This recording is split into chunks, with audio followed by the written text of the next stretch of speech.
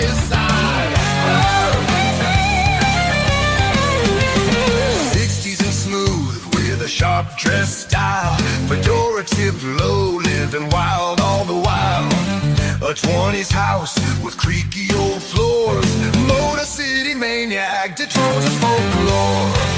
He's got pride, Detroit in his veins, with blue by his side, they're breaking chains. Lions on Sunday, cards in his hand, maniac swagger, the king of the land. Motor City maniac, swinging through the night, heavy beats and horns under neon lights. Poker face, bold with a fiery soul, Detroit grit in a rock and roll stroll. The Motor City beats, blues wagging his tail as they move their feet.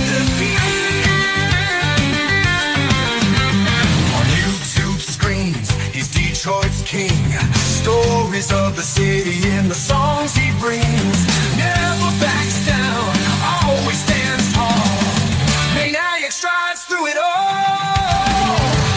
Rolls the dice, smoke rises high, underneath stars and midnight skies. Fedora's his crown, blues his crew, living his legend, tried and true. Motor City maniac, swinging through the night, heavy beats and horns under neon lights. Poker face, bold with a fiery soul, Detroit grit in a rock and roll stroll.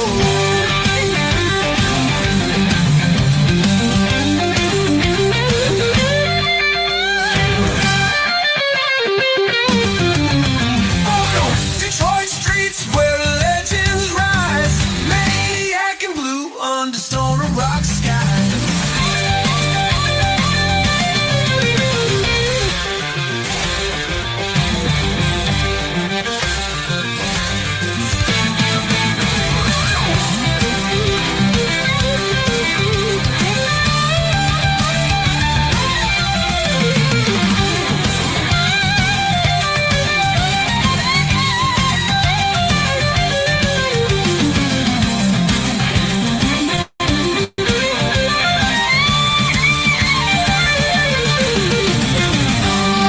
Streets where legends rise, maniac and blue under stone and rock skies.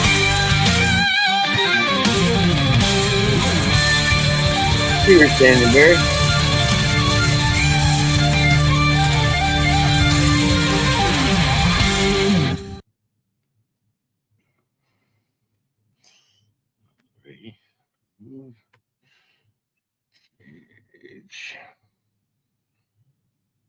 What's going on, Daniel Barry?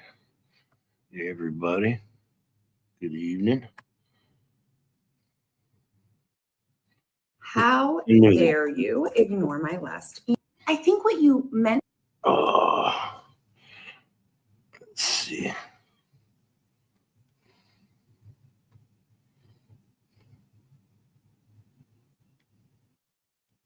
God damn it, Wonder Boy. Shit. Yeah. Tricky. Let's show some love. Oh, how's Steve? What's going on? Raise my gangsters and all my thugs. Throw them hands up and show some love. And welcome to Detroit City. I said welcome to Detroit City. Every place, everywhere we go. Man, we deep everywhere we roll. Let's go round, man, they all know tricky. That's what's good, man, they all say tricky. Click, click, boom, just as soon as we hit the room, you can hear 'em holla Goon Squad in this bitch. Let me hear you holla Goon Squad in this bitch. Let me hear you holla run your nav in this bitch. So who am I gonna call on when I ain't got them boys with me and the situation gets a little sticky? I'ma dial 911 like a motherfucking punk. Fuck that blood clot, I'ma call that rude boy from Detroit. Trick, quick, come pick me up. Bring them guns, come to the club. Meet me out front, there's some chump up in this bitch. Popping some chump cause he's drunk. And we may have to fuck his ass up cause something smells a little fishy. And I don't like the way his boys keep looking at me. So homie, come get me. Wonder boys, what up though? I see you rock bottom, yeah, I see you. All my Detroit people So where you at, man? Let me see them hands in the sky. Detroit motherfuckers till we die. It's my gangsters and all my thugs. Throw them hands up and show some love. And welcome to Detroit City. I said welcome to Detroit City. Every place, everywhere we go. Man, we deep everywhere we roll. Ask around, man, they all know tricky. That's what's good, man, they all say tricky. Homie, it's been a long time coming and I'm straight with that. Marshall called me the 54 and laced the track. It's the beat that you hearing banging, he produced it himself. My bad, almost forgot to introduce myself. My name is Trick Trick, head of the Goon Squad and gangsters been banging the underground since 95 with bang. Elected to be the villain and certified a menace. Holding it down since I paroled up out of prison. You heard about me, you just didn't know it was me. All the treacherous evil deeds in me. Yeah, that was me. Been connected up in the game. I just wasn't chasing the fame. I've been chasing the paper product, giving names to pain. Accusations of violence. No, you done heard of that. With the $250,000 for beating the murder rap. The boy holding me up. Shady to put it out. Trick Trick and Eminem. Detroit back in their It's my gangsters and all my thugs. Throw them hands up and show some love. And welcome to Detroit City. I said welcome to Detroit City. Every place, everywhere we go. Man, we deep everywhere we roll. Ask around, man, they all know tricky. That's what's good, man, they all say tricky.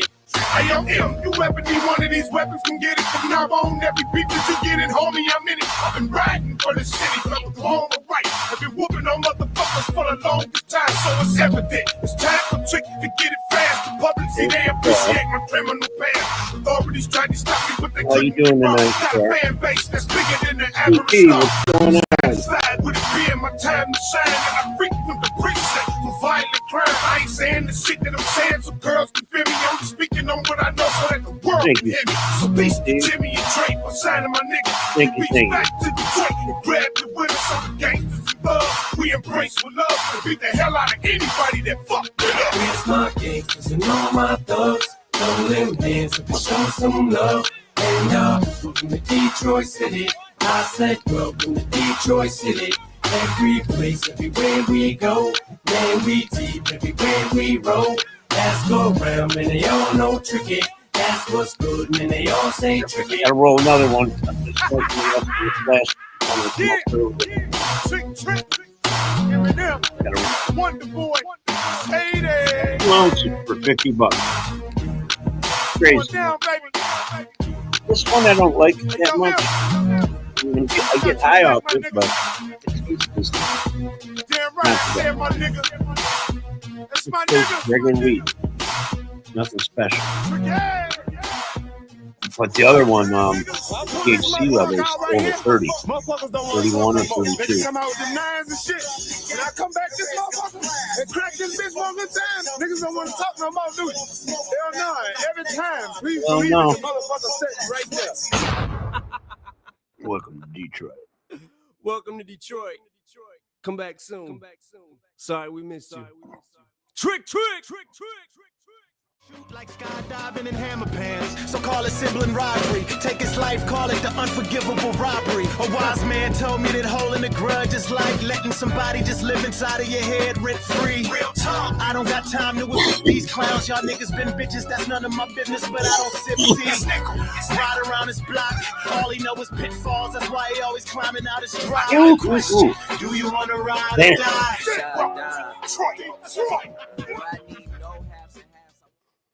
It's a little sticky.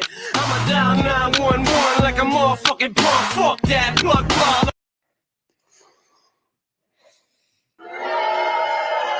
Yeah, I'm back.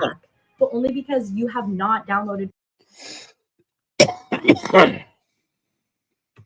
That's why I fucked your bitch, you fat motherfucker. West side, bad boy killers, you know who the realest is, niggas. We bring it to you. First off, fuck your bitch in the clique you claim.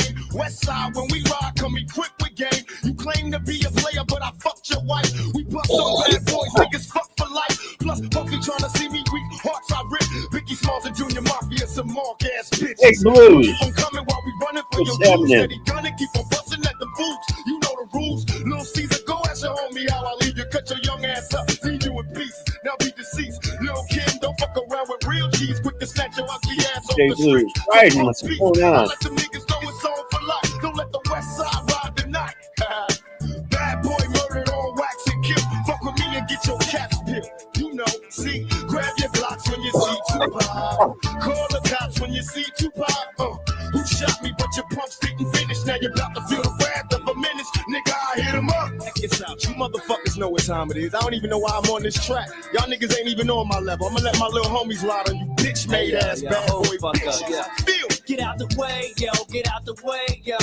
Biggie Smalls just got dropped. Little move past the Mac and let me hit him in his back. Frank White need to get spanked right for setting traps. Little accident murderers, and I ain't never heard of ya. Poisonous cats attack when I'm serving ya. Spank and shake your whole style when I yank. Guard your rank, cause I'ma slam your ass in the paint. Puffy weaker than the fucking block I'm running through, nigga. And I'm smoking Junior Mafia in front of you, nigga. With the ready power, tucking my gas under my Eddie Bauer. Your clout petty sour, I'll put packages every hour. Hit 'em up. Grab your blocks when you see Tupac.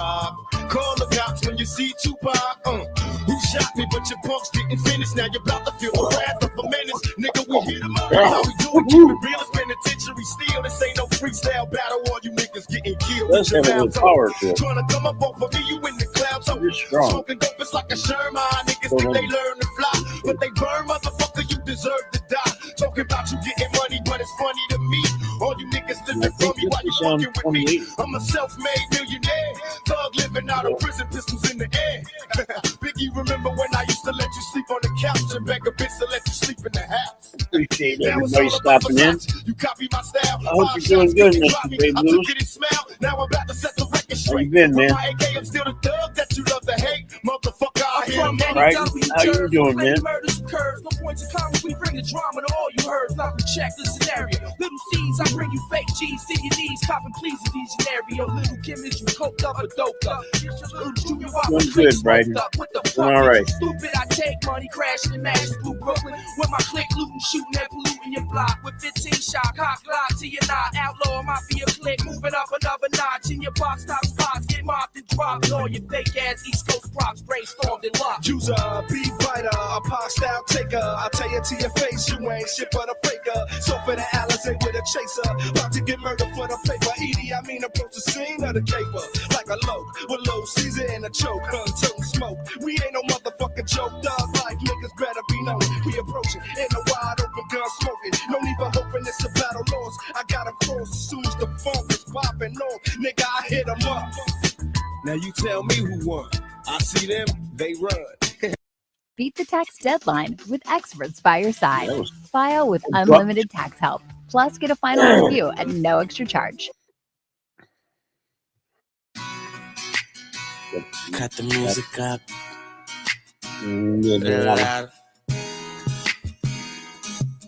Yeah. You had a lot of crooks try to steal your heart. Never really had luck. Couldn't never figure out how to love. How to love. You had a lot of moments that didn't last forever. Now you in a corner trying to put it together. How to love. How to love. For a second you were here, now you over there. It's hard not to stare. The way you moving your body like you never had a love. Never had a love. When you was just so young and your looks were so precious, but now you grown up so fly, it's like a blessing. But you can't have a man look at you for 5 seconds without you being insecure. You never credit yourself, so when you got older, it seems like you came back 10 times over. Now you're sitting here in this damn corner, looking through all your thoughts and looking over your shoulder. See, you had a lot of crooks try to steal your heart. Never really had luck, couldn't never figure out how to love. How to love. See, you had a lot of moments that didn't last forever. Now you in this corner trying to put it together. How to love. How to love. For a second you were here, now you over there. It's hard not to stare. The way you moving your body like you never had a love. How to love.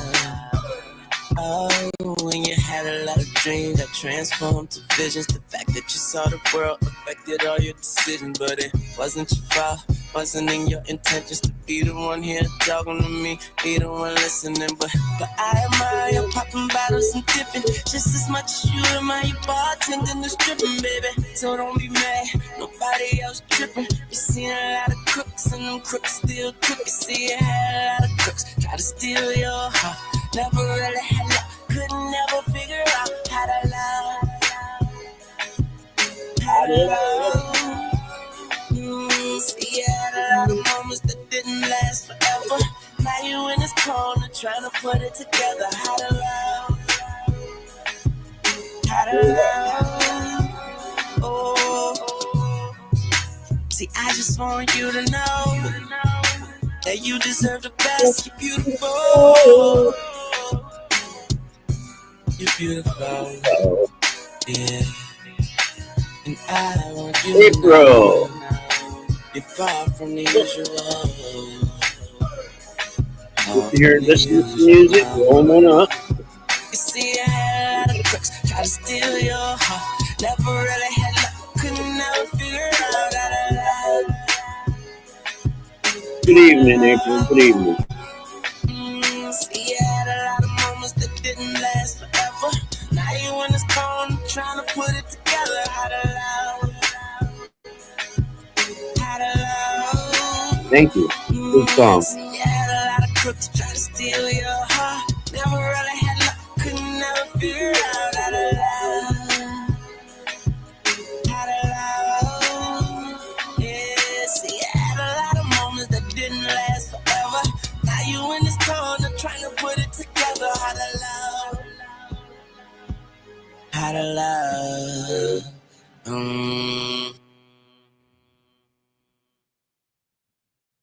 Here, play that. With Geico, we can easily bundle home and car. I knew it was going to have a commercial. I'm going to play this, and we're going to play the other one. Here, we'll play this one.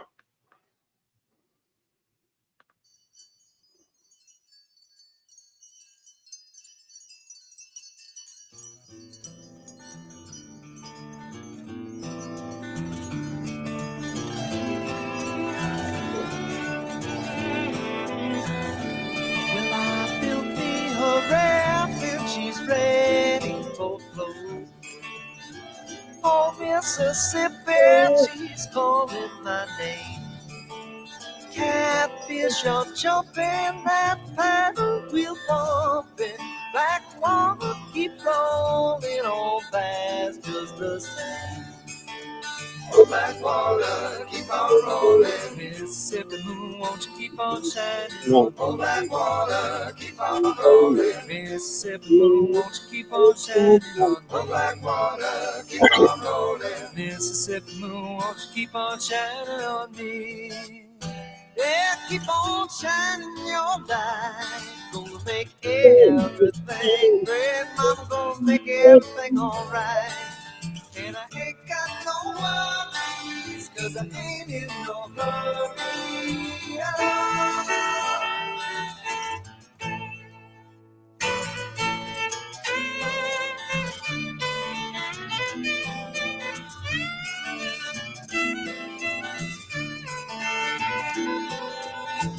Well, if it rains, I don't care. Don't make no difference to me. Just take that streetcar, let's go uptown. Yeah, I like to hear some funky Dixieland and dance a honky tonk. And I'll be buying everybody drinks all around. Oh, black water, keep on rolling. Mississippi moon, won't you keep on shining on? Oh, black water, keep on rolling. Mississippi moon, won't you keep on shining on? Oh, black water, keep on rolling. Mississippi moon, won't you keep on shining on me? Keep on shining your light. Gonna make everything, gonna make everything alright. And I ain't got no worries, 'cause I ain't in no hurry at all.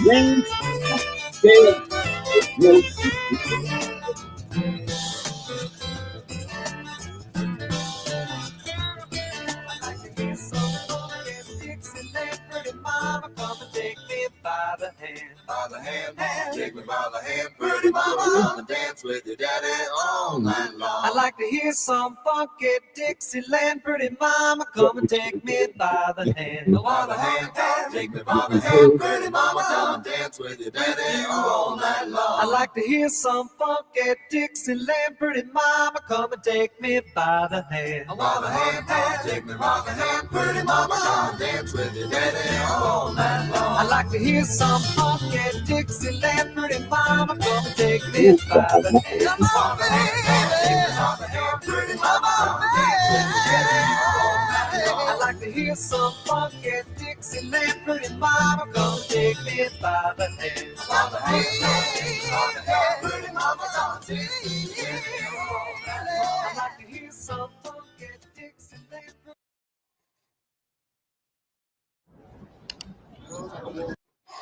Well, 1 out of 4 so far. Oh, shit.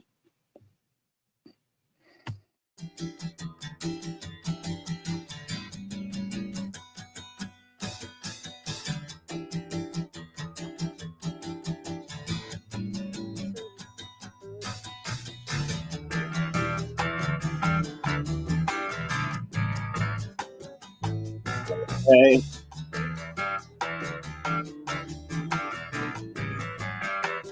Oh, my friends, feel as they're appointed duty. Oh, they keep trying to tell me all you want Got him to smoking. do is use me.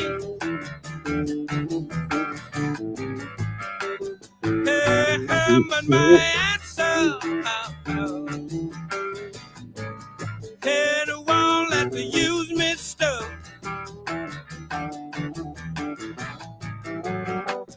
Hey, I want to spread the news that if it feels it's good getting used, oh, you just keep on using me. Yeah. Until you use me up.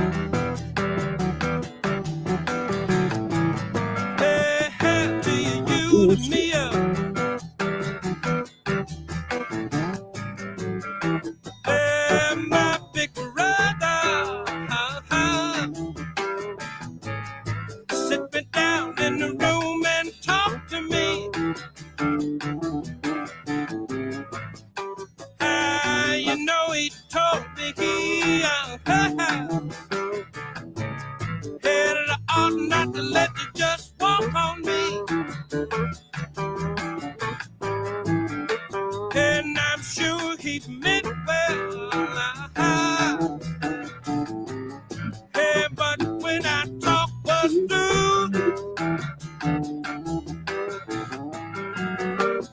hey, I said, brother, We be jamming. if you only knew, you'd wish that you were in my shoes.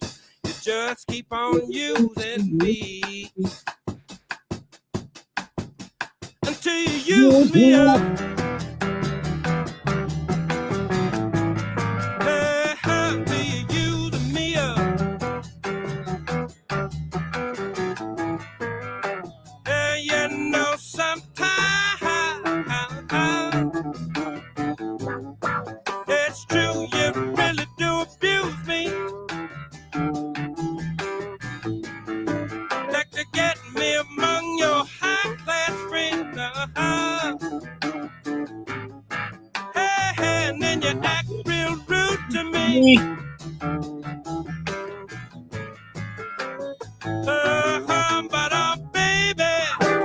But baby, when you love me, I can't get enough. Hey, I want to spread the news that if it feels it's good getting used, oh, you just keep on using me. Hey, hand to you.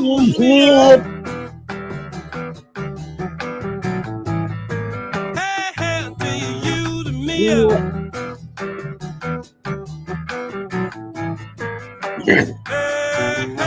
Now you're talking about you, then people. It all depends on what you do. It ain't too bad the way you using me, cause I sure am using you to do that thing you do. Hey, to do that thing you do. It ain't hard.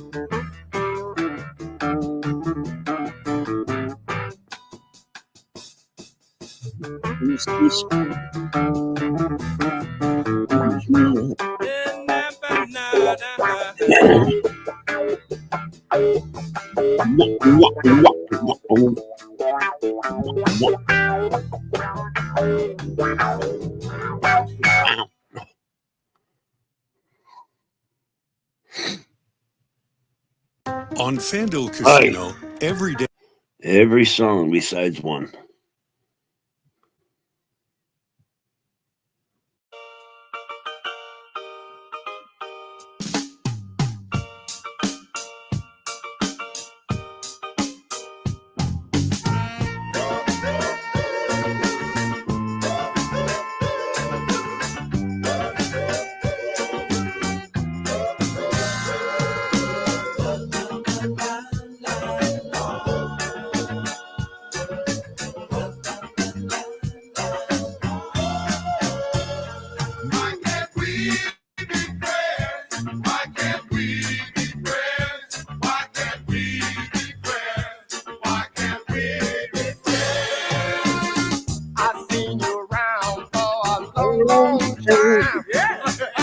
I remember you when you drank my wine.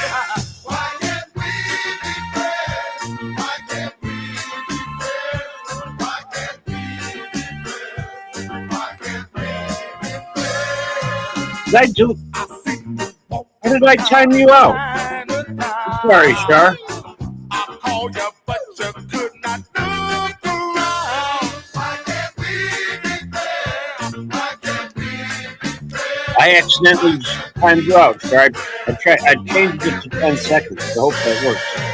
I paid my money. I just put my hand down on the phone. Sorry. I see you standing in it every time. Not mean that. I'm sorry, Char. Should be able to type in 10 seconds. The color of your skin don't matter to me.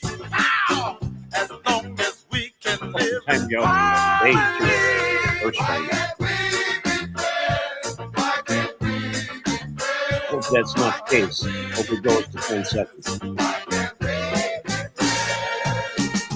I kinda like to be the president, so I can show you how your money's spent. Why can't we? If you're still timed out, come on up and let me know.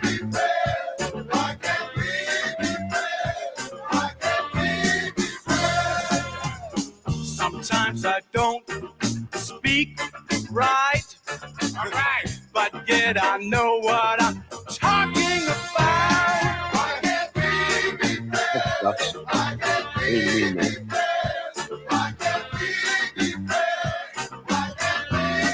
My phone's somewhere else. I know you're waiting for the CIA. They wouldn't have you in the mama, yeah. See if you can type in, Char.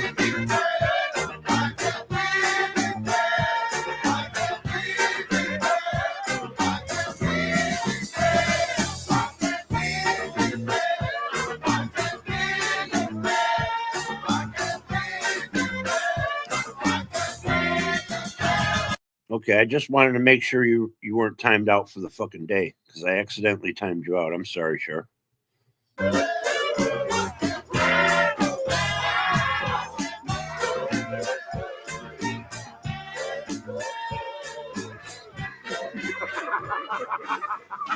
Why can't we be friends?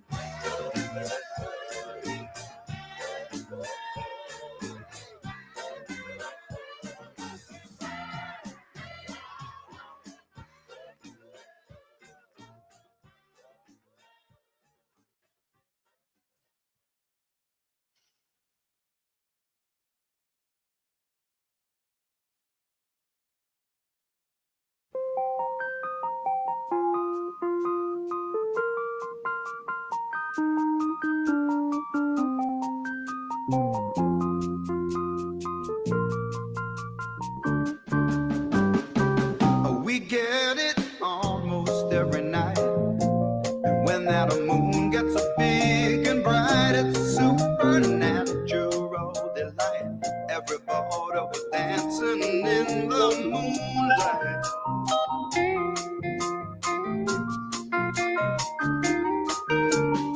Everybody here is out of sight, but they don't bark and they don't bite. They keep things loose, they keep things alive. Everybody was dancing in the moonlight, dancing in the moonlight. Everybody's feeling warm and bright. It's such a fine and natural sight. Everybody's dancing in the moonlight. We like our fun and we never fight. You can't dance and stay uptight. It's supernatural delight.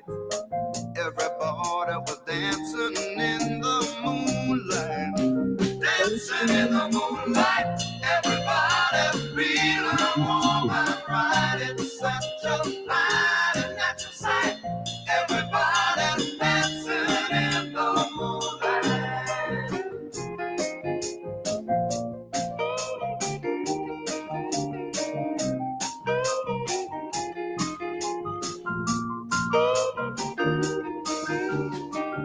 Everybody here is That's good. out of sight. They don't bark and they don't bite. They keep things loose, they keep things alive. Everybody was dancing in the moonlight. Everybody's dancing in the moonlight. Everybody's feeling warm and bright. It's such a fine and natural sight. Everybody's dancing in the moonlight. Good shit. Only $3.99. Well, okay.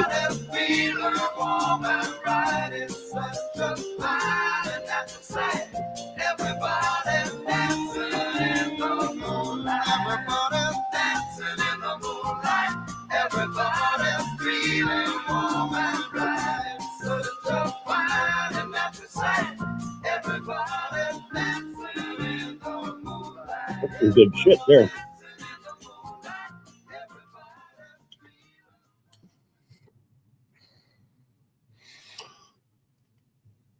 Whoops, wrong song. God damn it. It's the same one.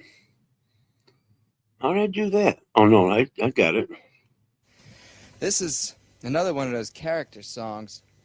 I get out of a university in 1965, totally prepared for life in the 12th century. Kind of looked around here, looked around there, and then I got this brown letter in the mail one day, signed by a general. Said, come play with us. Hold on, Blackwatch. So I went down to a place called Fort Jackson, South Carolina. Give me 1 second. Where they took my Turn this down extensive just a little college bit. experience. Whoops. The infantry. As a lineman, I climbed telephone poles. I can't turn this down. It was communications. Yeah, stringing that wire from one. That's weird. I can only And I met move. this guy down there who was in the company. His name was Leroy Brown. Now, Leroy was one of those guys that There we didn't go. know the meaning of no. I figured it out. Had to put it full screen. There you So go. what's- One of those kind of characters. What's going on with you? How's your day? Street a long time and had to Better, I actually got shopping in, which was about a week and something late, but he looked at me I'm good now. I don't like this place. No, the funny thing, I had him throw out 3 bags of potatoes, not Paul. And he brought me 2 more. I'm going, didn't you catch the 3 that went out? But and that was it. kind of want to take a break like you did of potatoes. I feel like I'm turning Irish instead of Scottish. He's always You know, but keep people laughing. I know. I Yeah. do that a lot too. I eat a lot of baked potatoes, but I cut down on them. They're filling. Yeah. Oh, tell me about it. It was like, you know. Anyway, so, but you know something I found out? I don't know if you need it or not. Pineapple juice is really good for the lungs. Well, I love pineapple. Did you know? Yeah, well, he couldn't get them. My son-in-law, my daughter went away for a week. I thought it was a week. It's going to be 2 or something. So my son-in-law is, you know, bachelor. So anyway, he got it done, and that was good. Gold pineapple is one of the only ones that still have that big metal can. Well, You know these what I'm are talking about? because there was. I told you about that woman in Texas that I've known for like 5 years, and her. I don't know if it was her father or stepfather. They both went, but I think it's her stepfather was in Nam with Andrew Doran. So she knows all this stuff. She said pineapple, and I said I'm not a swinger. She said no, seriously. So he got me one. It was like a pregnant juice box. You know what I mean? That was gone in about, you know. But he got 3 of them last time, and you know it was really good. But you can't always get it, you know. That's why you can find it.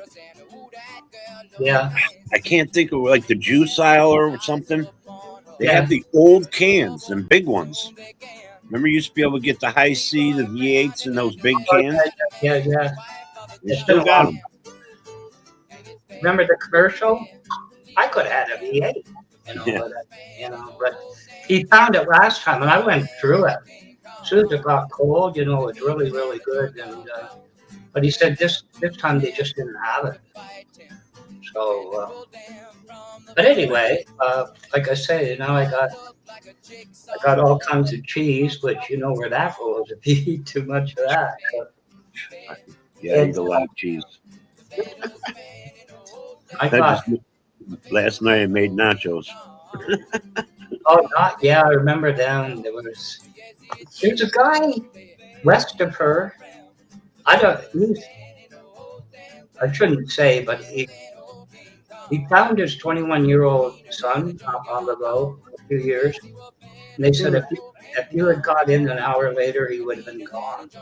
So he's tied up. But the point was, one time he had nachos or Doritos, and it went up his tooth right in his gum. And it, oh my God, you know, I could imagine what that was like. You know, Doritos, they're dangerous. You get stuck on Doritos, you know.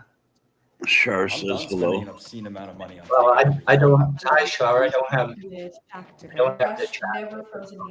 Yeah. That's why I told you. Hey, sure. In a minute. But I'm not going to say anything live. I got stuck into a live, and I said, oh, someone we both know, and thought to myself, this is a setup. But anyway, I went up for Pat for about 5 minutes. It was brutal. Oh. Picked the wrong thing. I'll say it real quick. He ran your live from that night, the 5 hours. Somebody was watching my live? And he ran it. Huh. And the problem was, it was about Who was it? Homegirl. Who? Homegirl. Oh. Which was okay, but all of a sudden this guy came up, and frankly, I don't like the gossip, but I knew it was a setup. He never replies to me. And it was about, well, remember we were just talking about PBS and and he said, well, that was wrong. What I said, well, it was just the Congressional Appropriation Committee. But this guy came up, he went out. What was wrong? I said stuff. I think I said that this administration wants to defund PBS. Yeah, that's what. But that ain't no lie. Well, it's about the point was apparently now the NPR is very opinionated. And I just said, when I looked at it with the 60s, 70s, right? And all of a sudden this guy came up, Pat came up, and he took the time. And I came up for 5 minutes, straightened his butt out. But I kind of went, this is the setup, right? Hi, Blackwatch, you know, and I'm going, yeah, what's going on? So anyway, I wasn't going to go up, but Pat kind of got in the crosshairs. And so I said what I had to say. Because she said something about she has a feeling about Trump. Well, you're not allowed a feeling. It wasn't homegrown. You're not allowed a feeling. You know, you got to come up with specific. Yeah. So I blasted him, and he took off at me, and some guy in Florida. If Pat, I wouldn't have gone up if Pat, you know, didn't get caught. And I don't like the gossip, but it really, you know, it was kind of hilarious. I thought, what's the point? You know what I mean? Well, he's one of those diehard Trumpers. And well, this guy in Florida, because I watched a bit at the end, you know, and you know, military or something, and it was. He said, ever since 45, because I said to him, "You're about 40 years old, aren't you?" He lost it. I said to Pat, "Watch his neck; his veins are going to burst." See ya, because she dropped away. But you know, and I'm going, what the hell is going on? But anyway, it was, I didn't see the point. You know what we were talking about. And I had seen that video on the congressional appropriation, you know, and all that. And I just, like I said to you, it was really a Donnybrook, wasn't it? They really went after that woman and in the hearing. And I thought that's all there was to it, right? And it ran for about 3 hours. I thought, what's the point? You know what I mean? But you're right. Holy mackerel. Yeah. Just didn't you know, sorry. I don't know what the reason would be to defund it. For all the things that, I mean, it's public broadcasting. It is funded by the public. Yeah. It's not like it's a government thing. No, but it is. You know, they got 14 point. The congressman said they're getting $14.6 billion. PBS is not getting 14, 12, $10 billion. That's a bunch of horse shit. Yeah, well, I was like, it was just a lead. 10 billion. Billion. That's what he said because he ran. You know how much that is? Yeah, I know. But I just, you know, I'll be honest. When I say hi, I don't tag them. You know, whoever. Every billion is 1,000 fucking million. Yeah. But you know, he kind of said, "Oh, you were over at so and so's. You know, put it in chat." And I'm going, "This never happened. This is entrapment. I know something's coming." I wasn't going to go up anyway. Like I said, if it wasn't for Pat getting lambasted, I wouldn't have gone up. Because I thought Pat sees the light now that all this bullshit that's going on. You know, people with common sense can see it, and they will speak out. Yeah. But some people, they just fucking keep going and, you know, oh, Biden did this and Biden did that and Kamala's this and Clinton's this. And it's like, okay, we got a new president. Yeah. And his name is Donnie Putin. Yeah. Is that he's destroying everything that we fucking made for 250 years. He's disassembling it. And that's not, that's just observation. Well, at the end of it, when I went back, I think Homegrown said something about his wife doing one, but he didn't. So this guy says, I'll tell her. So I'm going, you're personal friends, right? I read it right. You know, like you couldn't get a word in. I almost said to him, why don't you subscribe to the White House channel and just listen to that propaganda? Yeah. Rather than go. But anyway, like I said, if it wasn't for Pat, I would have laughed. You know, I would have, because I thought, why do you want me up there? You know what I mean? But anyway, For one Anyway, thing, you're a fucking Canadian. You know, Oh, you're non-biased when it comes to American politics. Are you kidding? This guy, you couldn't get a word in. Nobody could. There was only one up there, and he said something about why is a Canadian worried about, before I left, worried about what we do in here. And I thought, there's no point talking to you. You know, like I'm gone. Pat Because Cross- I said some choice words to him. yeah, I know. That's what I thought. Like, why are you doing it the next day? You know, and I must have touched a nerve. oh, you did because it was, you know, it's just the rhetoric. Hey, some people hate the truth, and they can't admit that they were wrong. No, it was just. You've ever seen the White House once a week? It's just like, And I'm not just strictly talking about him. I'm talking about a lot of people. oh yeah, yeah. I'm not picking out.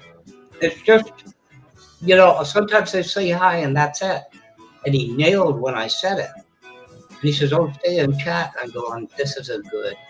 You know, I'm going to leave. And but anyway, it because he said, "Oh, he's a nice guy, and they're friends of mine." And I thought, this is the way we treat your friend. Shoo. But anyway, like I said, Motor, it was because of Pat. She got in his crosshairs, and he wouldn't let her go. You know, I respect Homegrown for who he is, but I don't respect his political views. Because if he's just going to keep, I don't care. It doesn't even matter about Homegrown. It's a lot of people. Yeah, no. Obviously, it was just he centered me out. That was the point. I'm going, this never happened. Never. Anytime I say hi, I thought this doesn't feel right. But like I say, if Pat didn't go up, I would have, I would have. But the congressman did say 14.6 billion to PBS and NPR. Yeah, that's a bunch of horse shit. And Well, it had to be a Republican that Yeah. said that, because that's a bunch of horse shit. There's Yeah, there's nobody fucking no TV station getting over $10 billion. That's Well, fucking, it was based on before the internet started and the people that don't have news, but Homegrown did say it when they first started was unbiased. It's because that woman with NPR, the head of it, had said something about Trump and what he puts out. It's the same thing. Like, oh, these teachers are teaching my kids to be gay and all that. And I thought, I'm leaving. Yeah, there's no teachers trying to teach kids to be gay. Yeah, I know. I see old rhetoric, and I don't understand. People go to school and then go to college, and some go to college to be teachers. Yeah. And they're not going to college to teach kids.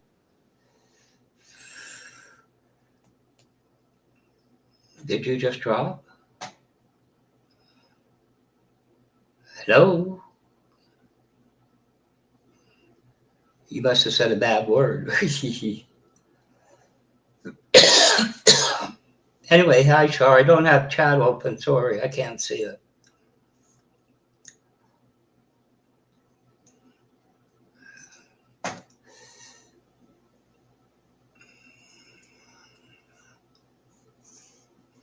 Is anybody there?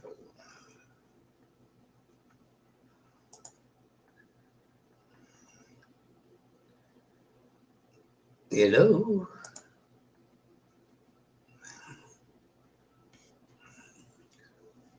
Did your laptop restart?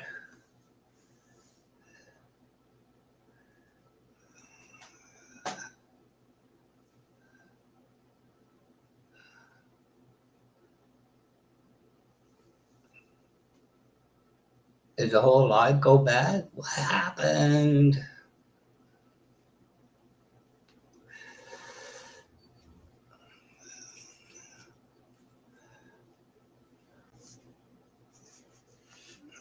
What went wrong?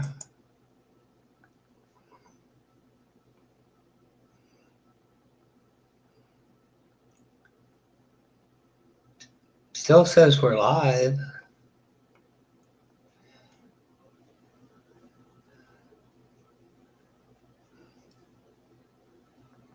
Yo.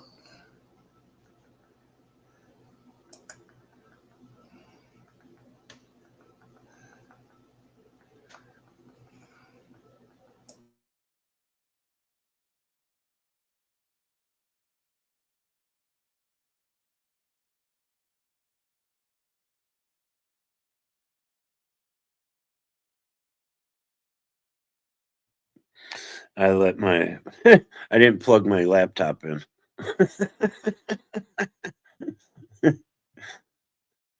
Yeah, but whatever. Oh, you're back. Oh. Yeah, my laptop, I didn't plug it in. It died. But it was, you get this feeling, you know what I mean? I'm going, where this is going? You want me up there? Why? And then he started about that. But this guy came up and he said, oh, we're going to talk politics, my favorite subject. And I thought, trap. I'm gone. But then Pat went up, right? And when she said, I have a feeling about him? Well, this guy on panel says to her, your feelings, you're just doing this. And he wanted a specific issue. And he just went after her. And I thought, I sat there for a while. And I said, who the fuck are you to tell somebody what they feel, what they think, whatever. He says, who is that? I almost said Archangel Michael, you know what I mean? But anyway, I left. She said, I'm going to drop the chat. And I thought, bye, Well, I don't know if BP or you didn't hear the rest. It cut off right when I was in mid sentence. You said something about go to college. Yeah. People are not going to college specifically to teach your kids to be gay. No, they're going to college to educate people. Yeah. Yeah. When they're going for a teaching degree, they're going to teach kids. Yeah. Not going. You want to look to somebody's fucking father or a priest. They're the ones molesting children. Yeah. Are we still live or did the whole thing go? No. I just dropped. Oh, okay. Yeah, it stays live for like 5 minutes if nobody's on the panel. Yeah. If somebody's on the panel, you can stay up here all fucking night. I thought it read something after 10 minutes. Anyway, when somebody's on the panel will stay live. I could leave all night long, and you and somebody else could sit here all night and talk. Yeah, that's the way. Come back in the morning. That's the way Zoom and that used to be. Yeah, but then I just got in Steve's. I just got crossed in chat too. Not surprisingly, Hannah. How you doing, Strictly? Sorry, I'm reading comments. That's the one thing I fucking don't like when you're, because you can't see, and I go through the comments and you can't see when I try to address somebody. I didn't put it up. Like, I kind of thought, I wonder if Motor's going to go live, because you went live that day for a short time. I missed it. And I was in Steve's and I got centered out by someone who to me is new, one of his mods. And because I asked for a link backstage with Rank. And I guess he was going to work. I don't know what he was doing. So she said to me, one of the mods, why? You never say hello to us. So I put something later. I said, sometimes I say hello to chat, not individually. And Cheryl said to me, you're good or something. I thought, there's some people I don't get along with. And this woman's new. She's in Florida. You can't get along with everybody. No, well, this goes back to Shane Phelps, Dave. I don't know who the hell you're talking about. That's how he passed away. He was in Oklahoma. That's a shame. The poor guy, you know where he lived? No, Florida? I don't know. Beaver, Oklahoma. We used to kid about that, the Beaver dry cleaners, but the town's called Beaver, Oklahoma. Okay. But she came up in those days, you know what I mean? That was, to me, just an attitude. So I wasn't going to say anything, but I did. So I did Steve Sanaloa. So, but like you say, you can't. I don't know. It's just bit of an attitude. She took a run at me years ago, and whatever, you know. But anyway, so it's gone cold again, eh? It's up and down like a. What? The weather's 60 degrees and went down. Oh, yeah, man. I can't believe it's not supposed to get over. It's only be like 1 day or 2 days over 50 this week. Yeah. And the nights are going to go down into the 20s. Some nights, nights only 30s. But let me check it again. Maybe the forecast has changed for the I week. think it's down around 30 something the last time I looked. Yeah. Tomorrow 23. Oh, wait. Yeah. Okay, let me go to that was the low. 43 is the high. Next Tuesday 39, Wednesday 44, Thursday 41, Friday 49, and Saturday finally 55. And all the lows are in the 30s and 20s. Yeah, I was sitting here one time and I'm going, why do I feel the way I do? It was 2 a.m. It was 18 Celsius, which is 66 or something Fahrenheit. I know my fucking heat kicked on last night. Yeah, I turned the heat down or something. But no, it was, you know what really threw me? And it doesn't surprise me. This whole thing about, I guess he was a military, because I thought, who are you? You know what I mean? I just listened for a bit. And he was saying, because I did say to him, you're around 40 years old, aren't you? And he freaked out. He lost it. I said to Pat, watch the veins in his neck. I can't see, but the way he went. And he said something about the Japanese since 45, the U.S. has been protecting them. And I'm gone. You know what I mean? That's stupid, because the USA actually took the weapons away, made them, well, the rest of the world too, but we forced them that they can't have an army. Oh, with Ukraine and all that. And I so thought, I was technically, you could say they were being protected, but they're not being protected. You know what I'm saying? He's talking about the bases, you know, the U.S. bases, and, you know, that should be if we owe you money. Because I was going to say... what's the fucking issue about bases? We're in fucking 180 countries. Yeah, really. I mean, NATO gives you, what, 2 bases in most countries or something? I have no fucking clue, but I know we're in over 100 countries at least. I think it's up to 180, but I'm not positive. I listened to this. I think it's the pilot or something. It's kind of like a Canadian SNL. They kind of do the jokes, and they did one. I was looking at it and I thought I'll come back to it. But they did one. It ran 20, 30 minutes, and it says, we're going to educate you, Mr. Trump, on a few points. And I was 500. You can't educate somebody that doesn't listen. But the thing was 500. I put a comment. You know, it was about Ford going to cut off the hydro and that. And that was 500. It ran over 40,000 views, that one. Because it was about NATO, you know, it was about, I was going to say to the guy, do you know why Tokyo or Japan bombed Pearl Harbor? Do you know the history? And I thought, it's pointless. I don't know if you know it. I looked it up just out of, you know, curiosity. And was their involvement with Indochina. They were trying to expand the Japanese empire. Yeah. And they thought to themselves, we got to get the U.S. into the Second World War. And that's why they bombed them. To get the U.S. into the Second World War. And that actually pissed Hitler off. Because he wanted us to stay out of it. And actually, I think the United States was, hate to say it, but back room, they were fucking supporting Hitler. Well, I hate to say it, but it's true. I mean, don't get angry with me for history. The first and the Second World War, the U.S. arms manufacturers were playing both sides. We always have been. We always have been. But the thing of it is, I think what they were trying to do, they were 3.2% GDP. And for the 30s, they were trying to hit 3.7.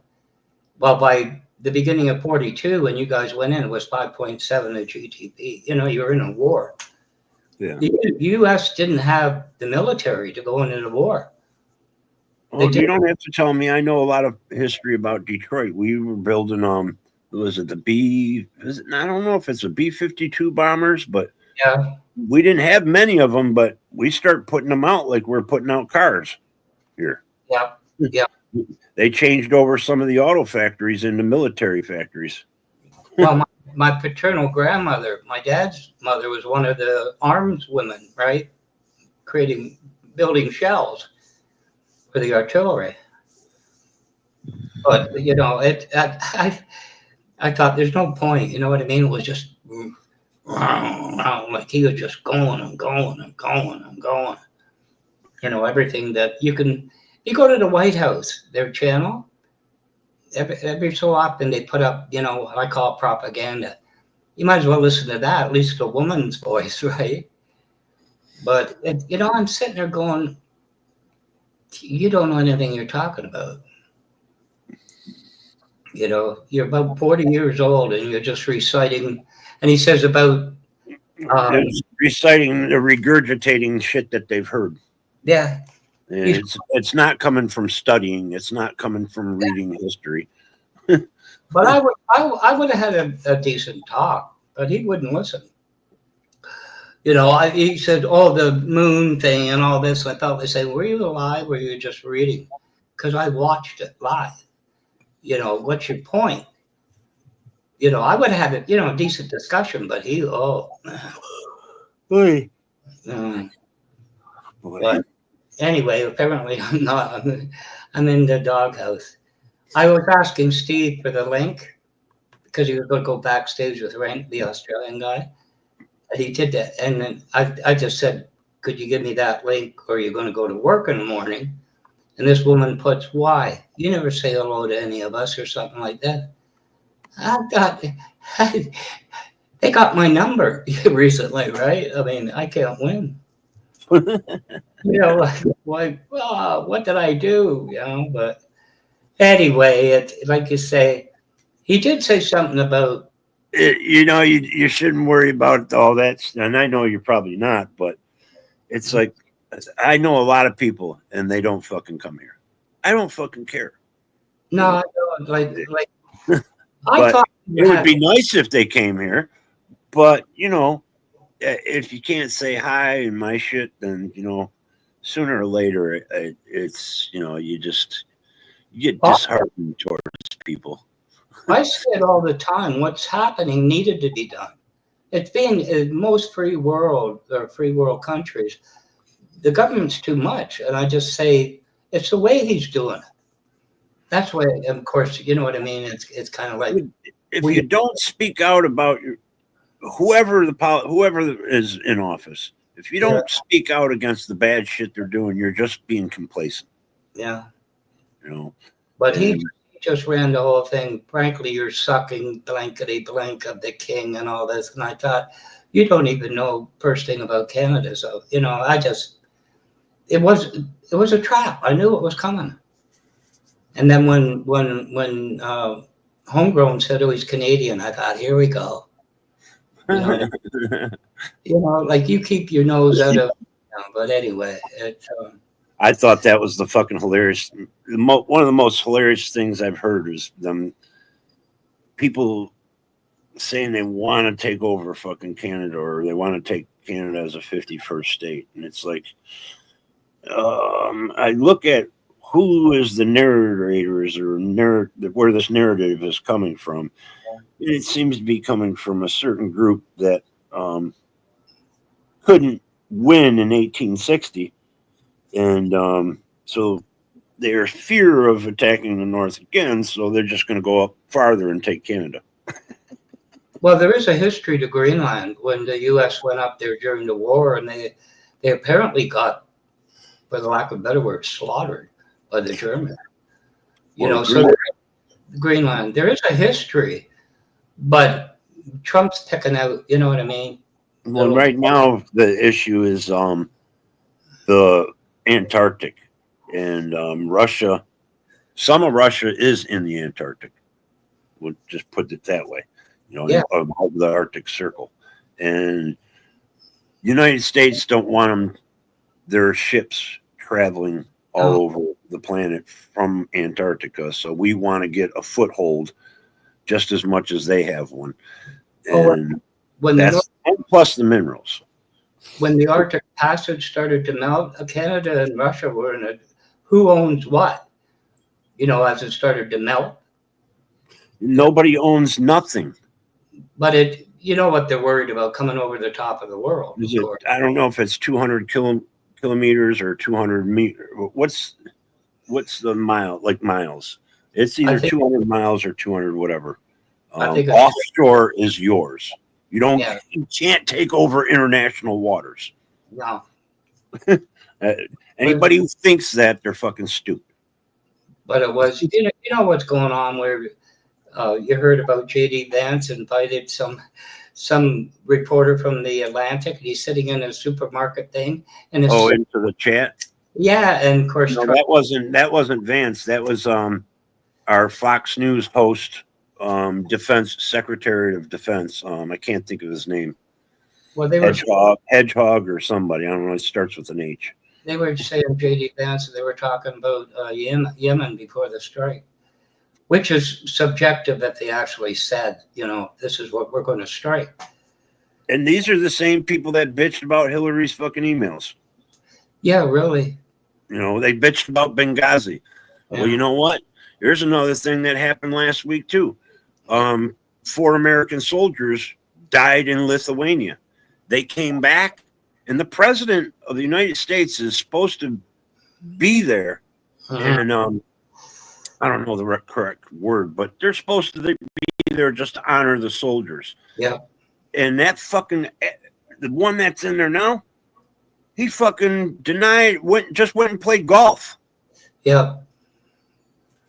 Now, don't tell me you're for the fucking soldiers when your fucking Orange King won't even acknowledge that they're dead. Yeah. They even asked them the first time something like, I don't know what the reporter asked, but they said something. Did you hear about the 4 soldiers missing in Lithuania? Because at first they were just missing. And he's like, no, I don't know nothing about it. Yeah. You're the fucking president of the United States. You weren't briefed? Who in the fuck do you have advising you? You're supposed to have a military fucking getting a hold of you. As soon as there's something global conflict or something happening around the world, I don't even fucking care if it's an earthquake. You should be told. Yeah. And he is not taking in what's really going on. That's what's just about the shit. He's only set on an agenda, which most of that agenda is to rip the foundation of our fucking government apart. Yeah. But it's like the old saying, no man left behind, right? That's a very old. Yeah, that's what it's supposed to be, you know. More worried about the armories in Afghanistan was left behind rather than the men. Well, it's more of honoring the life and their service too, because they weren't left behind. We brought them home. Yeah. It's about the president acknowledging that 4 Americans died. Yeah. And they were soldiers. They weren't some ambassador from fucking Benghazi or wherever. Them guys weren't soldiers that died over there in Benghazi. They were fucking the one ambassador. They all knew they were going into a fucking powder keg. Yeah. You know, you're going into Africa and all these other countries that are total lawless. You're taking a chance. You already know that. Yeah. It's not like you're going in there with the fucking AR-15 or whatever and you're ready to fight. No, these are fucking guys in suits. But that guy on panel, you know what it reminded me? Have you ever been out in a summer's day and there's a small Cessna? And you're very true. All of a sudden, after an hour of hearing this thing, you're like, shut that thing off, right? It was just like drone, you know, quoting things that you hear from Trump and that. But I looked into it. Yeah, kind of me the way I am. Why do they call him orange? And I almost said to the guy, because he spray tans himself. I was going to say to the guy, "What's on your lips? Is that copper tone sunscreen?" But I We thought got the only two fucking leaders of the free world. They both wear fucking makeup or suntan, and fucking the one guy uses eyeliner. It looks like it's like, and then they preach against hating gay people, but these grown men are using makeup and everything, and spray tans, and it's like there's no such thing as fucking men. It seems like real fucking men out there. You just got a bunch of fucking people running their fucking mouth all the time. You know, it's funny you mentioned that I'm not going to give too much out live, but there's a woman that did a live that I told you about. It's something about her. Because privately I said to you, I won't say her name. I'll call her Betty. I said, I love you. And she stopped. I said, as a friend, there's something about you when I first heard you. I said, but we got into something. That's probably true. But we got into something, and the women are going, oh, poor Betty, And I'm going, there's more. There's more here. But the point is, we got into discussion, just what you said. What's a real man anymore? Like they always say, I'm waiting for a real man, We kind of concluded they don't exist, right?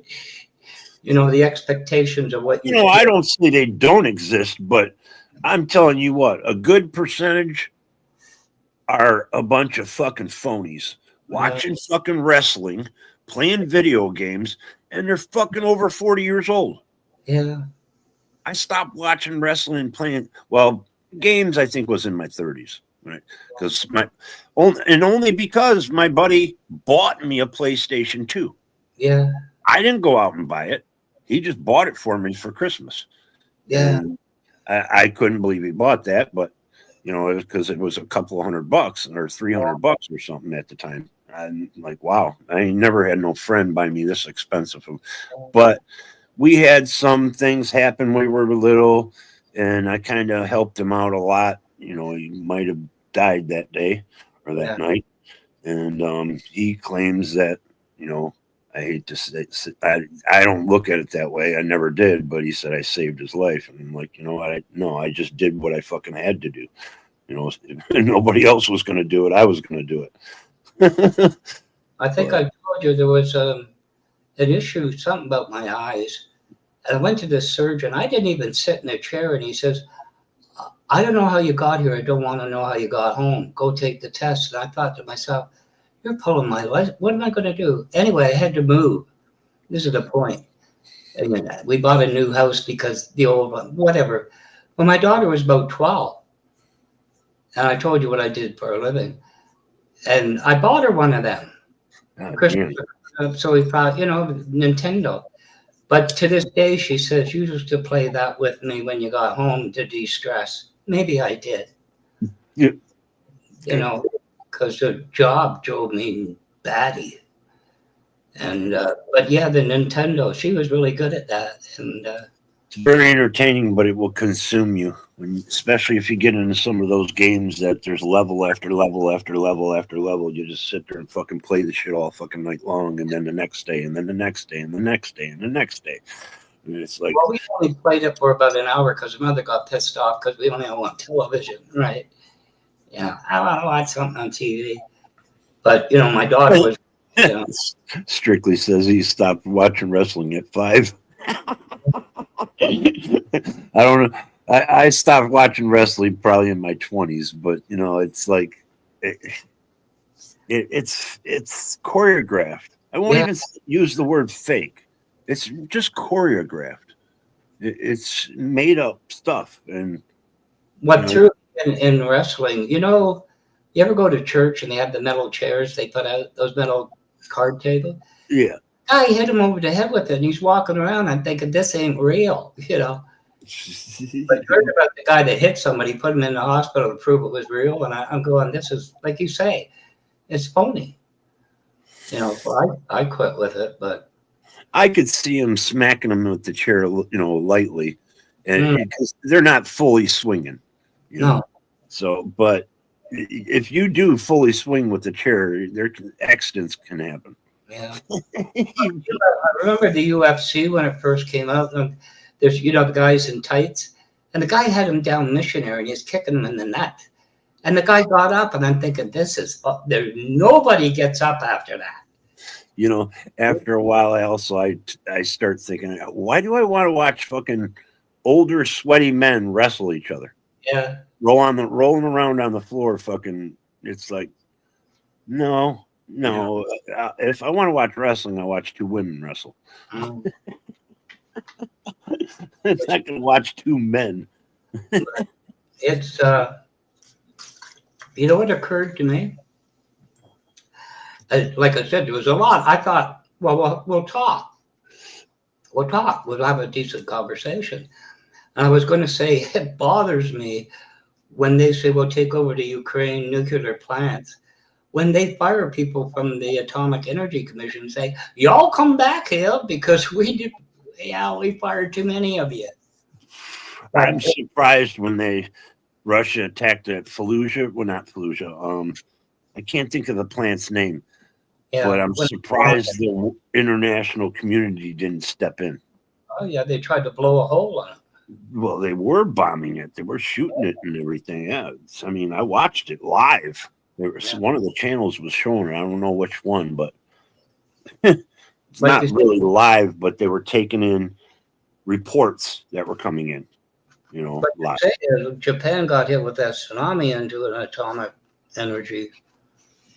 Like the world is just going like, you don't play with that stuff, But anyway, it's like you say, he's there. The whole community is, just locked into everything he does is right. And then here's another thing. This is what's going on right now. I don't know if it's overseas markets opened today. The futures are down 1,200 points. So tomorrow, the market's going to drop real quick again. I'm surprised futures are still above water. Like they don't like uncertainty. Well, futures is just the market, over in Europe, it's already tomorrow. Yeah. It's tomorrow, yeah. Yeah, it's already Monday. So within, 10 hours, they're going to open the markets over there. Or, that the markets run differently around the planet. Yeah. But it's, I don't know. So some people, like you say, that woman I talk about, she probably voted for him, but she does recognize the fact where do certain things end. And nobody gets that. One woman that runs a panel said, he hasn't told us yet. The whole concept of people could just break in like Gestapo, and drag you off. Where does it end? And she says, well, they haven't said. And I thought, you're not getting it, right? The concept, Gestapo, ICE. Another Canadian woman, I never knew it. My parents used to go to Florida. Somebody had a trailer. And my dad never spoke much. He says, when your father enters Georgia, he keeps going. We don't stop. Well, apparently there's a Canadian woman down in Georgia, and she had birth certificate. She had all this crap. And a trooper stopped her and says, where's your passport? And she said, well, back in the luggage, wherever. They confiscated a car and pounded her and put her in jail because they don't recognize our driver's licenses, apparently. That came over here? A Canadian? Yeah, Canadian was in Georgia, just driving. A female trooper pulls her over. Where's your passport? Well, here's all this, my birth certificate, copy and everything. That's not valid here. Had a tow truck come, they put her in jail and everything else for over a week. She was freaking out on the interview. Yeah, there's a lot of fucking weird shit going on. But there's a guy that lives in Georgia. He says, I don't think they do recognize that. Basically allowed the military to be on the street. Yeah, like this is the point. Where does it's the first step to that. Yeah. She says, well, they're not told us yet. I'm going, You don't get the point. You don't get the whole, I was waiting for them this weekend. They had the protests were out going around the whole world. It's just not in America. Yeah. I saw that. I think they said 1,500 protests around the world. Yeah. And for somebody, and it's funny because the person that they're protesting is the guy that brags about his big, huge crowds. Yeah. And they showed a couple of the cities, and I'm like, holy shit. Yeah.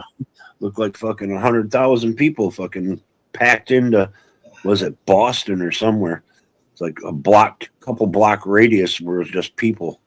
But he just so few lives. I was going to unsubscribe. I thought, I'm like, forget this. That because who are these people? The guy goes, he says, well, they're friends of mine. I thought to myself, this is what you do to friend. You set me up. He said, well, I had nothing to do with it. I was going to go live. And I thought, you planned this. You watched Motor because he had trouble with his phone, so he didn't come. You watched it and you knew what you were going to do. So I'm done. Forget that. I'm not going to be your patsy. Face them. That's the best thing to do.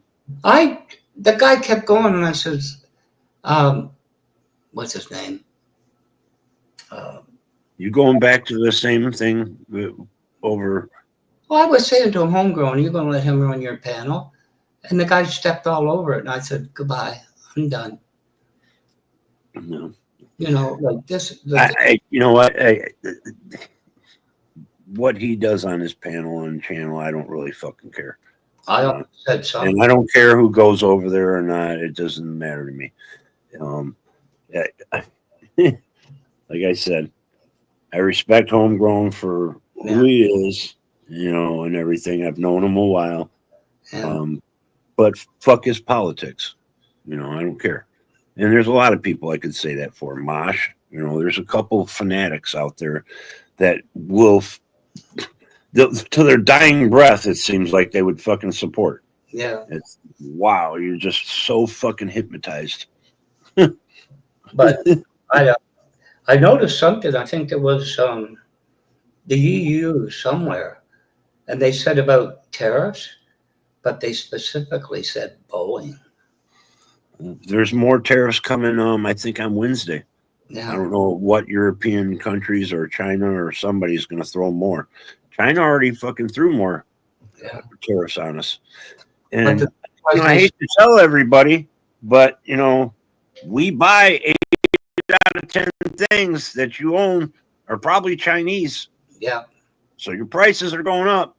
But the thing is that there ain't no more American fucking companies make fucking like by the millions, or 100,000. We're going to be buying Chinese stuff forever, it seems like. But the funny thing was that, they said dairy, they said this, then they said Boeing products. We get fucking probably stuff over from Canada from farming and that. Well, you know what? They had an interview with our deputy. Hell, you guys are selling Michigan fucking garbage. Yeah. We buy your fucking garbage and put it in landfills. I don't know if anybody out in the fucking world knows that, but that's what is happening in Michigan. And it's been happening. But apparently the ex-premier of Quebec is now the deputy prime minister. And they did an interview with him. And he says, look, the concept of any product in any country in the world being 100% made in that country does not exist. What are you talking about? What country? Well, what he's saying, it's about, they put you mean here, right? No, what he said pretty well globally, that any product is not 100% anymore. What do you mean by 100%? 100% made in China, 100% anything of any. Oh, yeah. People preach American made. I've heard it for fucking 50 years.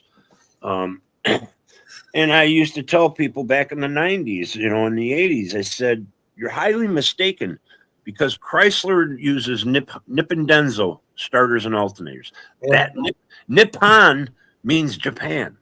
Japan. Yeah. That's what Japan's name used to be, Nippon. Yeah. So, and Nippon Denso, or Nippon Denso, however it's pronounced, I used to be one of the best people in Michigan able to rebuild those. I was great at it. Mine never came back. No. And you got shit fucking all kind Bosch, German made. Yeah. Them are in Chryslers and other fucking Chevys and other things. Nothing's completely American made, and nothing's completely Chinese made when it comes to cars and that. But Carney, about the tariffs on imported cars, he left out car parts because they said when you assemble a car, it goes cross border to you guys back to us 5 to 6 times before it goes in. Well, I heard just a couple months ago that there was a certain high percentage of F-150s are built in Canada. Yeah. And that used to be built. They used to be built here in Detroit. Yeah. We negotiated the Corvette. It's 100% assembled in Canada, in Oshawa. But I don't know. Yeah, they sold our politicians sold us out, and it's both sides when it comes to that. So the Windsor assembly plant's closed now for a few weeks. There's not enough work. Well, there's a factory out here, and I've been hearing this people fucking when Trump's bringing back fucking manufacturing to Detroit, and it's like, okay, I'm living here. Yeah, I could fucking drive half an hour and be downtown. Yeah, and I could drive anywhere. I know the factories that were there that are gone, and there's no other factories being built. So we used to go plans. I want to hear it. I want to hear the plans. Because there's none being built. I'm just saying. I don't hear no plans. Because plans come before the build, right? Yeah. Hey, we're gonna get this fund. We're gonna fund to build this, and like he promised. I don't know, it was Illinois or Wisconsin the last time he was in office. He promised that the one plant wasn't going to close. I think it was Wisconsin or Minnesota. He promised that they're going to build some company or factory or something up there. And it never fucking came about. No. And it was just a pure fucking lie. And I don't like that kind of fucking politics when your politicians tell you something's going to happen and they fucking don't even do it. They don't even try. Yeah. It's like he said, prices are going to go down on day one. Ukraine war is going to stop on day one. And it's like, I ain't even heard him talk about the shit. Yeah. But the tariffs, prices are going up. And then he said, it's going to be rough for a while. It's like, okay. I think I told you we used to go sometimes to Sarnia and cross. It'd be nice to be a fucking billionaire. Yeah. But we crossed in Sarnia and go to Dearborn, and this guy's he opened a performance shop, but his father was big wheel in Ford, and he had like 2 acres. But across the street was the plant. The Rouge plant's down there. Yeah. On Rotunda Drive. It's gone now. I mean, it's not gone, but it's shut down. There's some parts of it's gone. But this guy, I don't know if you ever heard it in Detroit. He was sponsored by Ryder Rears and Gears and McCormick. We used to pick up slicks from McCormick. They're in. I've heard McCormick. McCormick. We used to pick up the slicks there. We go to Ryder Racing and get the gears and sell at the shop. But maybe that's all gone now. I don't know. Yeah, that's another thing I've said before. Because you didn't only just have Ford, Chrysler, and GM here. We also were making brake pads. There's little, different manufacturing companies that would make all the parts of the cars, and they would ship them or send them over to the fucking plants. Yeah. So we had hundreds of factories that were building car parts, and those places are closed. Yeah. Well, this, like I say, was sponsored by them, and we had a guy. Funny story. I told you my dad worked I know a couple of my friends worked at a brake place, and that's all they made was brake pads. And they said it was 110 degrees in the place all the time because they were fucking burning the shit. Imagine all that's gone now. Yeah, it is. It's all gone. And that was up on 8 Mile. All 8 Mile used to be industrial fucking buildings. Yeah. All fucking, almost all of 8 Mile. Not all, but, you know, I'd say 70% of 8 Mile Road from fucking my house, Lasher Road, all the way downtown. Yeah.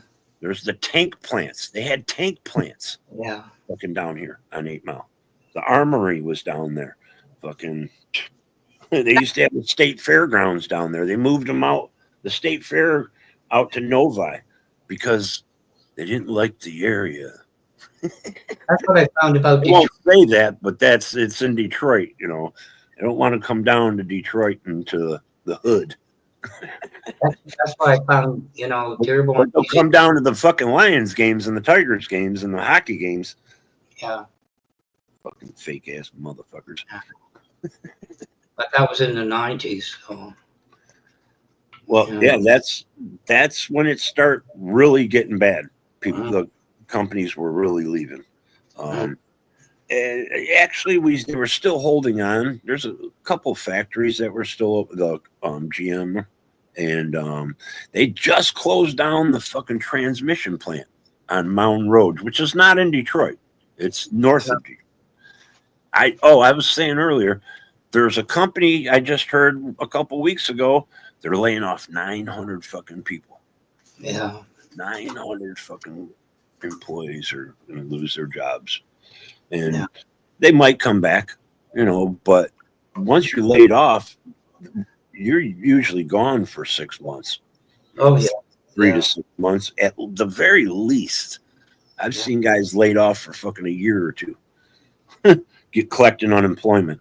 Yeah. A friend of mine said, why don't you apply to GM? You know, I worked at GM Oshawa. And I said, because I can't be off for 6 months. Yeah, I'll be fresh. You're there 27 years. I mean, that's after I downsized. I had somebody come in, and let me see if I can find this. Like, where's my clipboard? Somebody came in and was talking about like Vietnam and what's the other one over there? Thailand. Their tariff rates were like 90-89%. Yeah. And which they don't understand is that developing economies have a higher tariff rates against them, and it's not.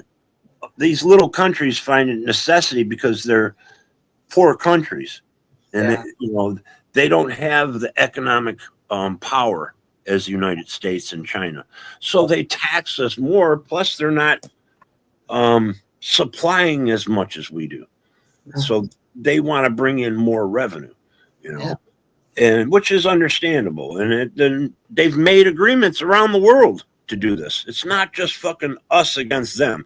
I don't know where fucking people got that fucking point. Is like we're number one and fucking the rest of the world's the enemy. Yeah. Besides the ones we like at the moment. Well, that's when he started off with everybody's ripping it off. I'm going, what? Because my dad did customs and excise. I know how this thing worked to some degree, and what interesting thing, I can say it now in Dearborn, there's Jerry Scott. His wife passed him, but he's probably gone by now, and he had a cleaning company. I was born in Dearborn. Yeah, well, it's not the same place as it used to be. Now it's, I don't know, a high percentage, 80-90% Arabic people. It's the biggest Arabic population outside the Middle East. Is Dearborn, Michigan. But this guy used to drive from there to Toronto to this shop that I worked under the table after I got downsized. Anyway, we went there and he had money. He had this big garage and had gates and everything, but he had a kit car, it's tubular and you weld it up and it's got brakes. It had everything. So apparently he said to Joe and Paul, he says, I'm not going to use it. You can have it. So he took the double trailer and went and put all the parts into it. And we come back, right? I think we used the tunnel. Anyway, this young man and woman at Customs decided, you know what I mean? We're going to look at the trailer. So they started to worry. They started to shit bricks, like, you know, about immigration, even though they were Portuguese descent, but, you know, they're Canadian citizen.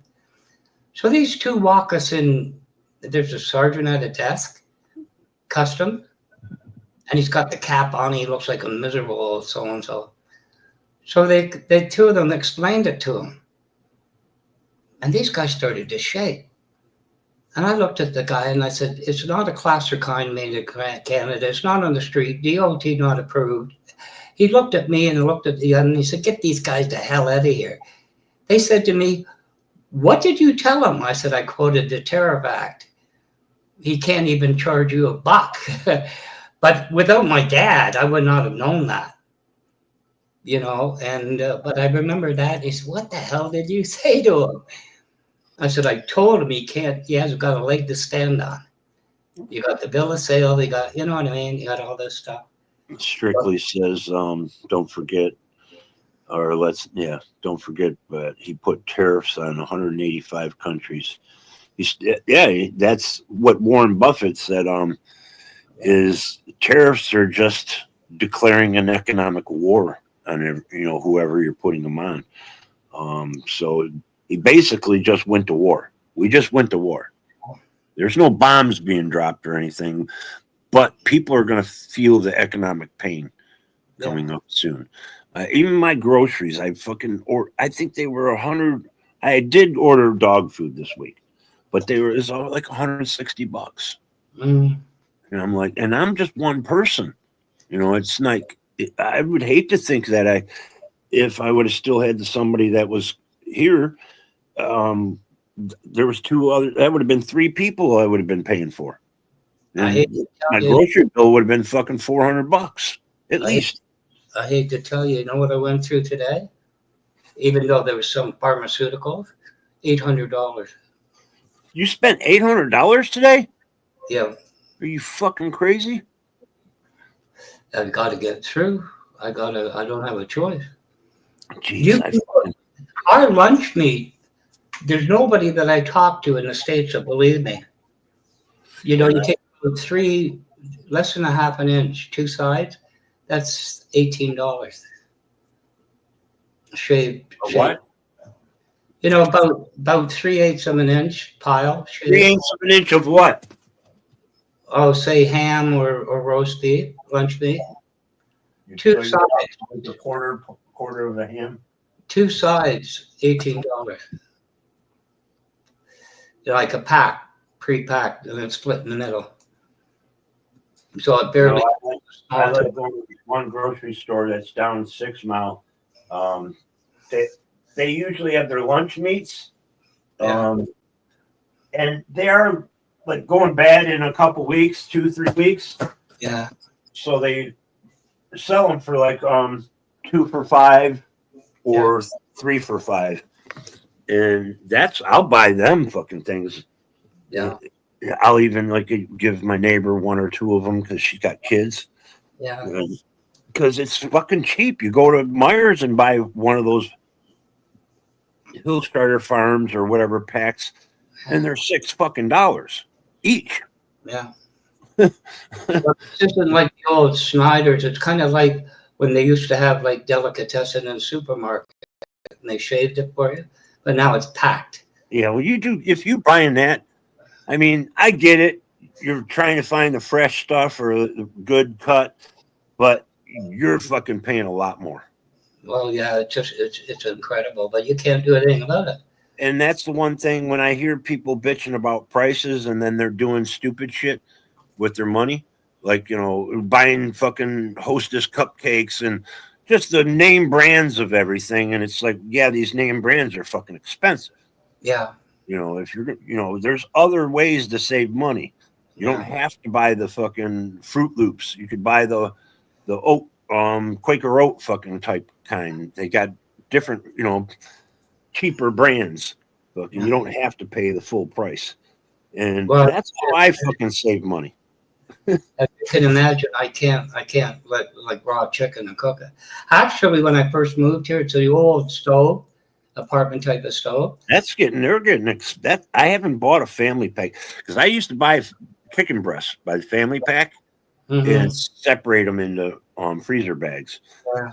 But I was paying $11, $13 for 7 of them. And I gotta look and see how much they are. Fucking let me look at it. Family pack of chicken breasts. Go on my Walmart app. Whoops. Bingo. Official website. Let's see. Family pack. Chicken breast. There we go. Oh wow. Price is still about the same. It's $12. That's not bad. I thought it would be a lot more. But I noticed like I also buy the Tyson chicken breasts, the frozen or not breasts. They're actually like chicken nuggets, but they're bites because they're real chicken breast. Yeah. And I used to get them for like $7, almost $8. Yeah. And the pack was like 32 ounces. I'm just guessing, giving a number.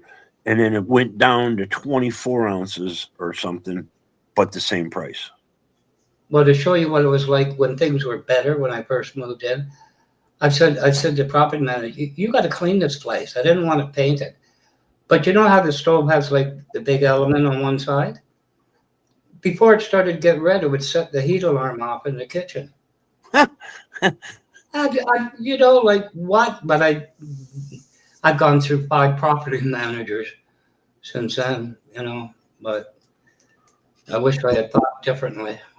What coils were the furnace or what? What were you just saying that was doing? The stove, the big elements on the right. Oh, those were setting the alarm off? By the time it started to get at least that red, the alarms are going off, going, oh, it's not smoke, it's heat. You know, this place, oh my, they bought 16 buildings here. Jeez. But it is, you know, I figure to be hell wherever I go, and it is hell.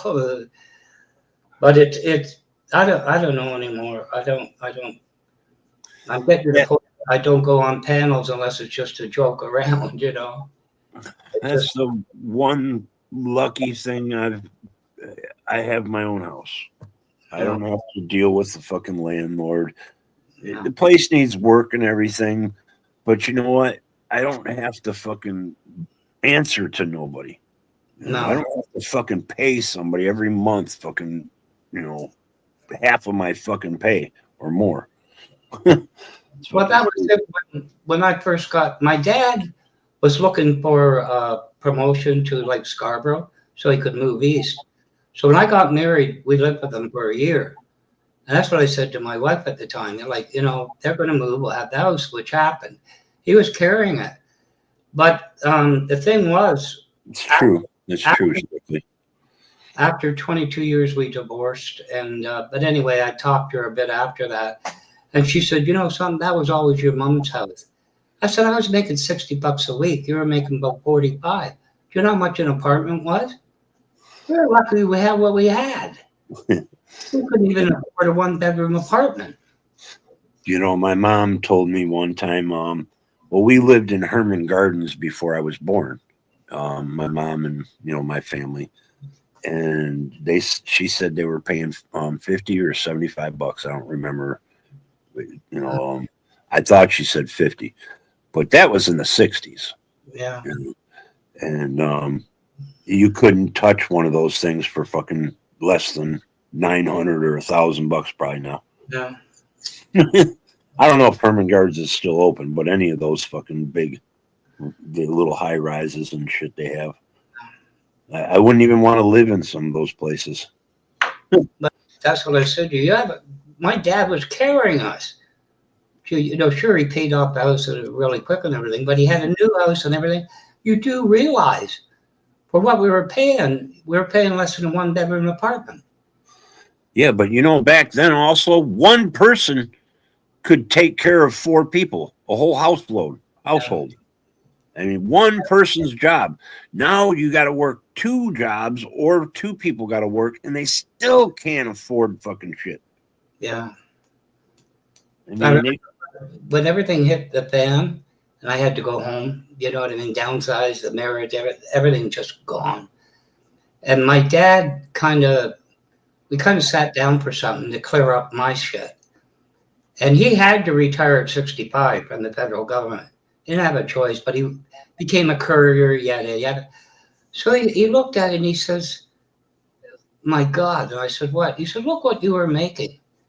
Do you know when I retired, I made 17,000 whatever, right? So I said, do you remember, Dad, when I worked 7 days a week for 3 months for an upgrade to the 2 mainframes? He said, yeah. I said, in 3 months, I paid what you made, gross. I paid over 18,000 in income tax. This is not then, right? Like, wow. You know, but that was a shock. I don't know how he did it, Motor. I don't know how my dad did what he did. I'm trying to think. It's like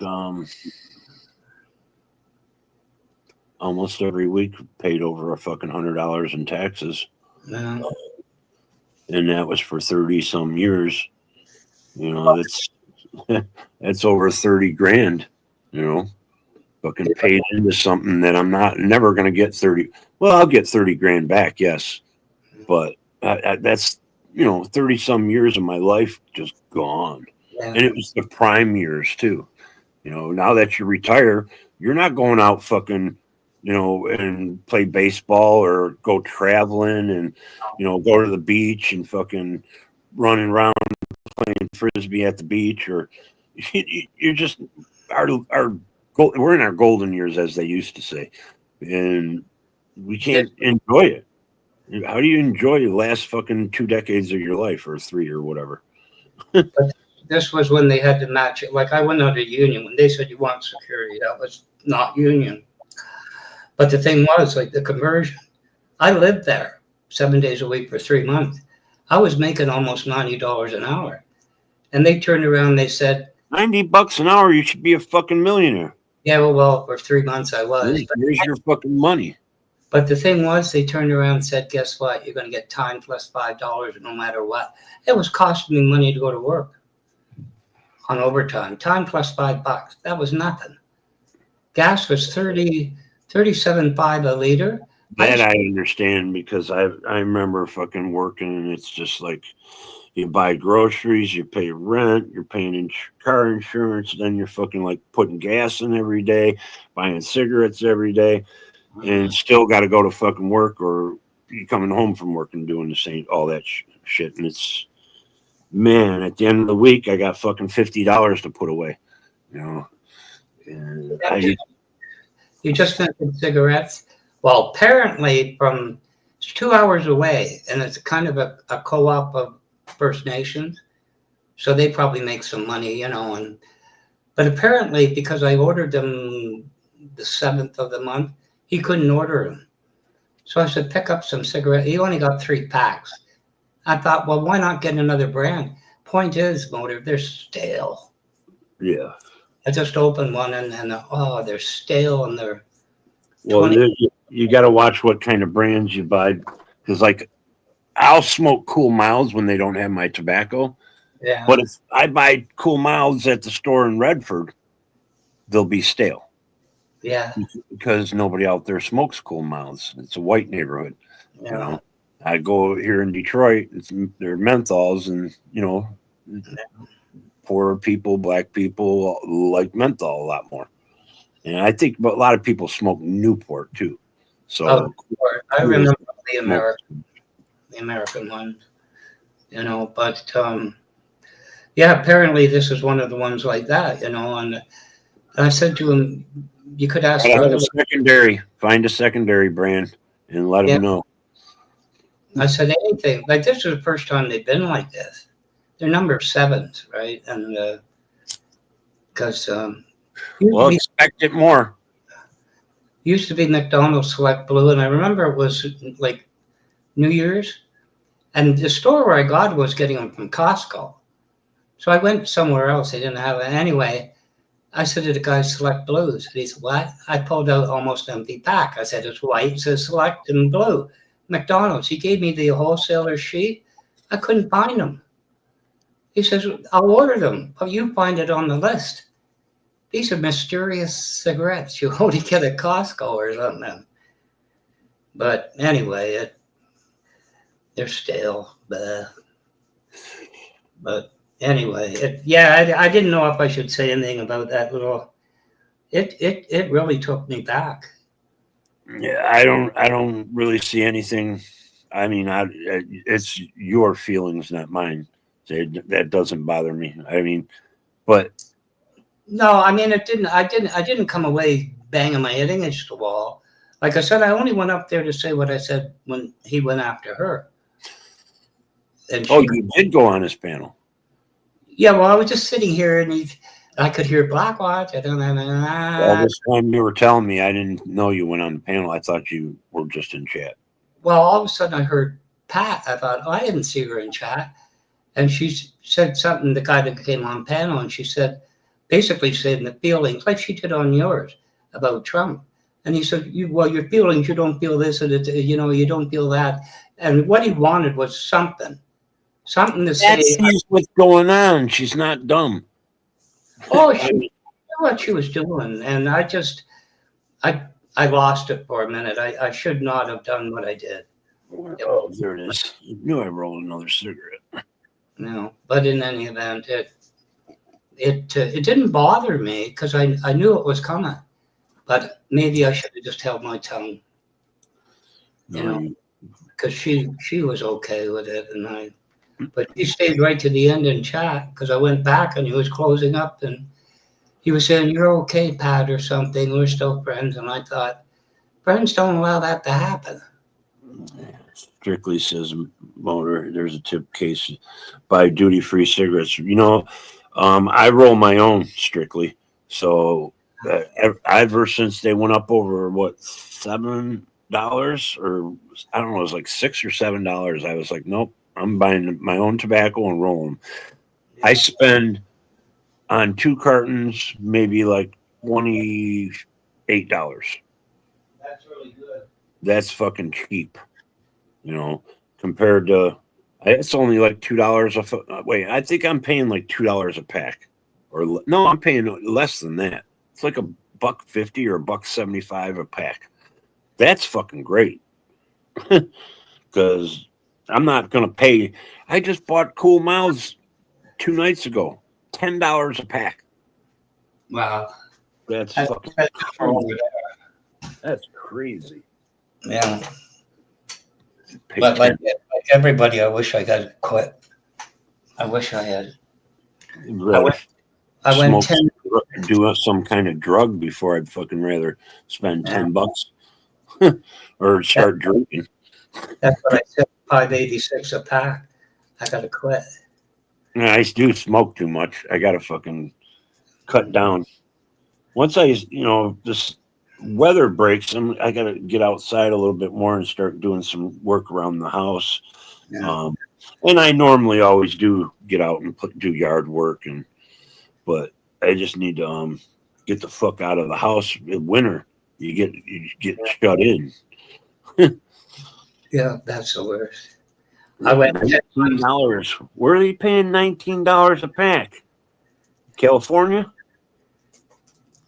Canada's $20 a pack. Oh, okay. Wow, I didn't know that. That's crazy. Over $60 for 3 packs, 25.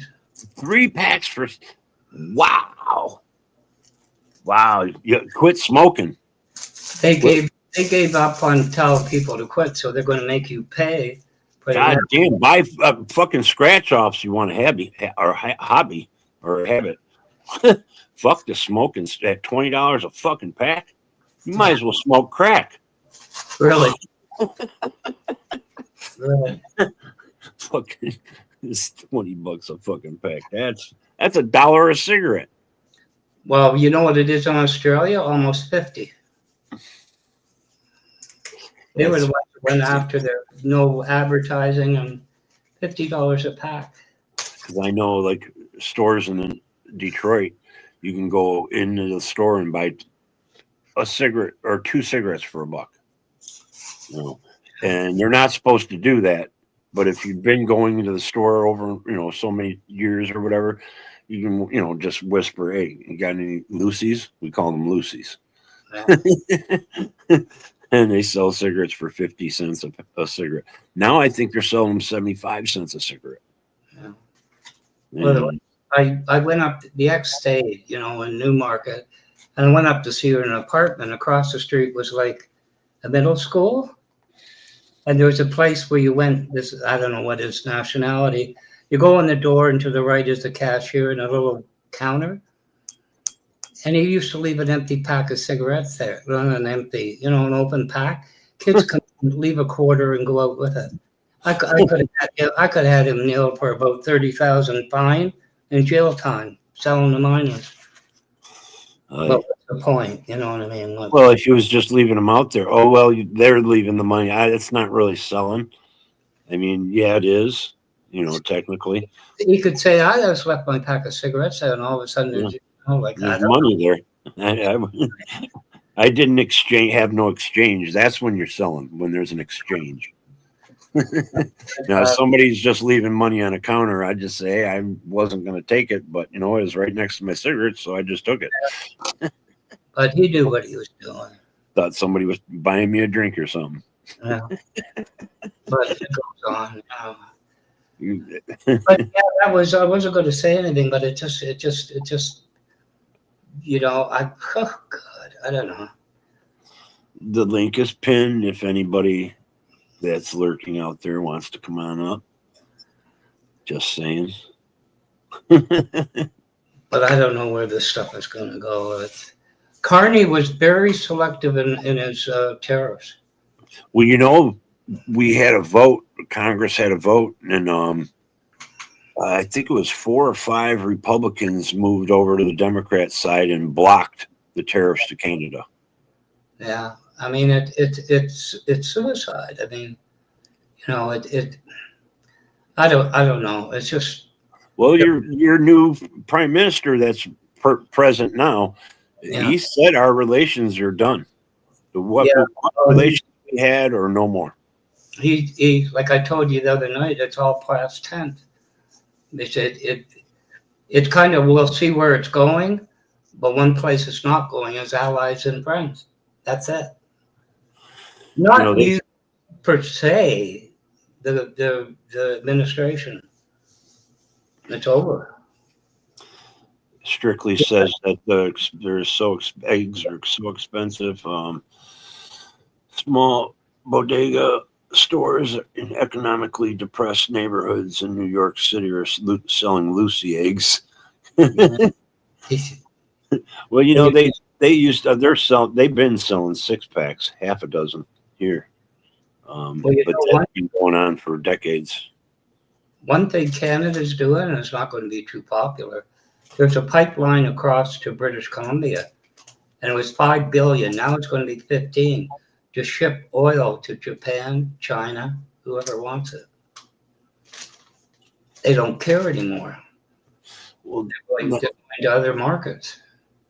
That's one reason why the United States wants this pipeline built, so they don't have to have oil tankers that go all the way down to Panama Canal and around.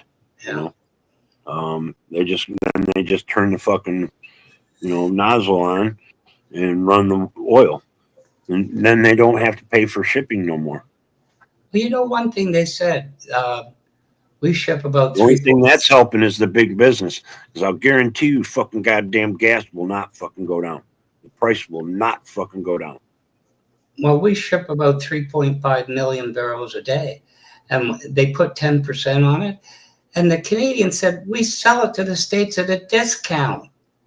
Why are we doing a discount when you just threw 10% on it? But he said, you guys will pay more. I mean, what are you going to do? We do not know how these agreements, like Clinton had NAFTA, Trump made a new deal when he was in last office, and he says whoever made the fucking deal didn't know what they were doing, or whatever he said, which it was him that fucking made the deal.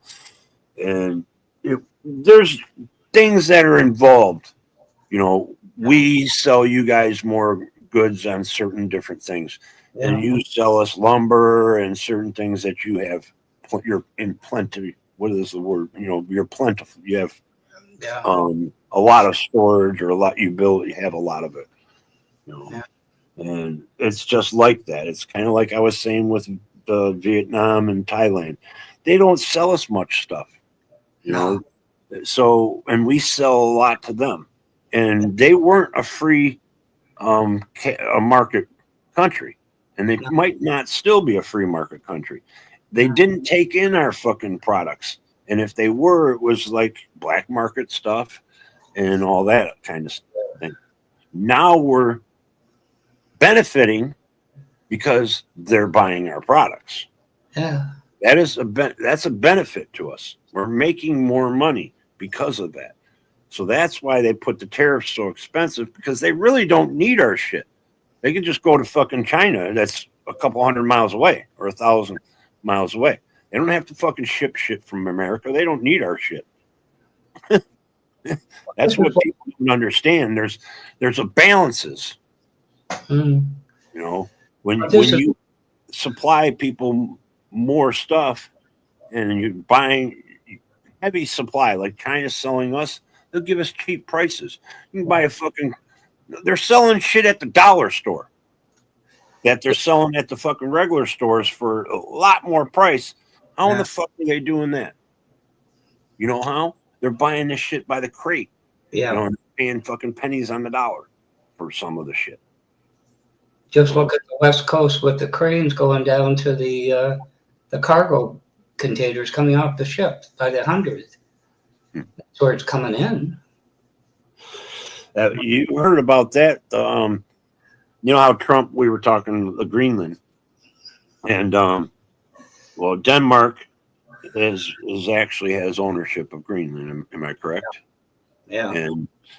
And Trump was talking about that, and then he was talking about taking the Panama Canal, or he wants being signed over to America, whatever the fuck he said.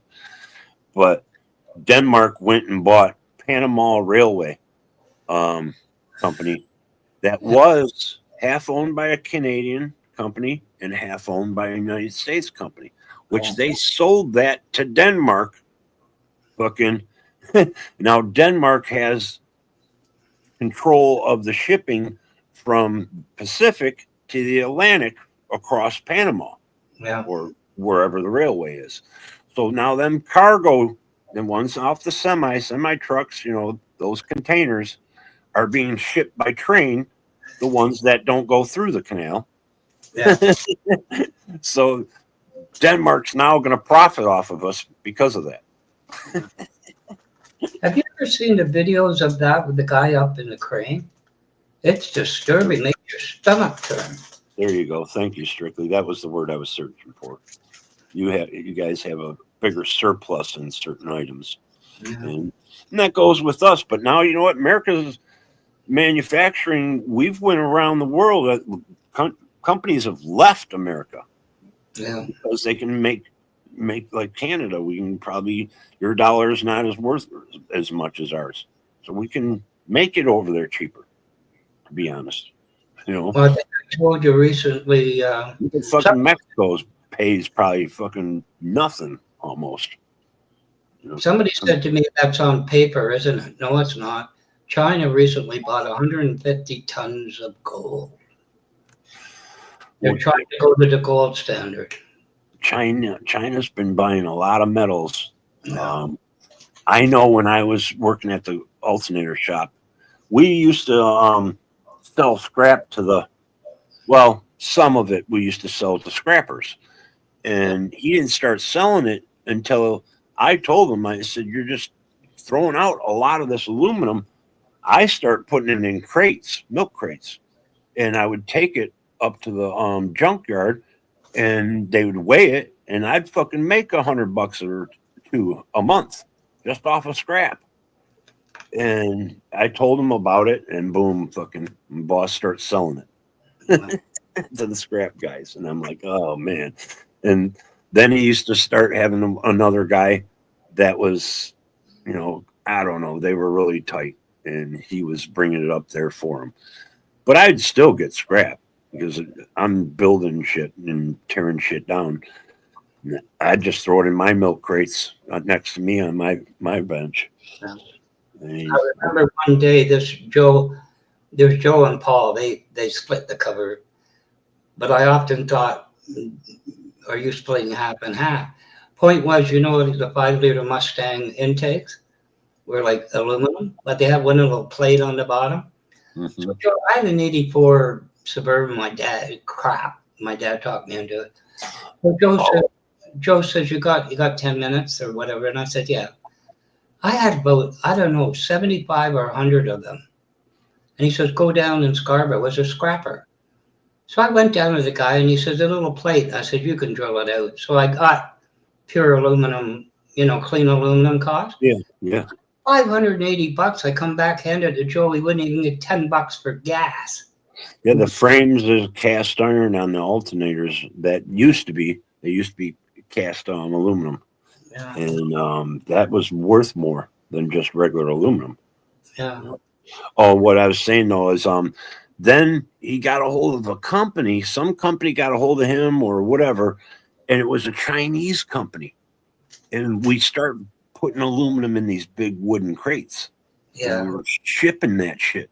We were shipping cast aluminum to China. Yeah, big money for that stuff. Our small company, we were a small company compared to a couple others in Detroit.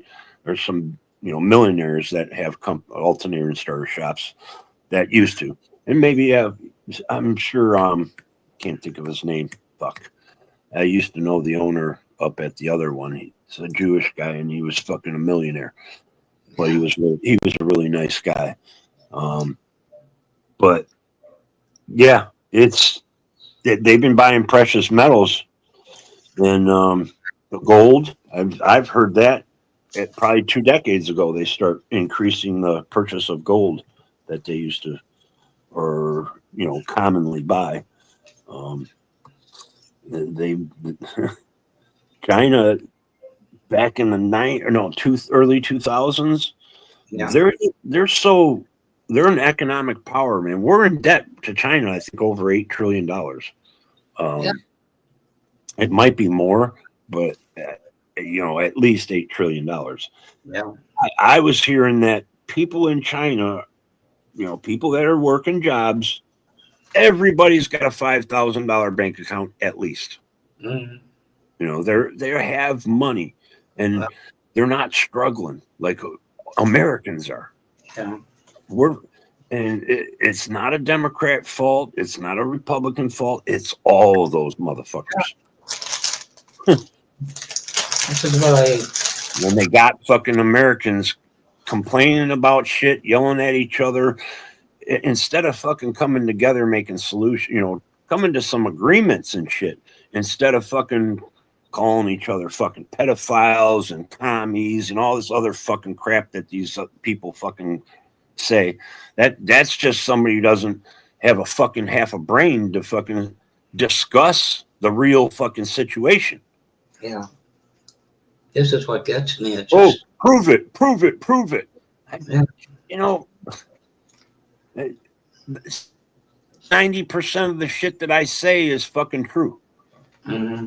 I can't be fucking right on everything, you know, but when I hear something, I take in the majority of the fucking topic or what's going on, and I don't fabricate it. No. I tell what I know, you know, and I just give guesstimates on certain things. I can't fucking be precise on all the numbers all the time. I'm not that fucking good with numbers. I used to be. Yeah. Somebody in the chat the other night, I was surprised to put it there. It's something about the reference between America and Russia. And someone on the panel, she says, "Where's your link?" I thought, listen to what he's saying. Him and Putin are the best of buddies. Yeah. They're gonna fix everything. Like, what do you need a link for? To a video? The fucking whole world wasn't in Helsinki. Remember the last time he was president? They all met there, and fucking international community was saying something about fucking Putin, and he said, "Well, I don't know why he would do that." Yeah. He was sticking up for him. Well, But you know what? Now they got them people convinced that Russia's the fucking good guy of that fight over there, when they were the big guy in the block. You know, the bully. Fucking. Well, you know how everybody goes on about the Trudeau, sparkle socks and that. And they use a fucking Nazi reference. There's Nazis in Ukraine. Did you hear what he said about There's more Nazis in Russia. Did you hear what Trudeau said about Russia? Right out, boom, right in your face. He says he's a murdering son of a bitch or something. Well, he is. And that's exactly what. And I'm thinking, you're president. Maybe you want to, end the war. I get that. Somebody needs to negotiate the end of it. But it's like the guy can't do anything wrong. He's the best of buddies. No, our president doesn't want to end the war. He wants to negotiate a surrender. Yeah. That's not the same thing. Yeah. But I don't know, Motor. I don't. It's so outlandish. You know what I mean? It's so. But you know what I want to say about Trump? How can you argue with the man? He's doing everything right in front of your face. He's not doing it behind the scenes. No, he's doing it right in front of us. It's right there, and I don't know. But whatever, I don't know. Well, what happens in America fucking happens everywhere else eventually. Well, you know what the guy said on panel, one of the things? When all the manufacturing comes back into the States and we sell everything, which is 80 to 108 countries, who are friends with you to buy your stuff then? Step on everybody, and then all of a sudden, here, buy our stuff? You kidding? You know, if we're gonna start making pants here, socks, fucking TVs, lamps, all this fucking other shit, we're gonna start doing this shit. Where are the factories? I don't know. You have to build 100,000, I don't know how many fucking factories if you want to bring in and manufacture everything you buy at Target or everything you buy fucking at grocery store. You have to have factories to do that. Absolutely. We don't have them. No. Not in that mass number. So guess what? It's not coming back. No. And if it does, it's going to be a while. It's going to be a long while. Trump will be dead. Kind of like China building the fucking wall, the Chinese wall. I don't know, they were being fucking invaded by the Mongols or whoever. And they thought, oh, we'll put up a wall to keep these motherfuckers out. And this is kind of goes along with what we're fucking doing down there, but at least we can build a little faster now. But it took them, 600 years to finish what they've got done of the Chinese wall or the China wall? Yeah. It took them about 600 years to build that fucking much of the wall. It never fucking was built for its purpose. No. But it's like you say, they just believe the rhetoric. And this wall's not being built for that purpose either. Mm. It's the excuse to build it. Yeah. We are a country of immigrants. Now, should we have illegal immigrants here? No. It's a simple answer. No. Yeah. Nobody wants illegal people, fucking, people that are just out doing hoodlum stuff or whatever, killing people, whatever they do to survive. And, they don't come over here to fucking kill people because they're just going to go to jail. No. Nobody comes here to do that kind of shit right off. Maybe they do criminal activity, selling drugs and all that shit. But there's more Americans selling drugs. I'm not against what he did with that M13, whatever, group of send them back to where they Walls actually built to fucking keep us in. Yeah, but I don't know. How did it ever go this way? Well, of course, they're going to blame Democrats. They're going to blame this institute. No, it ain't our fault. And I don't really like to be call myself a Democrat, because Democrat, that label is being, the narrative of a Democrat is like you were the ones in the Civil War. No, motherfucker. I'm from Detroit. I'm not from fucking, Baton Rouge, fucking Louisiana, or, I'm not from South Carolina or somewhere, Confederate state. Yeah. No. You motherfuckers, your families and that have been down there for fucking decades, 100 years, some of them. No, you are the fucking Democrats.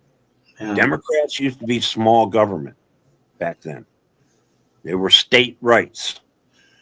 Fucking guess who wants small government and state rights today?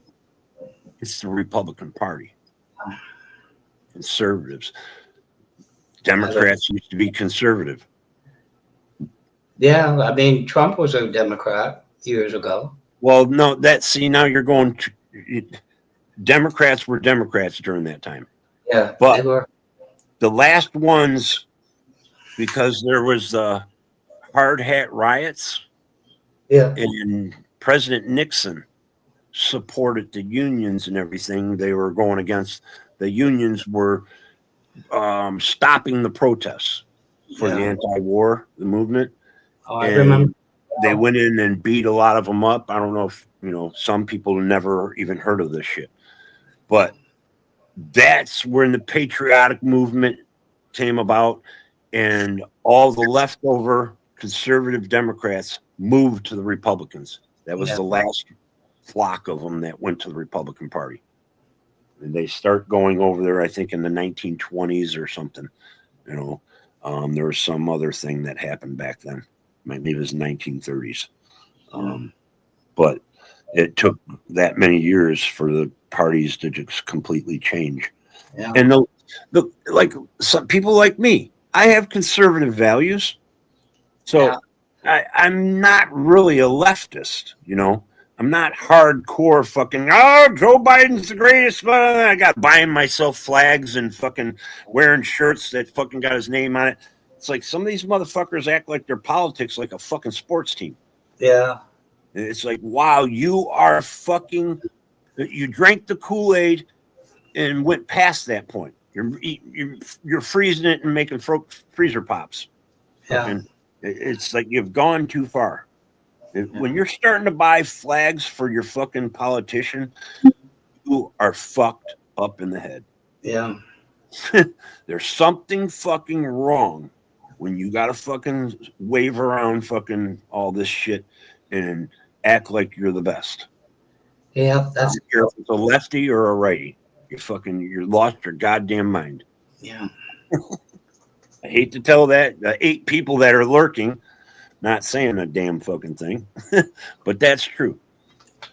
You know what else he said? I happen to agree with MAID, medical assistants in dying, because I think, the system of what I've seen it. But that's what the guy on panel said too before I left. He said you can go up to Canada and you go through medical and you got to wait, 3 months for an MRI and that. But if you're just tired of life, what are you saying? It's 30 minutes, they can put you under. And I thought, you don't know the first thing you're talking about. Yeah, is your guys' medical really that bad as people preach? No. Yeah, I didn't think so. There was that channel I told you, the pilot, the pilot channel. It's a husband and wife, and she says I went through a thing with Dave. The guy's name is Dave. He had chest pains and all that, and we went in there within 2 hours. We had the blood test. 4 hours there. You're still here, strictly. And it didn't cost a cent.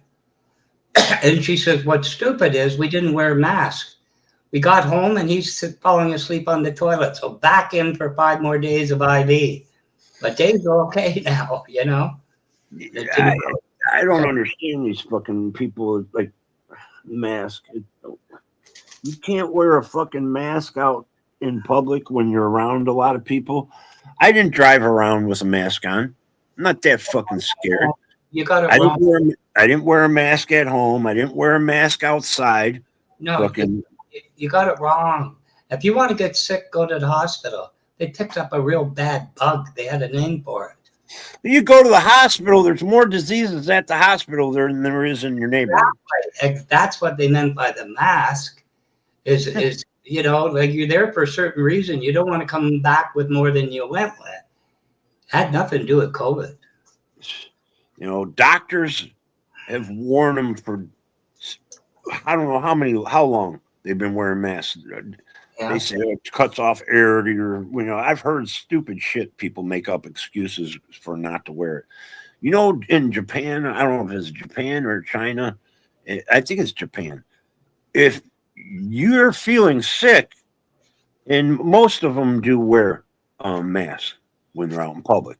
And it's just looking out for each other. Keep, you know, if I sneezed on you, you'd be disgusted.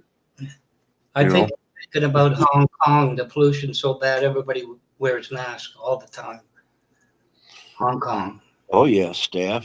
There's a lot of fucking shit you can catch at. Carol made a comment about staph and MRSA at the hospitals. That's one of the worst places. I don't like going in the hospital when I had my seizures and shit. I don't want to be in there for fucking 10 days where I'm walking around and bumping into people around there. Or the nurses bringing some other sickness that's from rooms down the hall. I point out our taxes pay for our medical. We pay a hell of a lot in tax. Well, that's one thing. I was thinking before is like we pay countries like Israel. We've been given millions and millions and millions for decades. Brilliant. And these motherfuckers got free and, you know, they got health care. They got program for, it's a one pay system, you know, where taxes are taken out and you go in and fucking get shit done. In America, we go in and they want fucking, you know, $60 for a fucking Tylenol. You know, if you're in in an emergency room, they charge you for that kind of shit like that. I'm not bullshitting you. $60 for fucking medication. Yeah. You know? And it's not a whole bottle. It's fucking a dose or 10 doses, however long you're there. Well, this is what we talk about here. Tylenol, hospital recommended. They almost give them the stuff free.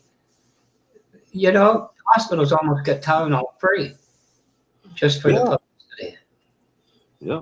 Well, it's just whatever. I don't know.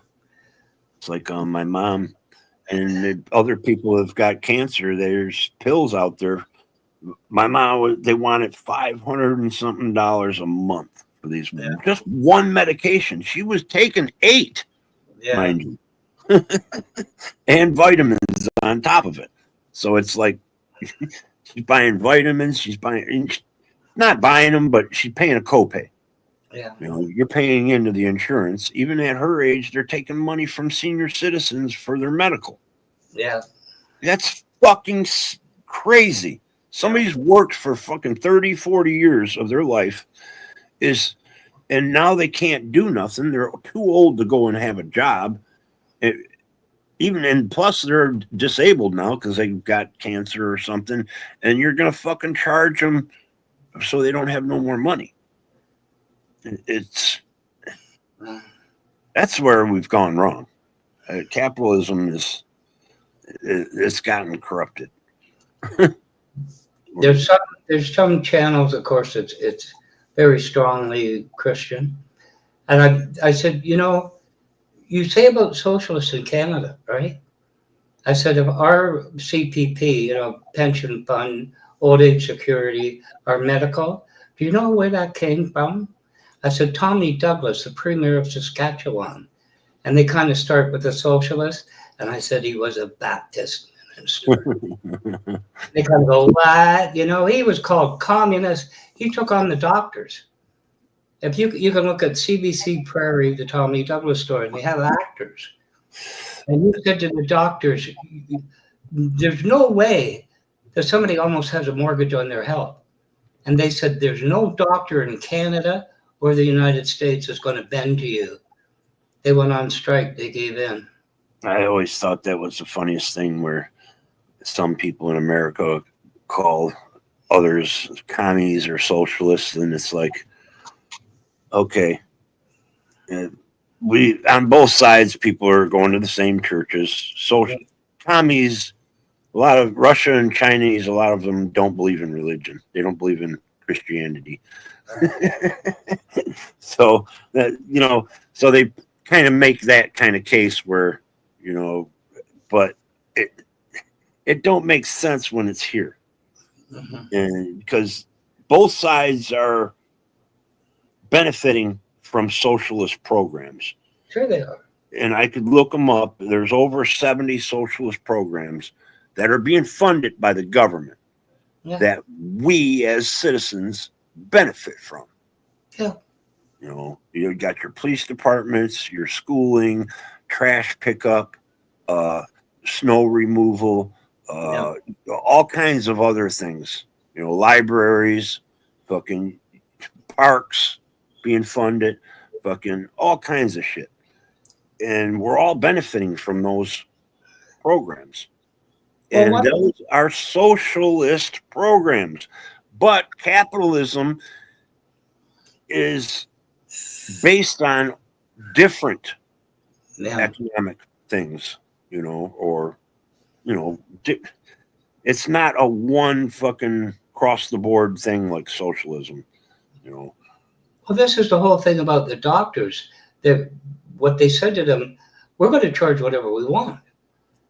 And all they did was, you're going to go to a certain pay schedule. It wasn't socialism. They said you're going to charge a certain flat rate.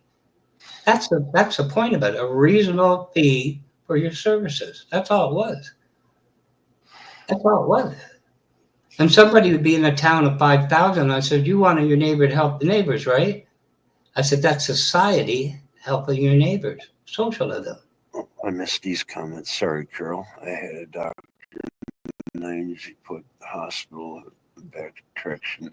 He had me on a low dose of antibiotics as preventative while I was there. One thing about the mask, I now wear one when I mow. Big help with allergies. Yeah, and it does. I mean, I don't wear one when I mow the lawn, but you know, I do have a neighbor. I don't know if she drives around still with a mask on. She used to drive with a mask on. She's only by herself in the car. Why are you wearing a mask? It's not that airborne. Well, they are kind of. It is kind of, but you're not. If you're doing fucking, your windows are closed and you're driving down the road, you're probably not going to catch it. Hell, Yeah, but I was walking in grocery stores without masks, and fucking, or you know, just stores around here, and not catching it. Mhm. So it's not that bad. I mean, just keep your fucking distance from somebody so they don't sneeze on you, and you'll be all right. First people's fear. I mean, if she feels better, it makes her feel better. More power to her. Yeah. But she does look like a fool. But I'm not going to sit there and you know, make fun of her for it. You know, and outright to her face. You know, it's like if you want to wear a fucking brown jacket and I want to wear a red one, you ain't got fucking nothing to say about me wearing a red one. I was going to say, what if she loves red? Red Bobby socks, red this, red that. You kind of say, you look weird, but she feels all right, right? She likes red. So what? And it strictly says what we have here in America is socialism for the wealthy. In case in point, Trump was going to be given another trillions of dollars to the wealthy as tax cuts. Yeah. But you know what? We'll have people going, yeah, I got a $2,000, $3,000 tax cut. It's like, yeah, but what did Elon and Bill Gates get? What did all your politicians' tax cuts get? Because they got fucking hundreds of thousands and millions of dollars. Yeah. depending on how much they had. You know, you don't look at the big picture, and now you're paying more, so that $1,000, $2,000, $3,000 tax credit or whatever you get back is being spent on goods because there's tariffs and everything else, and your prices are going up on gas, electricity, fucking everything. So, did you really get the $2,000, $3,000? No, you didn't get nothing. Well, you're paying more. One thing we have in Ontario that blew my mind. You know what an ambulance run costs? It's thousands, right? And it does help. Strictly, it does. I'm not a fucking big advocate for the masks and everything because I did go out with them and everything. I just didn't go around people. You know, no way. Damn mask. Come on. But we have a thing here in Ontario, at least we'll all have. You know what an ambulance run costs? It's thousands. You know, to bring in. So they came up with a copay. It's going to be $45. Well, look at me. I go to the hospital, right? I got to pay that $45. I'm billed. But I get there. I can't afford to get home. That's happened. They have a service that's on them, you know, that takes patients around.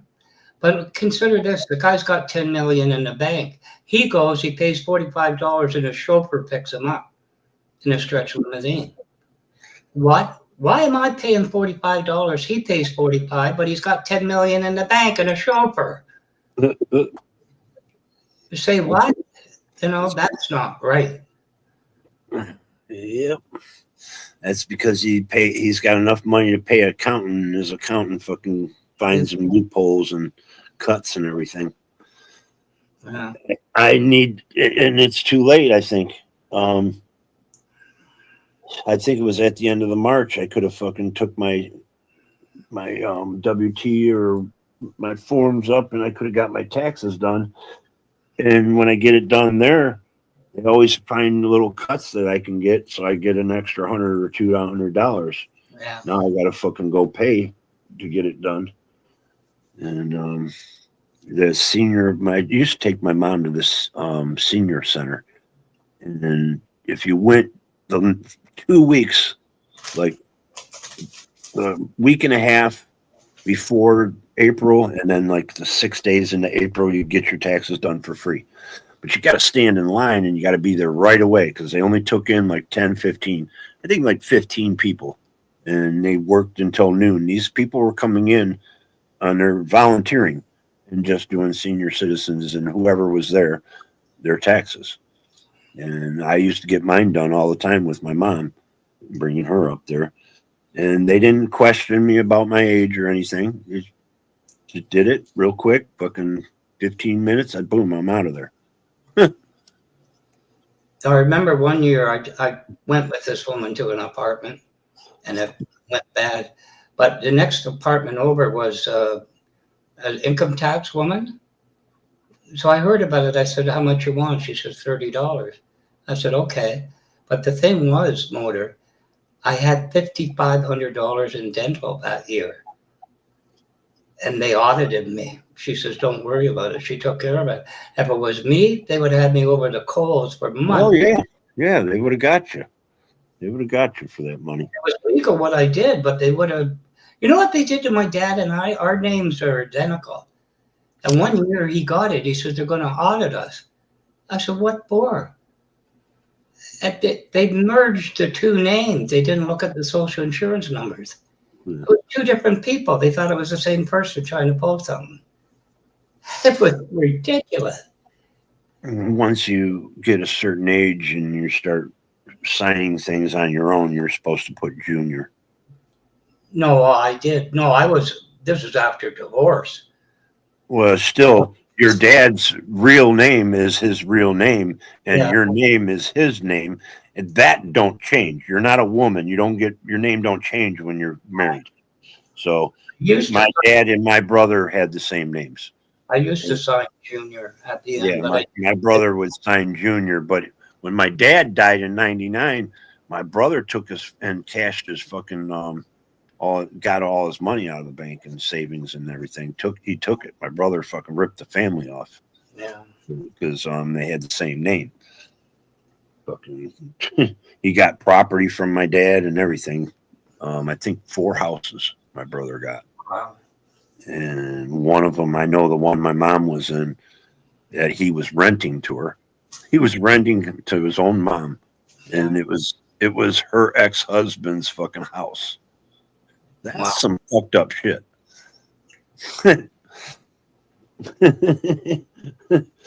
Oh, I got one. They think he got like 100,000 out of the house, and they said 120 if he did all the work that needed to be done to the house. They would give him 120, but he I don't know if he did the work, but he got at least 100 out of that fucking house.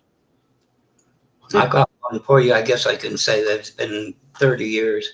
My mom was living in poverty. Imagine that. My ex, they split, and she was about 12 when they went back together again. But she had a son by somebody else, and he adopted him. Well, her mother died not long after. I think my daughter was 3 months. But her father had COPD. He went, like I told you, resuscitated 8 times. So anyway, he passed away, and she was the executrix. So we went to the lawyer. I went with her and trying to settle it up. And we got a thing. He says, I got a thing from your brother's lawyer. And I'm going, what? Like, what? He says he needs 10,000 for the sheriff. And I said, what? He maxed out the guy's credit card while he's in the hospital, passing away. Jeez. So I just said to my ex, I said, look, he's going to get money. No doubt in the will there's money. This is going to save him. Just give him forward, it was advanced 10 grand. I said, he's going to get 20 or 30 or whatever it is. Like whether you like it or not, he's your half brother. This will keep him out of jail. Glad I never used a credit card. No, I don't want free shit and I pay later. Nope. Well, you know what? Surprising. You spend fucking $5,000 that I don't have. He married this girl, had 2 girls. He flew him all over the world. Guess what? He was fooling around on her. So it came to roost. It comes around, I guess. Oh, it always does. Mm. What comes around goes around. Oh boy, what time is it? Oh, it's midnight already. But anyway, I didn't know if I should. It just was so weird that, I kind of, my antenna went up and said, don't say anything. Don't say anything more in chat. Don't do anything. But I should have let Pat go with her. She's been around enough. And you speak for yourself. Don't But the thing was, a few years ago, there's this new woman that she's 68 or whatever. I stood for her. She went into that Shane's guy chat, and he had a lot of mods. He broke away on his own. He wanted to be world famous, but 2 mods couldn't see her. And so clearly she went somewhere, right? Well, I stood for her. And I went to one channel, and they chased her into this other one. And I was on panel. I said, I can't do this bullshit. Well, tell me why. But then she set me up to get blocked on his channel, and this woman came back in. I said, never again am I going to do that. Let whoever run their own. Yeah. I'm still paying for it. But I guess he's not going live. Well, he still might go live. Who's that? MCF, he usually does one at like 2:30, or sometimes he does it at 4 or something in the morning, though. And goes until 8 o'clock in the morning. I've heard those channels. Everybody on panels talking about over themselves. I don't like. Yeah, that's how it is over there sometimes. And I just don't. I don't. He lets the free speech fly, and everybody talks shit about each other, and which I don't mind some of the drama, but when it's just I don't know. I just stay out of some of it. You know, it's people feel about other people's their business, not mine. Well, I don't like. I wouldn't have said anything except it was just in your face. You know what I mean? And that's why I don't really. What you said about homegrown, I take with grain of salt because I don't even know the situation. I mean, I don't know your feelings or whatever. Like I said, I respect homegrown, but his politics, I think he's a little lost. well, just say someone comes on panel, Bellevue and that, and just takes it over, and I disagree with the gentleman. Is that a nice way to say it? He just takes over the panel. Who's that? Jim Terry? Oh yeah. Yeah, Jim Terry's a fucking goofball. And I just like, oh God. He's actually a piece of shit because he's manipulated a lot of people and got money out of people. Yeah. And his buddy with the mask took a run at me one time, and I said, "That's enough. I'm not playing this stupid game." Oh, Jim Terry's brother, Mr. X. Mm. Yeah, that's Jim Terry's brother. I wouldn't be surprised. I just thought I'm not dealing with this crap. Fucking clowns. Really? Yep, that's who it is, Mr. X. Strictly knows who it is. It's like, why? Because they crave attention. Oh, I know why. They think they're movie stars. Yeah. It's like, wow.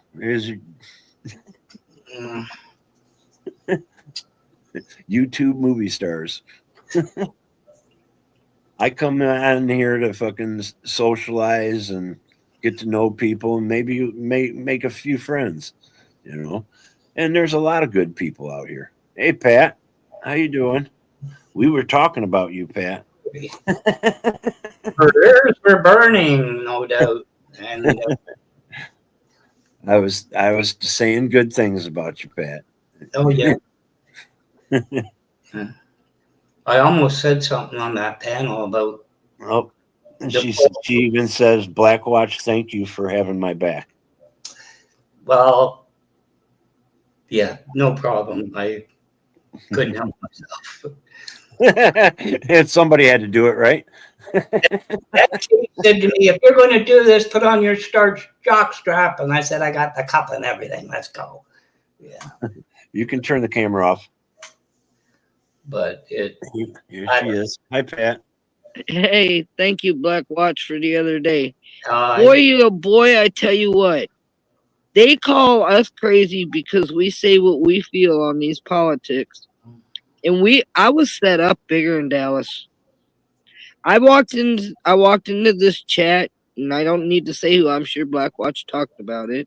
Yes. And I just got here, so I missed everything that was said. Well, but I felt like I was set up for, I don't know. He was kind of saying the same thing. You couldn't even answer the man. Yeah, Well, what I said, Pat, quite frankly, is when I go into, I never tag the person. I'll say MCM, and Homegrown never says hi like that. And he says, "Hi, Black Watch," and and they stay on the comment. I thought, I'm getting set up for something. I knew I was set up as soon as I got up there, and that guy started spouting off questions to me, which, everybody has a right to their opinion in politics, and I've never judged anybody. And but I felt like I was crucified that day. Oh, you were. Pat, everybody has the right to change their mind, too. And, even if I hadn't, my political opinions is just that, mine. Yeah. For nobody to judge. I didn't judge that man one bit up there. The way he acted, which was he was an ass. I don't get, because I've said it a few times, Pat. I don't wear, like, buying Trump memorabilia, I've never bought a fucking Democrat or a fucking Republican's Me banner. neither. I don't want to wear their shirts. I'm not going to fucking fund these fucking crooks. Me neither. And right now we have people that are buying into the politics like it's a sports team. Well, they act like they're actually going to lose their nuts, if I should put it frankly. Well, that's kind of what I'm saying is it's kind of like the Detroit Lions. The Detroit Lions have fucking sucked all my fucking life. But you know what? When they play on Sunday, I root for them. That's right. I feel the same way about the Cowboys now, Motor. I mean, shoot. And that's what I say about their politics. That's how they treat their politics. That's how they view everything. And it's like they can't change their mind on anything. They don't negotiate to a middle ground. Now, that's why I respect the fact that you came to a realization. You seen what's going on. You're not stupid. Yeah, I don't like what's happening. And you can still support him, but at least your to. eyes are open. I have to, because he is our president, whether I like it or not, whether I voted for him or not. 100%. It's our country's president, whether I like him or not right now. I may change my mind down the road if he starts doing things right. I got that privilege. I'll be honest with you, Pat. I said before he became president, he would destroy democracy here in America. I said he would destroy this place. But when he became president, I gave him that chance because he wasn't really a politician. He had the opportunity to fucking unite people, but by doing good things for people in the poor, we're all poor. We're not fucking millionaires. He could have fucking did something that would have benefited everybody across the board. Republican, Democrat, middle of the road. I don't give a fuck. And he could have got the whole country behind him. He had that chance. I was hoping that he would start doing a couple things that everybody wanted done. Everybody. Yeah, me too. Not just one but side. You know what he did today that I heard? He wants to abolish taxes, which to a point I agree. But you know what? The poorest of the poor that are living on Social Security, even retired people, not SSI, not the rest, even retired, they are going to be screwed. We have all paid into this program, which we were guaranteed to have at a certain age. And now they're going to just pull it under our feet, say no more of it, because they took all our damn money and put it in places it shouldn't be. We're going to have 70-year-olds fucking working. We're homeless. Because they can't be dying because we can't get our medications. Yeah. So let's make us more irrelevant than we already are. Well, you'll have to work like a slave. You're going to have that's not going to happen. Well, we know reality. When you're sick and you're getting old, you can't do as much. We all, everybody should understand that. Yeah. And who in the hell's going to hire us at our age when there's all these young ones out there? Exactly. They're going to be homeless, dying, or starving. And thank you for coming up, Pat. I had to. I've been busy. I wanted to travel and cruise and tried to get my mind away from things. But when I seen you on, I had to come tell you, Motor. It was crazy to be. I really want to talk to Homegrown because I don't think that was right at all. And I even told Blackwatch, I said, I like Homegrown. I respect him as Homegrown. I do too. That's him himself. But his politics, he's I don't know. He drank the Kool-Aid or he's just pig-headed. I think he used me and Blackwatch when he came up to help me. And I'd say thank you again, Blackwatch, but please don't ever put yourself in a position. I can back my big butt. I was a little disappointed with the way it got to me, with the language and that, but I thought it was justified. I was used for views, I feel like it. I don't think it was even about the politics, to be honest. Well, I got to the point where I said, fuck you, and I left. I didn't say it, but that's how I felt. He said he wasn't going to go live. When he started off, I thought, you planned this. Wherever this this was planned. And the guy that came up and said, oh, politics, my best. I thought you arranged this with him. I got there and saw me, you, and we probably will again now. Me, Motor, and you up there on the panel, and I was like, what did I miss? And he said, "Well, come on up, Pat." And I was like, What am I coming up for?" And he kept saying, "Come on up, Pat, come up." I didn't think nothing of it, so I went up there. And man, oh man, I felt like I had a cement mall slapped in my face. I was out in the kitchen. I heard your voice, and I thought, "Oh shit!" And I wasn't yelling. That man kept yelling. I couldn't even finish a complete sentence to an answer. You know, I'm still subscribed to him, and I'll stop over and hit the like button. But I'm not really. I'm not going on the fuck. I'm not going to comment there. I'm not going up on a panel unless, hey, if he invites me over there and go on the panel, I'll go over there.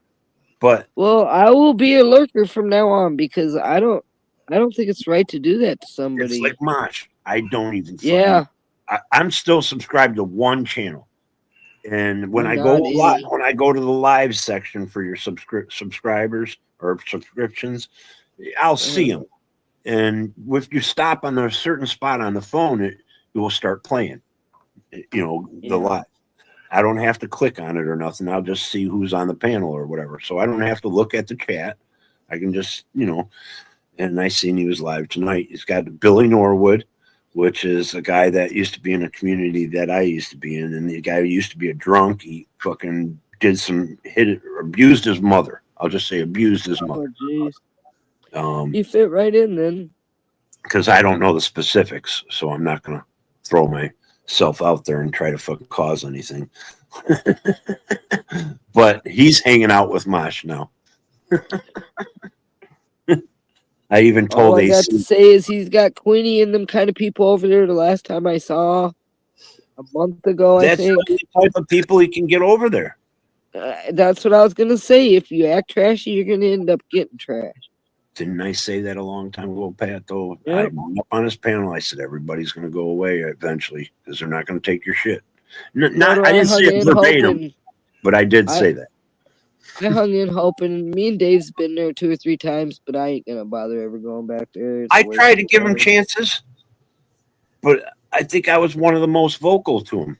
You know, criticizing him. I was starting I to used feel to like tell him on the phone. I talked to him on the phone and tell him. I didn't. I have too, and I stopped returning his Still. text messages and phone calls, and I mean and I just last week got a phone call from him. You know, a week or two ago. It was within 2 weeks. Block him, Motor. He was calling me when I was on panel and places, and I felt stalked. I just got sick and tired of trying to help him out. I'm not saying that I'm somebody's savior or anything, but hey, you know, Pat, you're fucking doing something wrong, and I see you might damage your reputation, hurt yourself, or do some other fucking stupid shit. I'm gonna fucking say something.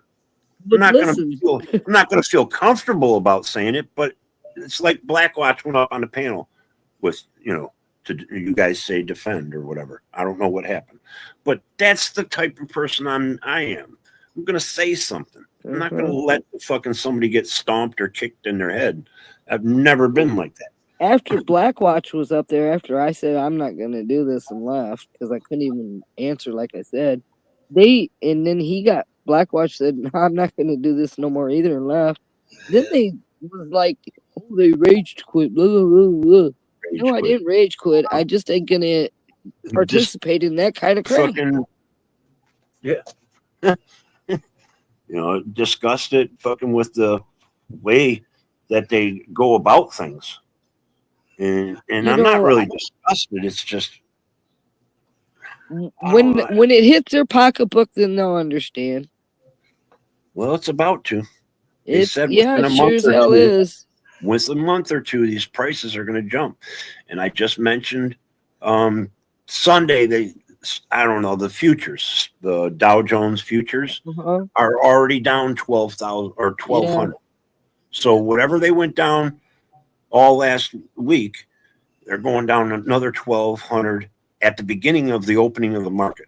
Because overseas, I don't see it happen coming up anytime soon either. No, we just went down over 5,000 points on a fucking Dow Jones within 2 months. And like that's not affecting our country? Not yet. Now, see, it only went down. It is. We just don't feel it yet. Yeah, you know what you're talking, and basically the prices will go up, and they have already been going up. Yeah. I heard a joke the other day. The price of eggs are so expensive they're going to be painting potatoes this year. Oh, I wouldn't doubt it. I might have to put a watchtower over my chickens. Just saying. You know, I've got sheep that are running around now. We had all them wildfires. We got so many sheep. About that.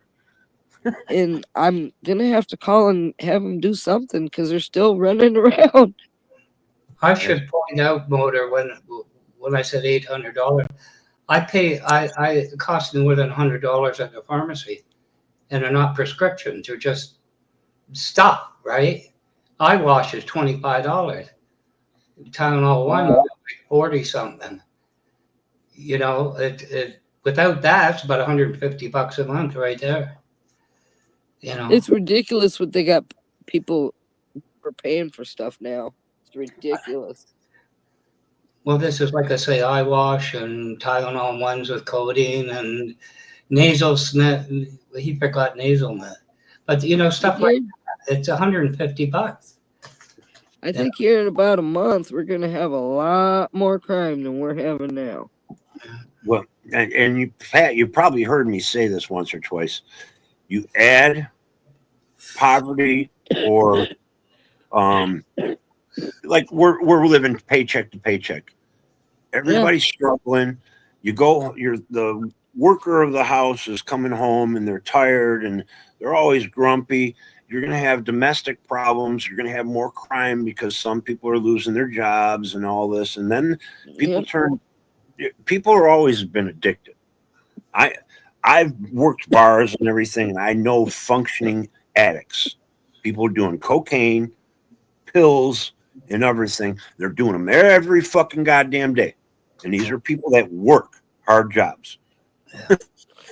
And once they lose their jobs, now they still have an addiction. Now they either quit or they fucking find some other way to supply themselves. And then there's another way of making money, like you just said, illegal drugs. Yeah. There'd be a bigger problem for that.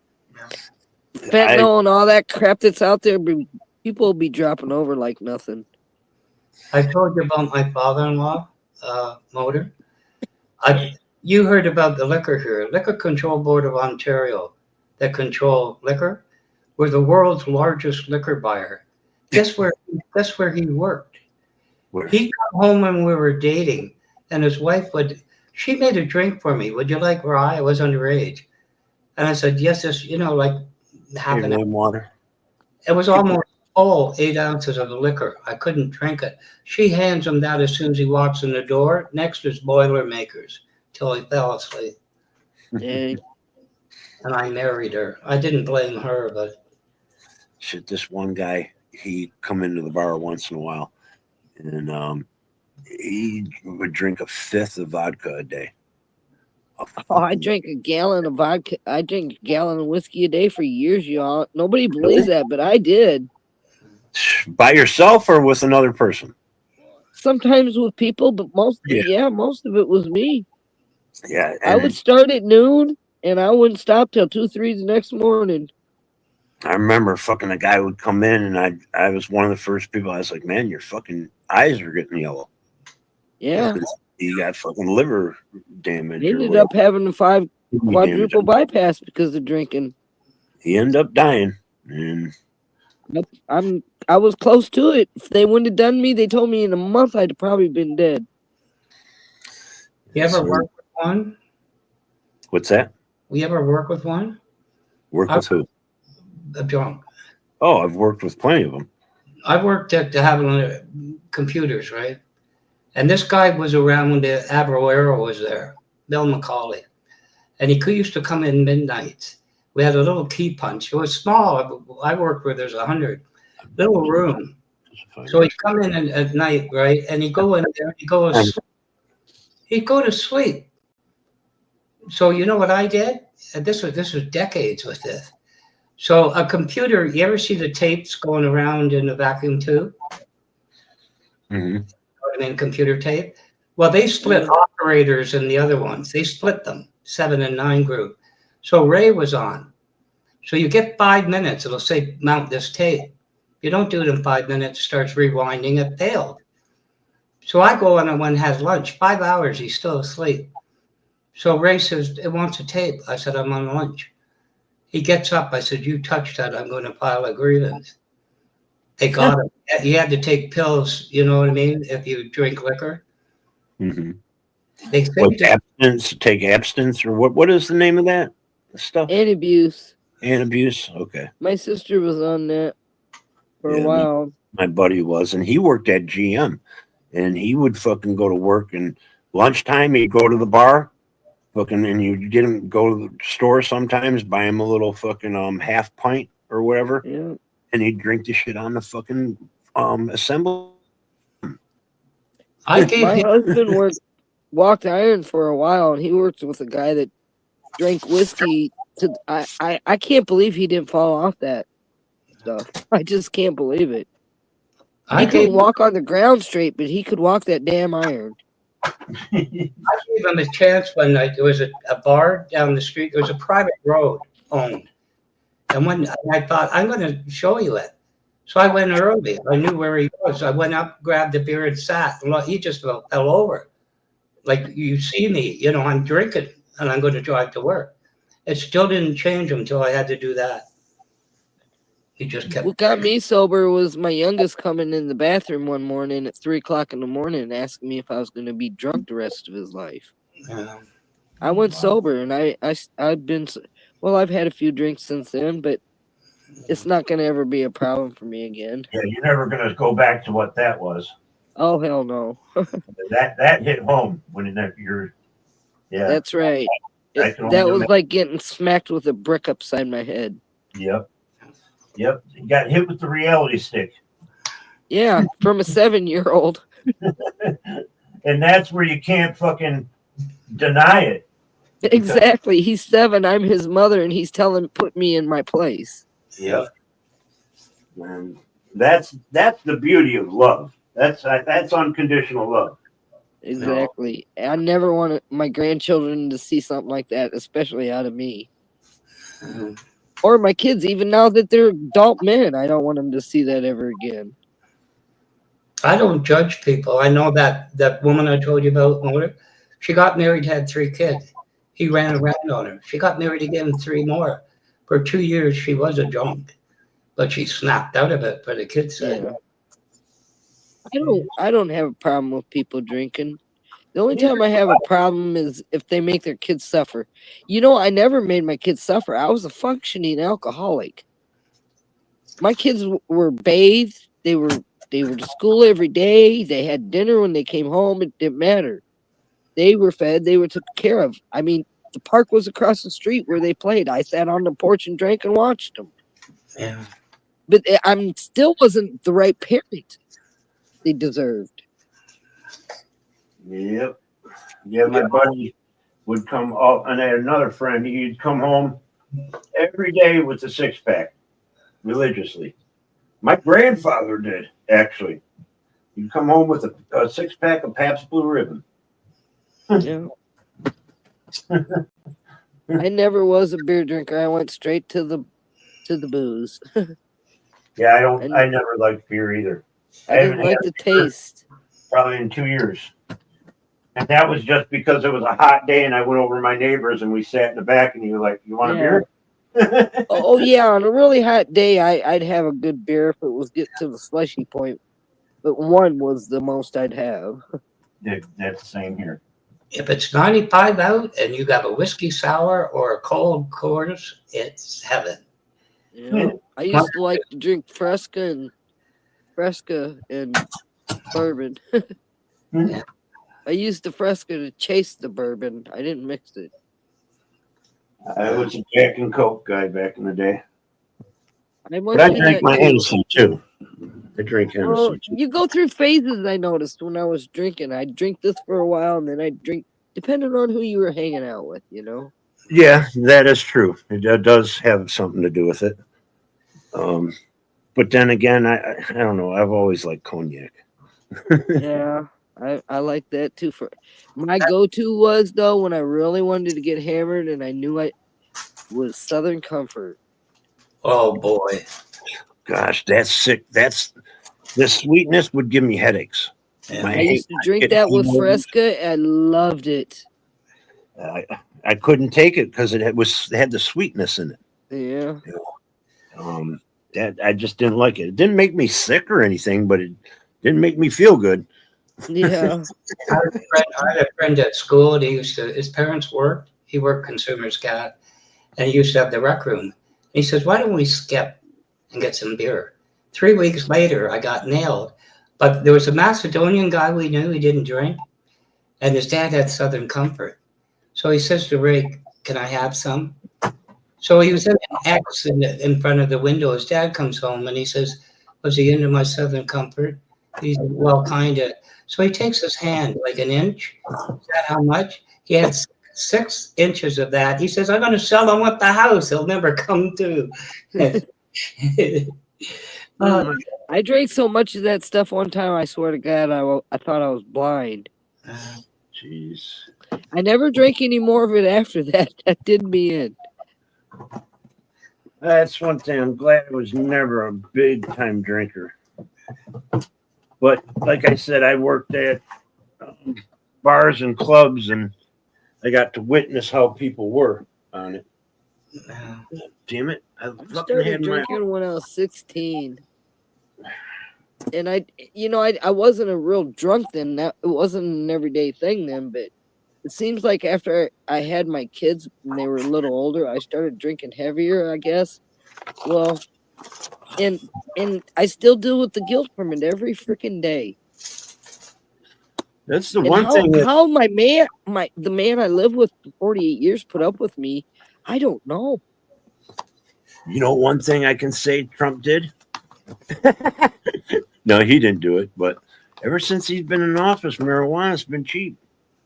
Yeah, but you know what? I found out today I watched this legal activist that fights for marijuana rights. Yeah. Trump ain't going for that. No, well, I don't think he can stop that unless he really does destroy the pillars of our government. He is gonna. Well, he's trying, or it's not even just him. It's Republican Party. They put forth this 2025 shit. They have been having an agenda. They want to do away with our taxes. They've been doing that for decades. They've been trying to get rid of Medicare. And they want to bring religion into the schools, and it's a bunch of indoctrination bullshit that they want people to believe in, and they got them believing in it. They do have people fucking hook, line, and sinker.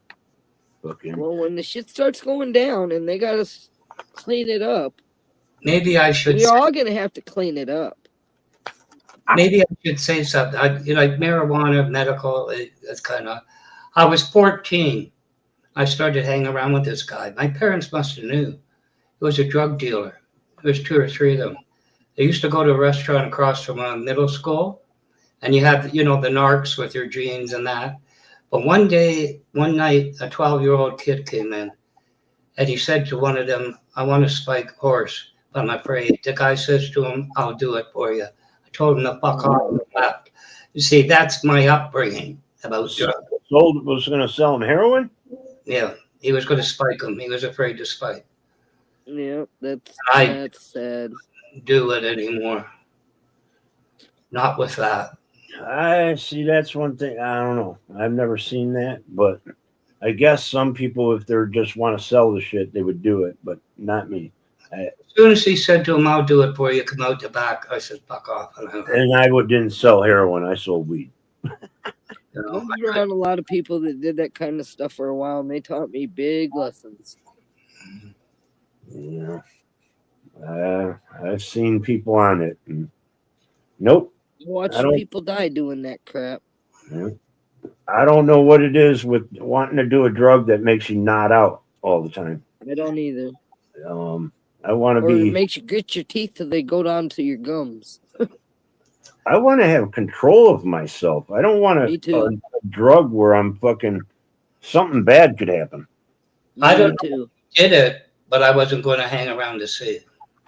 When I was young, I'm not gonna lie, I did drugs. I did what yeah. Oh, I've done mescaline and mushrooms, and I did acid one time. I didn't like that, you know. And I I did a actually lot of that. I did 2 lines of cocaine, but I ended up in the fucking hospital because of my seizures. Yeah. So never did that again. Cocaine was my favorite drug when I was 18. Yeah, I did acid twice. I ended up at a girlfriend's place until they called my sister and her first husband to come pick me up. That did it. Me and my old man were mules for people's, and that we did a lot of things, man, that I ain't proud of. I'll just say. I'll tell you what, half or more of my friends were all doing cocaine. I would say more than half. But Oh yeah. I worked at a fucking coke bar, you know, where I was doorman bouncer. I mean, I watched fucking ounces come in and out of there fucking every other hour. Yeah. I grew up in a biker town, so yeah. And when I first was starting at the place, the other bouncer, people just walk up and like, hey, come on into the bathroom, do a couple Yeah. lines. You know, I remember I used to walk around. Remember the little necklaces, the little bottles on the chain? It had the lid had the little spoon in it. I had one of them around my neck when I was at 18 at all times, full of cocaine. What's up, Lou? Yeah, Texas. That's the red states don't count on it ever being legal. No. Not Texas, no. I mean, You but can buy that fake marijuana down there, though. oh yeah, CBDs, Yeah. and people are loving it. Yeah. That shit don't get you fucking high. That stuff will lay you out on the floor. No CBDs. I watched a kid that smoked that stuff they sell down there that I can't remember the name of it. But he smoked some of that one time and he came to the house. He was my son's friend. He sat on the couch and he laid down and I almost had to call the ambulance for that kid. See, And I've my never son was like, "What did you do before you got here?" I It think took he was 4 doing hours something else. before he could even answer us. He was doing something else too. He said he smoked some of the stuff he bought in a package at the gas station, and I went and looked, and it was some kind Oh, of at the gas fake- station? Yeah, some kind of fake marijuana stuff. Oh, that's that. Yeah, that I used to call it. People, I call it potpourri. That's basically what that It was fucking like shit- that, yeah. It's like, wow, these people are out here just smoking spiced up chemical fucking I flour. couldn't believe the way that kid was. He just laid on that couch. His eyes were open, and he was breathing and everything, but he wasn't there. I think they had one kind. It was an AK-47 or something. That's what I think he was smoking. Yeah, that shit's fucking chemicals. You might as well fucking huff glue or fucking huff the paint. Fucking Like I said, I did drugs and never had a drug do me something like that. no.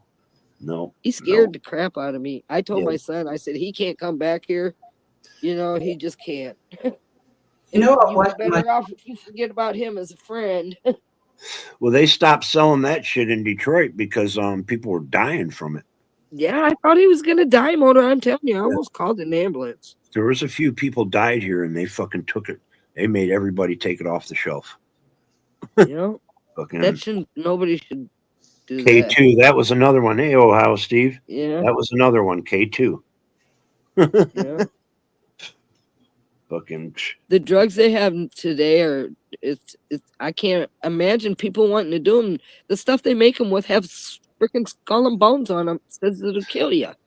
Well, the one thing is man has always manipulated stuff, and I'm not saying a certain mankind. Cocaine wasn't good enough by the flower, or like khat in Africa, they'll chew on it, and in Colombia or South American countries, they'll chew on it, and well, that wasn't good enough. We got to turn it into a granule where you can snort it.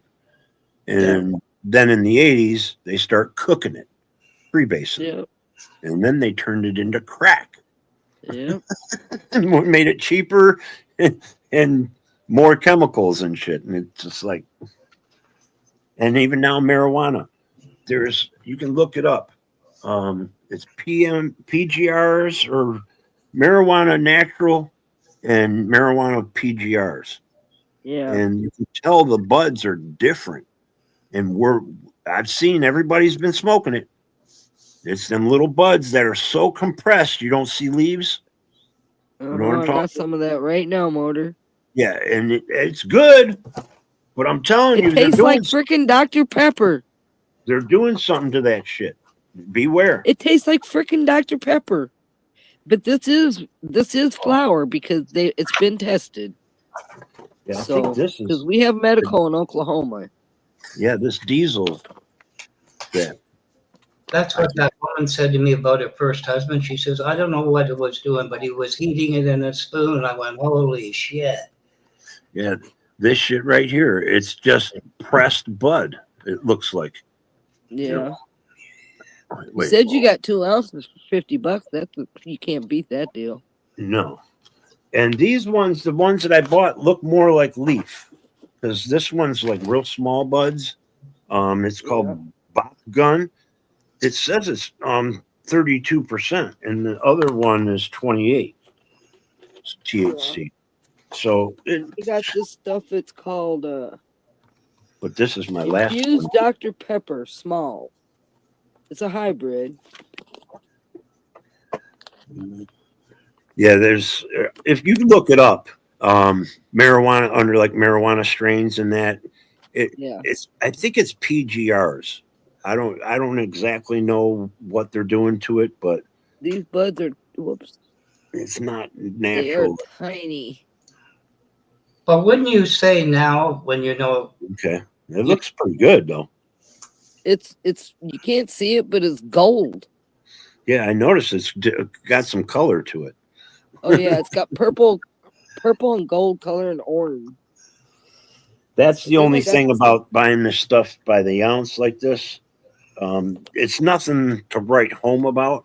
You know, like, I mean, I've had some good stuff out of it, but it's nothing you're going to get off like a top shelf.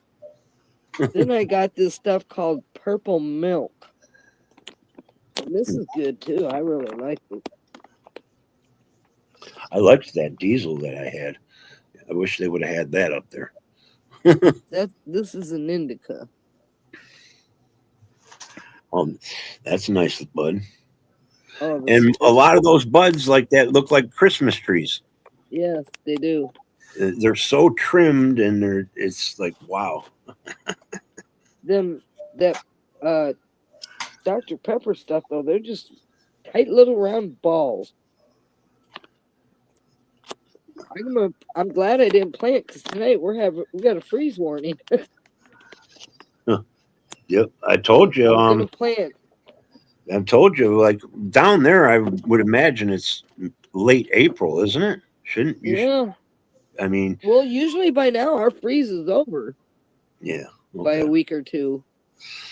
I don't believe in global warming, but there's some climate change going on. Oh yeah. I'm telling you that. I think our planet cycles. I really do. No, it was cherry diesel or lemon cherry diesel, something like that. It's not just sour diesel. It has sour diesel, but it was mixed with something, one of those fruity colors. I like to stick to the hybrids and the indicas because the sativas, I have anxiety issues. It just sends me off the wall. Yeah, I was always been an indica person or a hybrid. Yeah. I like indica dominant hybrids. Yeah, me too. I get 70-30 when it comes to hybrid. That's a daytime smoke, and then I do my indica at night. I looked and I didn't see no preset for MCF. No, I didn't either. I think he decided to take a few days off, a couple days. Yeah, I can't say I blame him. Yeah, exactly. Whoops. Let me go to my. Oh, and then we had I don't know if you went to Marissa's last night, but holy moly. Yeah, I was up on the panel for a little bit. You went there real late. No. You won't believe who showed up late. Who? The Foxman crew and all them. Joey Smash, the Mully Boys, all them. That whole crew, that direction. Okay, I really don't know the Foxman. I heard things about the person, but Crazy. Joey Smash, I know he's a fucking goofball. Yeah. He's the one MCF brings up and puts the overlay over because he's. Well, if you can believe this or not, Foxman can go a little further than Joey Smash. Really? Wow. He porn bombs his own freaking channels. He gets so wasted he drops his drawers on his own channel. Oh no, another LC. He's worse than LC. He just don't have no cheap and stuff like that. He literally falls asleep in his freaking chair and does the head dive right off of it. Wow. Tonight he was bouncing off his computer, doing the head bob off the computer. I was laughing my ass off. I used to do 8-hour, 12-hour fucking lives a lot, and I don't want to do it no more. Motor, I don't know what this guy's doing. I don't think he's just drinking. An hour after he comes on there, he says he's just starting. Well, an hour after that, he's bobbing around. He's doing the nod, and that ain't from drinking beer. No, just wore out. I know the nod. That's a pill nod. Oh, okay. I don't get how these people function. I don't either. Day-to-day life, like they live through that every day. Shit, I'm lucky if I can bake a potato right in the microwave. Where'd my grinder go? I drank a shot last night. I sure did. But I won't probably drink another shot for a long time. Man, I thought I lost some money this morning, and then I found it in an odd place. I'm like, why did I fucking put it there? I do that too. Because I try to hide my money in certain places. Got only a couple places where people would never look. The hubby bought me a gun safe so I could lock all my stuff up in it. Not the gun. I don't have no guns, not personally, myself. But I put all my smoke in there, my money, my jewelry, whatever I think somebody might carry off. You never know. I don't have that issue here, but sometimes we leave. We live in the country. People come out here and do things. And plus, if you have family and friends that, you can't trust everybody. Yeah. Well, I don't have no friends come around no more, and that's why, Motor. Yeah. And that's partially the reason why I don't either, because you can't trust everybody. That's sad. It used to be in the day you could leave anything laying around your friends and know it'd be there when you come back. Not no more. Yeah, I think that was around the 80s it started changing. Because I remember it did. Because the 60s and 70s, honest to God, you could leave anything laying around your friends. I could. And knew that it'd be there when I come back. A lot more honest people back then. Yeah. A lot more people that had dignity and integrity. Self-respect.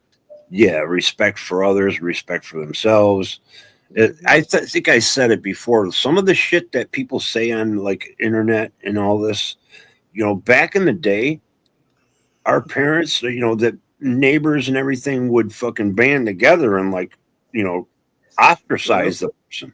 Oh yeah, they get pushed right out of the freaking neighborhood. Yeah, you're acting like a fool, or you're trying to fucking hurt somebody verbally, or damage them, by reputation or whatever. You're known as a gossip and a shit talker, starting problems. Yeah, we had a family, the Butekoffers. The Butekoffers used to live in the neighborhood, and when their kids grew up, they started stealing. Took about 3 months of the stealing, and they all had to move. The neighborhood got rid of them.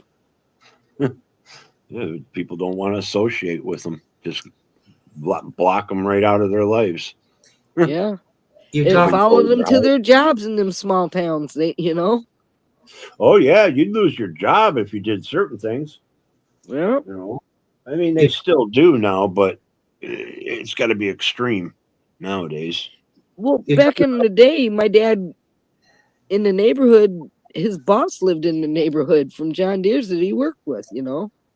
He'd come down and have beers with my dad. Yeah, there he is. MCF, what's up? We were just wondering if you were doing a live tonight. You're more than welcome to stop up if you want to come up for a few minutes or whatever. You talk about the way it was around just early 2020. I knew the computer I had, my daughter would, the one would go. So I thought, well, I got the money, right? I better do it now. So I got a hold of a local parts thing, and it was nothing extreme, credit graphics card. But anyway, I said to him, order it or I'll go somewhere else because this is going to get bad. Because the card went for like 3 times as much. But anyway, I said to him, you want the credit card? He says, no, your word is good enough. I almost fell off my chair. That's still valid? That's red fine today.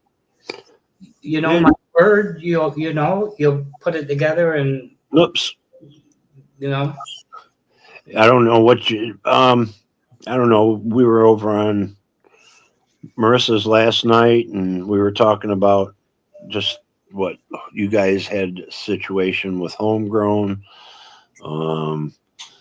We've just been talking about a little bit of politics, everyday life, shit we talk about, MCF and politics and just having conversation. And we're not screaming like lunatics at each other. Yeah, calling each other names.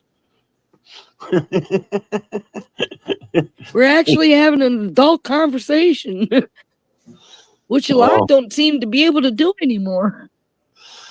So you're not doing a live, okay?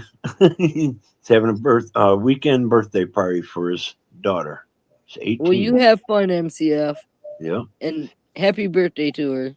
Yeah, happy birthday to her. 18 is a big number. Yeah, it is. It is for her and it is for him, and Oh yeah, she's becoming an adult. It's time to let her go. You got to. Well, yeah, you gotta loosen up. Yeah, you gotta loosen up the restrictions, but I don't know about letting them fly free. She's probably pretty smart. I got a feeling that she'd be doing good. Yeah, I don't think she's a degenerate or she's got to be smart. MCF's a smart guy. Yeah. Him and his wife got it together. I like that. The people I meet online I have chemistry with are my acquaintances, not my friends. Friendly. Well, I mean, we get to know each other and on Facebook or whatever, phone numbers. Looking. Some of us do. When you get up on the panels, you start getting a little bit more personal relationship. Yeah. I like to call Pat my friend. I mean, I would like to think that we're at least friendly associates. I like to call you guys my friends. There's some people I call friends on here, and some people I call an asshole. It's just that way. Yeah, I won't call nobody my enemy, but I'm not gonna say that I like everybody. Well, you got these trolls. You gotta know. You just gotta let them do what they do and just go. I'll try my best to jump up a panel. That was the thing about that night. I thought we weren't heavy conversation. We were just throwing things out. It wasn't that big a deal, I thought. Yeah, you can come up anytime you want. If you get a moment or two, MCF, you're more than welcome up here, guy. He says, thanks, Pat. You're welcome, MCF. I've met some really good people on here, and then I've met some really bad people, but nobody's perfect. No, none of us are. And she's got a full scholarship. Awesome. Yeah. But yeah, I've even met a lot of people. Well, not a lot, but I've met like 5-6 people from YouTube. Bryden, I've just had him staying at my house last week. You didn't hear me say nothing about it. Yeah. He stayed here for a week. Not completely in a row, but he stayed for a couple days or 3 days, and then he stayed for another 4 days. Yeah. But he went back out somewhere to a job or a friend's house and stayed, and then he came back and needed a place to stay for a couple more days. But hey, he did me a favor, Yeah. He reached out and he did a fucking really nice thing. Hey, I always repay people. I feel that same way about. There's some people I'd really like to meet here off of YouTube. We've talked about it. It's like Citizen Z, Yes. Jay Blues, Bro. Dr. Nick, Dave. Well, Broke, he's a little bit far west, but we were thinking of Yeah. meeting up like Ohio, bottom of Ohio, because we're all in Yeah. that one area. We could all meet right in the middle. Yeah. And that would have been cool to get a cabin for the week. And if some Yeah. people, if you can't come up for the whole week, you just stop in for the weekend, Yeah. because we used to do that down in West Virginia. We did it. People from Virginia, friends moved to Virginia Beach, and we meet them whitewater rafting down in West Virginia. And Yeah. 20 fucking, 30 people. And then we do whitewater rafting, hang out for the week. Some people just come for a few days, My old man thinks I'm crazy for coming on here. He says hi to people once in a while, but he thinks I'm crazy because he's listened. But he says, I don't have no problem with you going on there or anything. He says, but don't expect me to take you anywhere to meet these people because I'm not going to do it. And I understand him, Blackwatch is good people.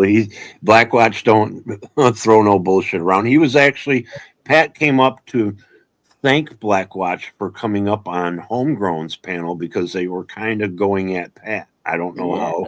I kind of felt set up. And in the end, when I think about it, I was set up, and Blackwatch, thank you. No, I couldn't stay quiet. I felt like I was put in a corner and I was being poked. Exactly. Sacrificial lamb. Just because of my opinion of what I said on your panel, Motor, I thought that was, that was way out of that. It's just not cool to do that. No, and that's true. MCF people eventually show their true colors, and especially when they get into like habitual shit. People porn bomb people, constantly calling each other people names. Always. Well, that's what Mosh did last night at Maritza's. You missed that. And I'm not talking about retaliation. I'm talking about just people that just do it on a daily basis. Mosh, everybody's fucking Marissa's boyfriend. It's like. Well, it seems like it's a daily thing for him lately. Oh, it has been. It was when Camel was around. And that's what I started. I remember seeing him doing that, or I didn't pay attention. Well, Camel had a fucking, I don't know, he had a little special way about addressing Mosh. And he kept him on. He kept him kind of even keel almost. Yeah. Not saying he did, but I'm saying almost. Yeah. Well, I think he actually did, though, because that's when I noticed when he started getting a little more aggressive with the mouth. Yep. Yeah, he's been. You can't scream at your people in your chat, on your panel, backstage them, call your person you supposedly love the names he did, and expect people to stick around and listen to that every night. They're not gonna. These two are calling me a good guy or good. Well, I try.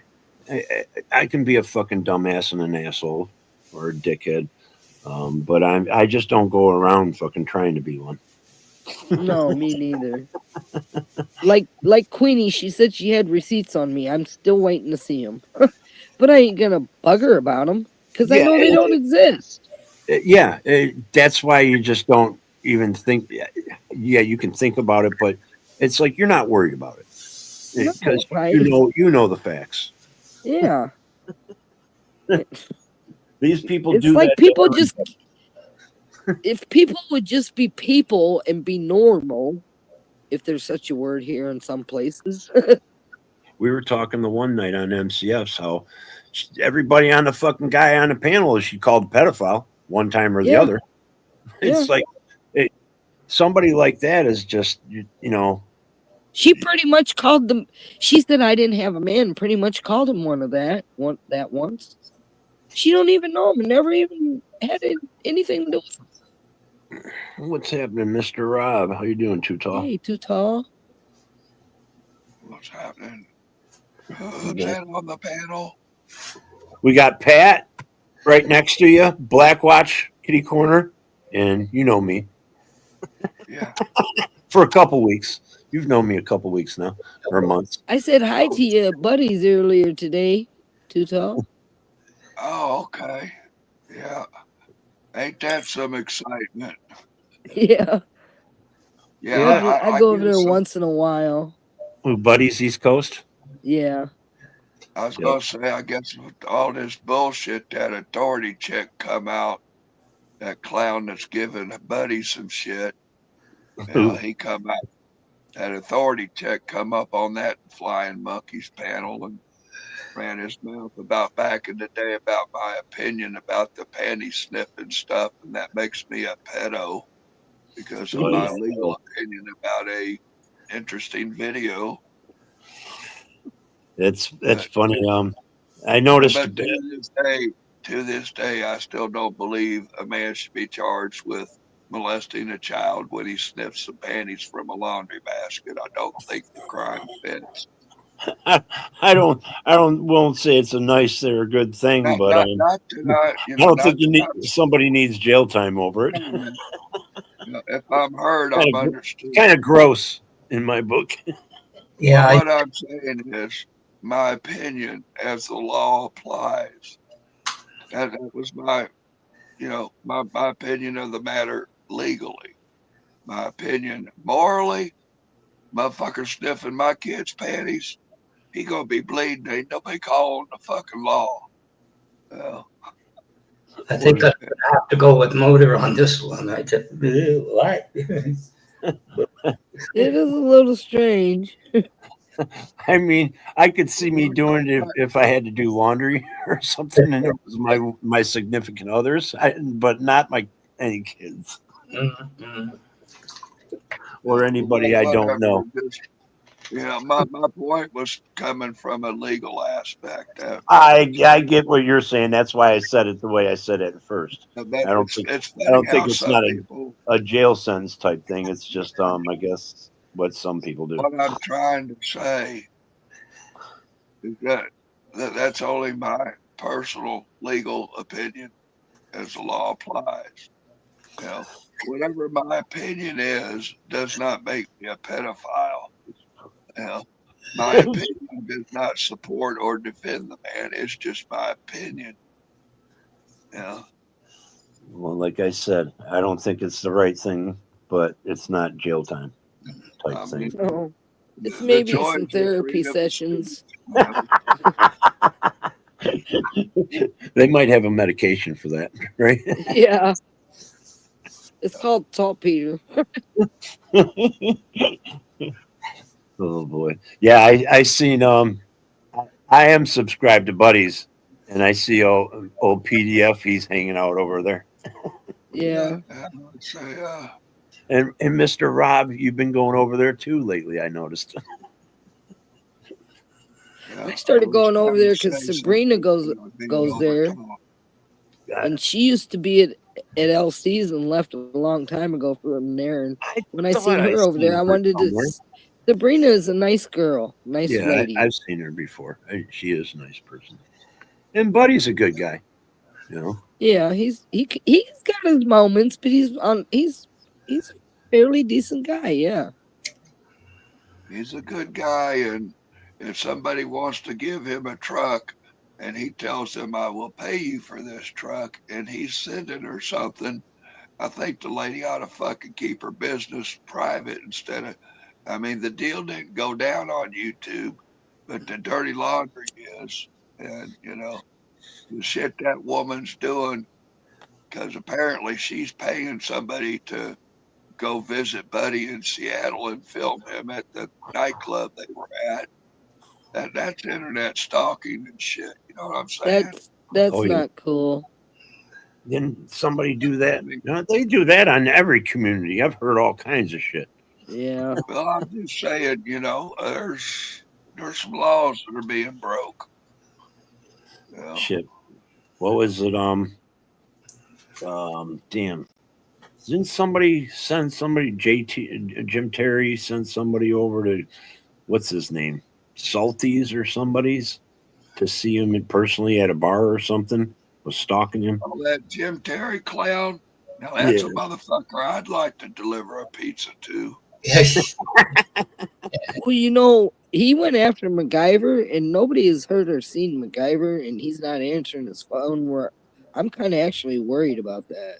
Yeah, so did I. I think he got to him. Yep, I do too. I don't know what happened, but I hope it wasn't nothing bad. Because MacGyver's a good guy. He's a nice guy. He is. Yeah, I asked about him about a month ago. I ain't seen him. Yeah, he's been gone for a good month. Is my microphone working?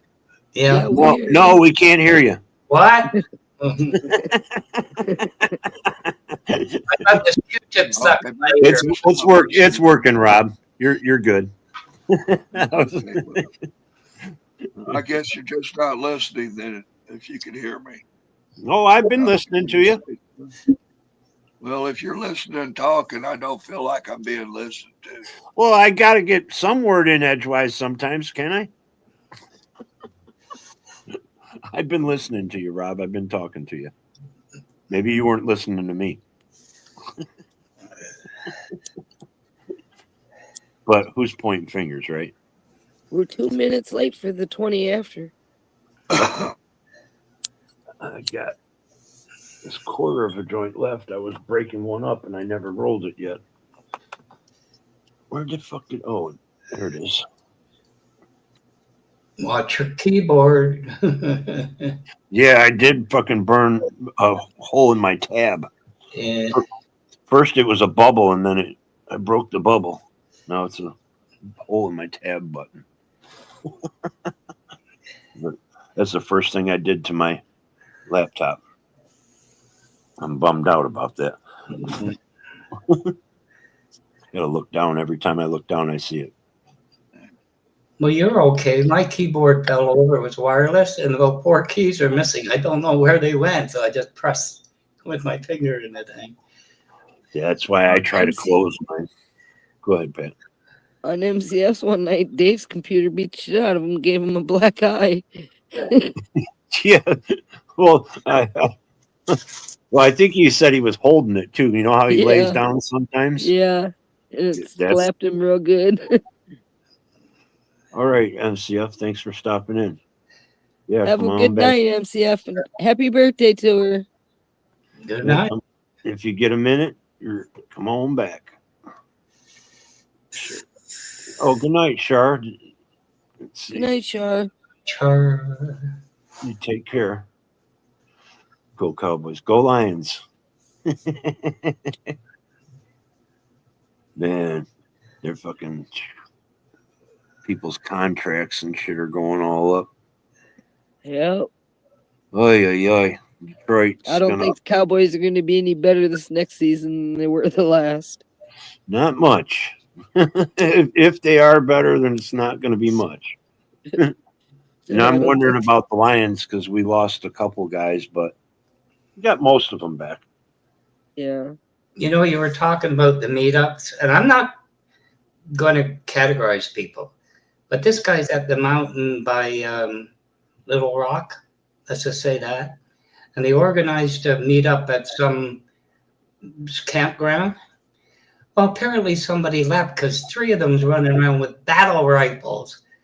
You gotta, the guy's got an arsenal in his truck. You know, and on what planet is that okay? You know, you're camping with your kids, and these guys are walking around with what they call battle rifles, whatever that is. You know, you kind of real rifles. They call them battle rifles. I've never heard of battle rifles. Me neither. Well, it's probably going to be a long gun, right? And I think to myself, why do you need 48 guns to go camping with your kids? You know, like camping and guns just don't mix unless you're on a hunting thing without your children. I could see Michigan's, we're a big gun state, and all my relatives had guns. And you know what? I lean Democrat, and I'm all for a fucking First or Second Amendment. I am too. I could see taking a gun on camping, but I'm not going to fucking load up the trunk. Yeah. Well, Yeah. I could see a CCW or something, you know, the way things are. But, you know, to walk around with, you know, like you're the militia or something. And then somebody, you know, those stylus pens, somebody wrote all over somebody's van. You can't get it off. And, like, duh. That shit happens all the time, though. Yeah, that's sad. But I don't know. Shit, living in the city, people would just walk through parking lots and key people's cars. Yeah, they do still down where I'm at. I notice people park their cars way in the back parking lot. They'll walk a half a block just to You know, I used to I mean, park don't mess mine up down. their cars. I Yeah, used my to park hubby my does car that. down. Yeah, my hubby does that. I know a lot of people, they sit there and drive around the parking lot trying to fucking find a close spot. And it's Yep. like, God damn, you know, you're only going to walk 5 more fucking car lengths.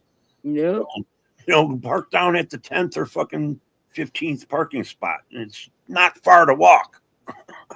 I've been getting in plenty walking lately. I've been hunting around mushrooms. Oh my gosh, my legs hurt. I haven't been doing a lot. Well, I mean, I walk up to the store and that, but that's nothing. I need to, as soon as this weather breaks, I'm going to start taking him for walks fucking 4 or 5 times a week. And I'm going to go all the way down the Grand River and back around to Telegraph. That's like a 3-mile walk. You know, I can get $80 a pound for these dang mushrooms. I'm gonna find as many as I can. You know, Yeah, this, them- sorry. That's all right. They Yes. have that morel hunting here too. And I'm gonna look for ginseng while I'm out too. I don't think they have ginseng here in Michigan. There might be, but I know the morel is my cousin, and I know a girlfriend of mine. We used to go out when she lived out in Oakland County and that. You got morels, you got ginseng. I can guarantee that. They And grow I'm in the not same sure. places. You're probably right. But just make sure you don't pick the poisonous ivy because it kind of looks the same. Yeah. You know what? This guy did a video. There was one time I went back roads to a main street where I used to live, and this woman's turning left in an Astro van. The guy's in a little black sedan. He walks around, he punched out the window. But this guy did it that I'm talking about, did a video, and he says, this black bitch, you know, and she cut me off, and I thought the guy's got a CCW. You know what he's talking about? Walmart with shopping carts. I thought he was going to blow this woman away because he cut it. Wow. I don't know what's. Go ahead. No, I was just going to say I couldn't. He's talking about Walmart with a shopping cart. You know, that's the crazy thing because they just had those protests over the weekend. And one of them, I don't know, I think it was in Indiana. The guy got out and was bitching because they were walking, you know, how they marching down the street. They make them march now. You can't stand out or you get arrested. Yeah. So they'll march and block traffic, even when it's fucking a green light. The crowd would just fucking walk across. So this guy got out and was bitching and everything, and then he went back to the car and fucking came out with a gun. Wow. Oh, jeez. And it's like, okay, I guess we're gonna start arresting protesters. Yeah. All I know is back when I was growing up, people would. A gun was the last thing a person thought of grabbing. Yeah. In an argument or something, you know, that just never crossed the mind. You know, you take out a gun and the person you're gonna take a life. That's the next option. You know, I'm not saying it's gonna happen, but it could. It's the intention, or there wouldn't be pulled. And you know, think about the consequences first. You know, you're taking somebody's life. A whole family's going to be grieving, and maybe lost the bread and butter of the family or whatever. And then you're going to fucking jail. Yeah, and ruining your family too. Yeah, and your family, then it's. And then they got to deal with what you did. Why you don't have to deal with it, except you got to deal with it in prison, but they got to deal with it out in real life. For what you did. Yeah, they'll be blamed for what you did. The one club I had to carry, the one club I was working at, and another bar that I worked at, I had one, but I would never have it on me. I would always put it in the back room because I did one time pull it out on somebody, and it was I found out after it was like most of my judgment was on emotion. Yeah, exactly. So it was like, well, I could have shot this guy because I was fucking pissed off. I wasn't going to take no more of the shit, and I knew right there. I was like, I'm not going to jail for fucking something stupid. Or even if I have to punch somebody or get my ass beat, I'm still not going to go for that gun unless they pull a weapon out. The only time I'm going to grab for a weapon against anybody is if I have to save a life. Yes. If I have to save a life, well, I've saved some people without weapons, but I mean, if they're pulling weapons out, I'm pulling weapons out. Yeah. That's My family does have weapons, and they have weapons that people don't agree we should have, but they're not used for bad. They're used for. A lot of people are against this, and I'll get shit for it, but they're used for entertainment. They're not used dangerously. They will not ever be pulled on a person. They are locked up when they're not being used. They are unloaded when they're not being used. Thanks for. You got to know what you're doing when it comes to weapons. You got to respect them. And you got to also remember it could be taken from you and you'd fucking be used against you. And usually they do get used against you because the person who you're going after looks at it as you were going to use it on them. So now I got it from you. Now I'm going to fucking do it to you. That's the normal reaction. They get in these gun safes, they're going to ruin the guns. They're not going to be usable. This one guy, there's a couple big guys got into it at the pool tables. And the guy hit the one guy with the stick. And when I came over, he fucking turned around and went to swing at me. And I pulled one of the pool balls. I don't know which one, but I smacked him in the fucking head with it. I'll tell you, that guy went down real quick. Our weapons are used for hunting only, and we target practice. I think that's the only time I used a weapon fucking in that bar. I don't think I've ever took a weapon anywhere besides hunting or target practicing. And you notice I call the pool ball a weapon. I don't need a knife or a gun. No. I can take a pencil and fucking hurt somebody. I can use my hands. I gouge your damn eyes out, and then I can do whatever I want to you. Well, I've broken 3 knuckles on this hand, and this hand cracks. So I learned to start putting my lighter in my hand. And I just pop people with the end of it. Yeah. You wouldn't believe how much that hurts. Oh yeah. I know. I've seen people do it.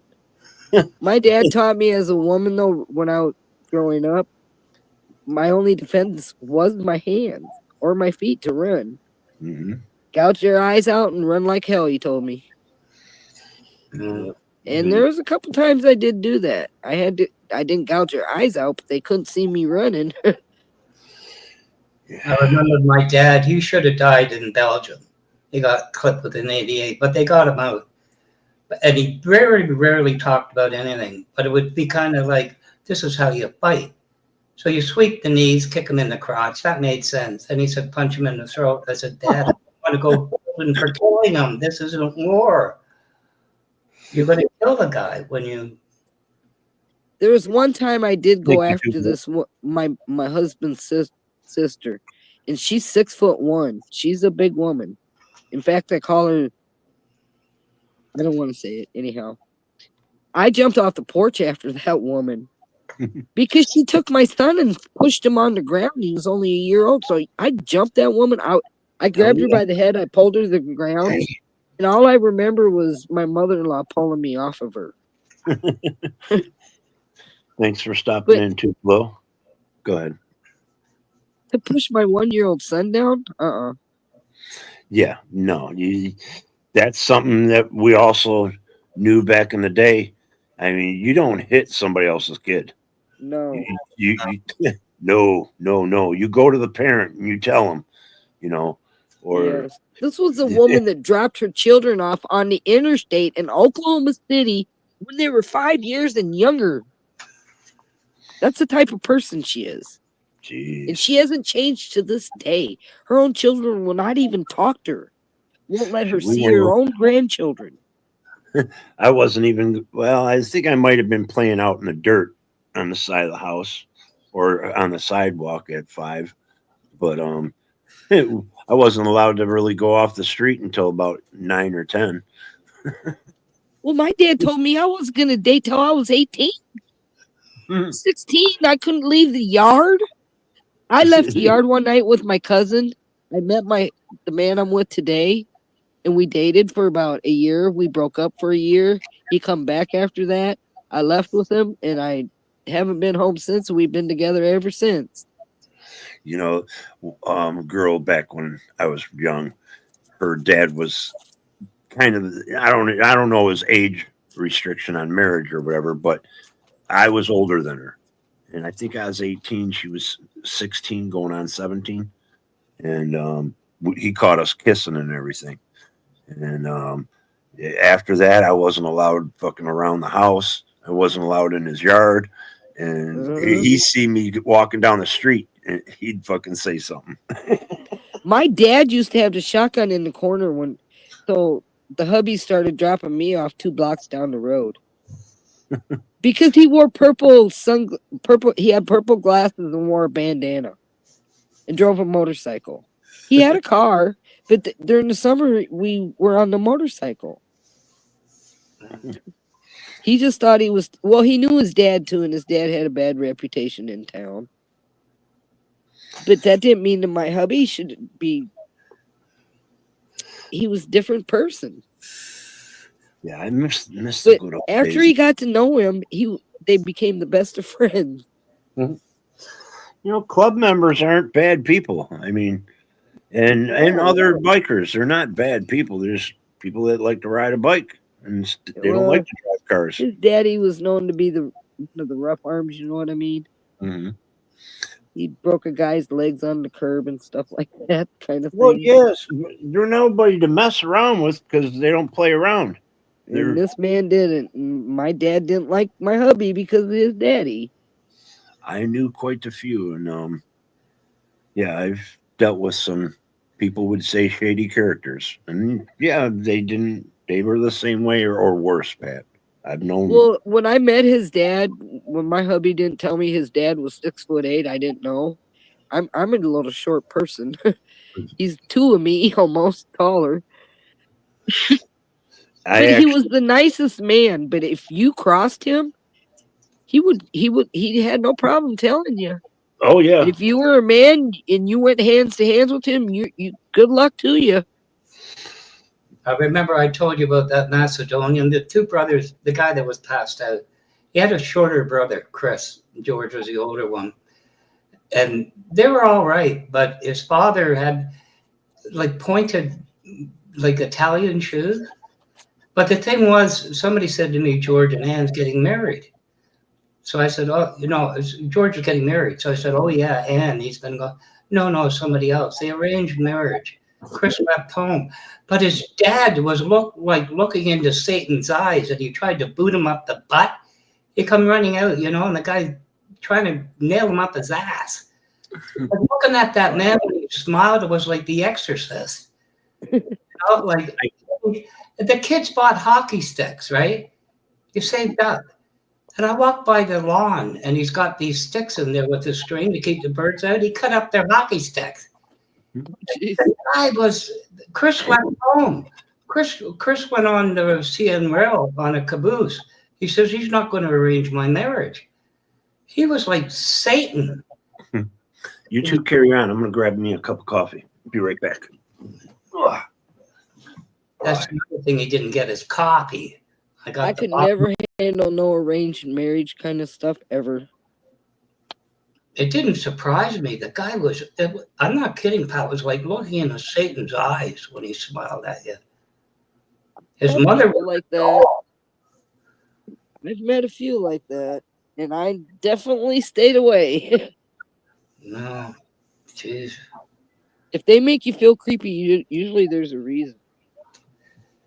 Well, it sounds like nothing to kick him, but if he got him with those pointed shoes, he'd be in the hospital. Yeah. Oh my God, that was my childhood, some of it. Well, back in the day when I was growing up, the favorite thing kids used to do was wear steel-toed boots. Oh, yeah. The It motor. wasn't for working. We had one house up the street. They used to Sunday mornings wash it out with a hose. But that was the Black BDRs, Black Diamond Riders. Hell's Angels started to come in. And I heard Johnny Sanchez went to prison. He says, second command, I want them together. Well, they weren't. Hell's Angels took them over. I heard it was a nice fight, but Johnny won. Apparently, they said, the second in command killed him, but no, he was around. I think it was up to. I knew a couple Hell's Angels, but mostly that was in my town were the Grim Reapers. Yeah. And I don't know if they're there anymore or not because I haven't been back there in 20 years. I think they're still around. At the time, the BDRs was it in Toronto, right? Well, Hell's Angels decided a turf war. Yeah. I'm sure there is still Hell's Angels running around. But have you ever heard in Chicago the Chingalings? Yeah. They're supposed to be the most wicked group. The most wicked biker gang we got down here where I'm at right now is MS-13. Them people have no mercy. No. I swear to God, they're the devil spawn, some people are. They will kill kids. They don't care. They don't care about any life at all. Yeah. And when I was growing up, the biker life wasn't like that. Nothing like that. No. It was more family oriented. I mean, yeah, they went out on the weekends and they raised hell, but during the week they went to work. They, did their things like normal people. Well, we used to go to drag strip, and this guy, Little Ricky, had a '67 Camaro, nitrous out. Yeah. All of a sudden, where's Little Ricky? Well, he came back. He's against the wall with a girl hanging off him, and he was cut from the groin to the top of the chest. It took him six or 8 months to heal. That was a message. When I was growing up too, I remember going to the bars when I shouldn't, but I was hanging out with my girlfriend. She lived behind a bar, and this kid bought a joint off a biker, and this was a bad bunch. And he forgot to give the guy a couple $1 for that joint. And that guy turned around and stabbed that kid right in the back. Yeah. I was like, "Jeez, I couldn't believe that." Yeah, I've been to a couple of clubhouses that I didn't want to be. And I looked at her and I said, "Debbie, you can't stay here." And I went home. She came home with me because she didn't want to stay there after that either. And she stayed with us for a couple months after that. I had a friend, he got a 49 knucklehead and rebuilt it, re-chromed. Well, he got drunk, apparently, and he went to some bar, Satan's Choice there, and he mentioned he had a rebuilt transmission. 2 of them came to pick it up. I said, Danny, there's only 2. But then again, you don't give it to him. There'll be 75 out there. Yeah. It's not a good... And he got his bike ripped off, too. They found it in parts. Yeah. But anyway... You got your good bikers and you got your bad bikers. Yeah. Well, he was stupid too. Apparently his brother-in-law or somebody he knew was undercover RCMP. And by the time they found the bike, they found the porks in the back frame. That was it. Oh yeah, they had that. A lot of bad stuff happens in that. But he was one friend. I'm sorry I ever re-hooked up with him. Yeah. I don't see any of them old friends like that. Most of them are dead and gone, and I don't know where the rest are anymore. Yeah, I've known I know some. where Debbie is still. She's my best friend. She'll always be my best friend. I'll know her till the day I die. A lot of the ones I know are gone, passed away. Yeah. But I've known Well, she some. got out of the life too, so. I know one person you guys could Google and read about them. Oh, I do too. I do too. I know a few. And They're he's dead and gone, but they're legends. I And I knew the guy. I mean, he was like you said, Pat, good guy, but when it come down to taking care of business, you better get out of the fucking way. Yep, Zilla knew one of them guys I knew, Motor. He mentioned him the other night, and I was like, "You knew him?" He said, "Well, he lived in Tucson." Well, sure he did. That's where he was when we met him. Well, if you know the two clubs, the main ones, you probably know the one guy I know or knew. I knew Whitey Bulger. Okay, that's the other side. Yep. That's what I figured. Bowman, Taco. Yeah. This guy used to You get. know, they were good guys, but like you said, if you cross them guys, you're screwed. Yep. I didn't know his last name until after he passed away. I mean, I didn't know Whitey's last name either till the FBI had him killed. I mean, he probably has said it once or twice, or somebody said it, but back then, and last names weren't. I didn't know him that good.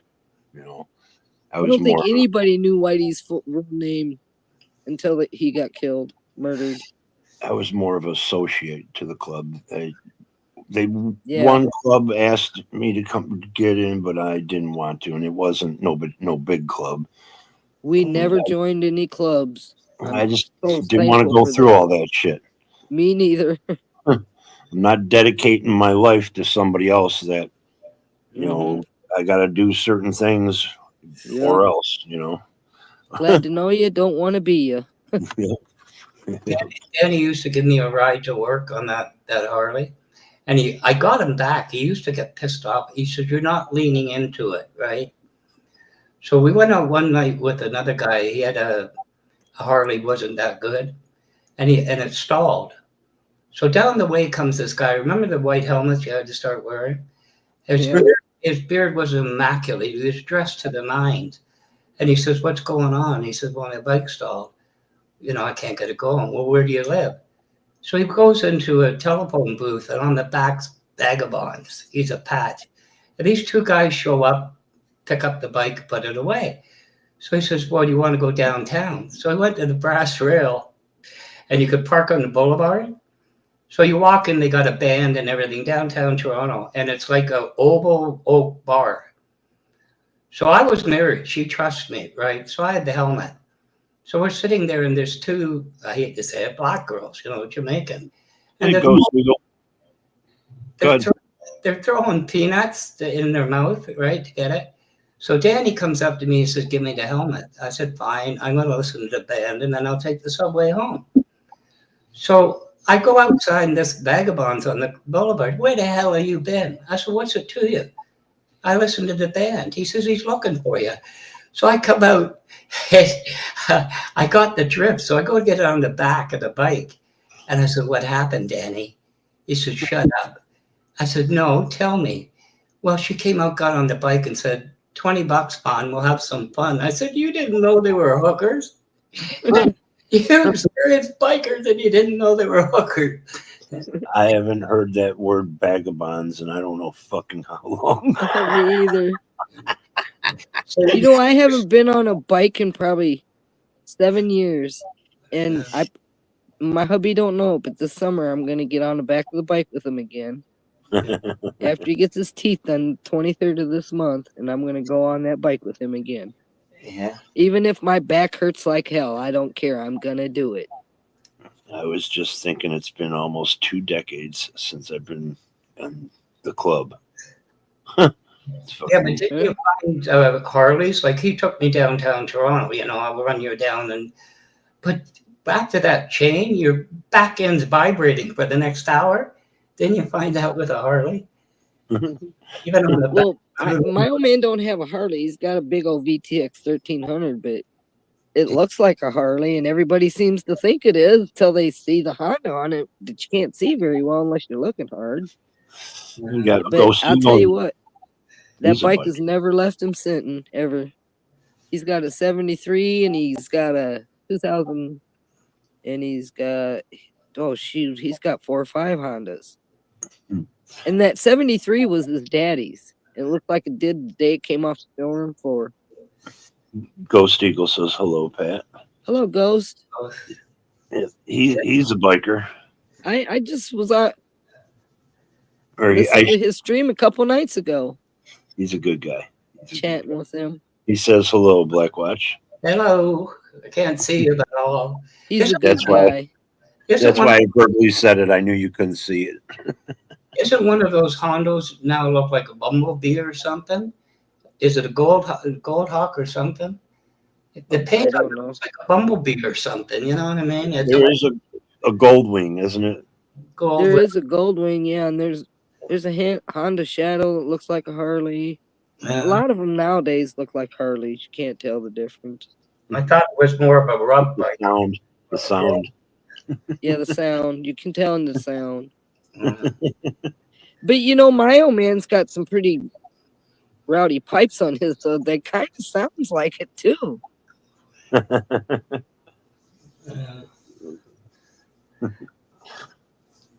I remember going to high school and I was waiting for my license, but we had the bikes, people going over cars.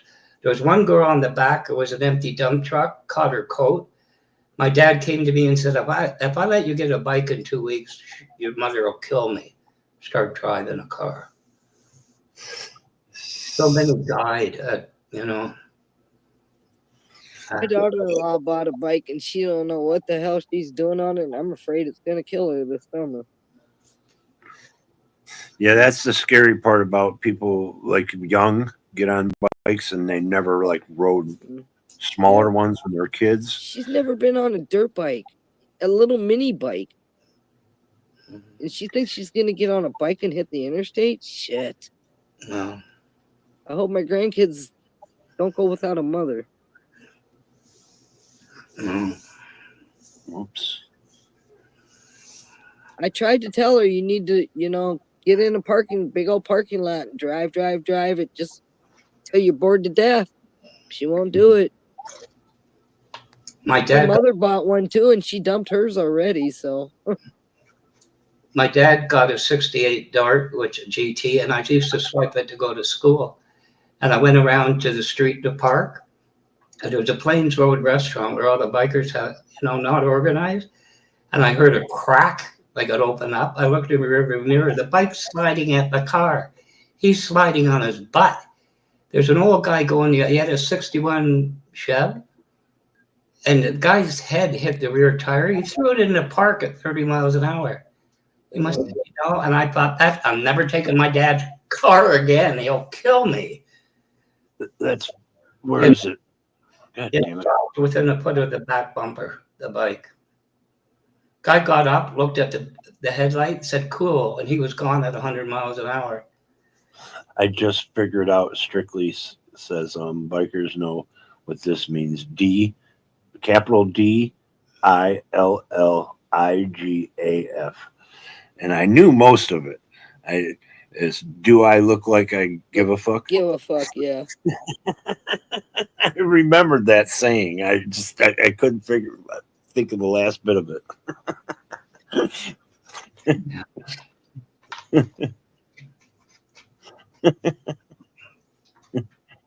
Yeah, okay, does. Do or does. Same thing.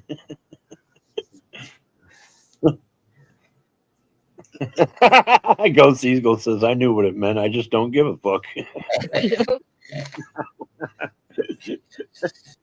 Oh, man. What are you doing, dog? He's got a harness he wears, and all I hear is he's over there scratching. I don't hear him scratch ever, really. I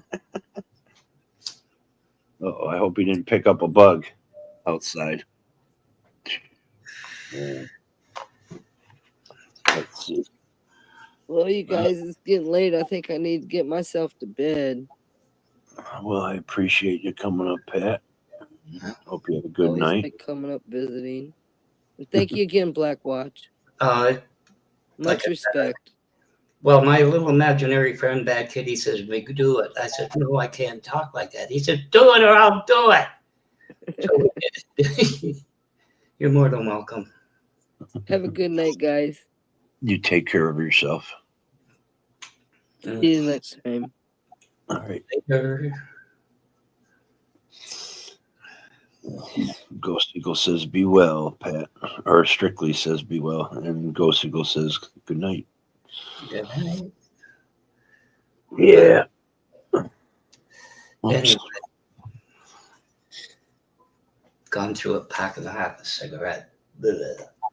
Jeez. Sit all day, you mean? Yeah, I can't. Wasn't until later on. I always worked midnights, and then I never had a regular sleep pattern. Now it's even worse. Yeah, when I was working a lot, I went up to 3 packs a day, but I found myself lighting probably a pack and a half of them, and they just burned. Yeah. You know, and so I was constantly lighting them. I'd come back to the ashtray and they'd be burnt. And fucking, okay, I'll light another one. Hit it a couple times and set it down and walk away again. That's what that drunk I used to smoke Export A, and his shirt was almost torn. And he'd come out of the computer room because you couldn't smoke. He'd light one, take 2 drags, go in, I'd come out, it's burned down, light another one. And I'm, no wonder you have 3 packs in your shirt.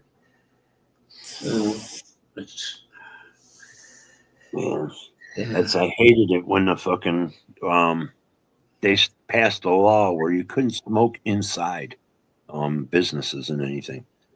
And luckily I was assistant manager and I could just set my cigarette outside the door, like burn and go back in.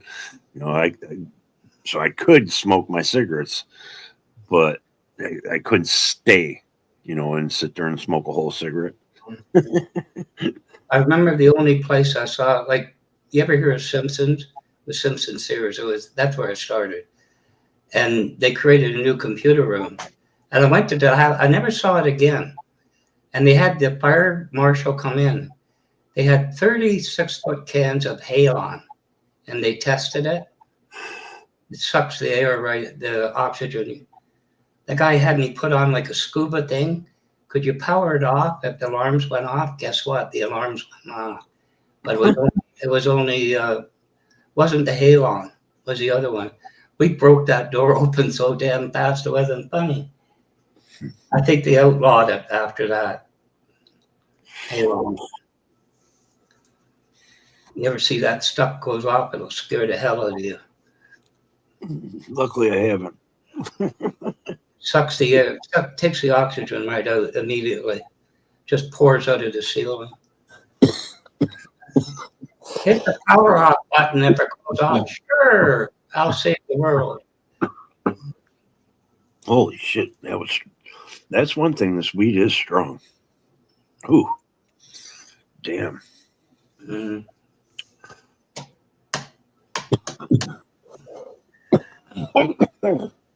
Damn. I think this stuff is better than I thought. That's one thing I have always found hard to do is hold it. Not ever hurt. It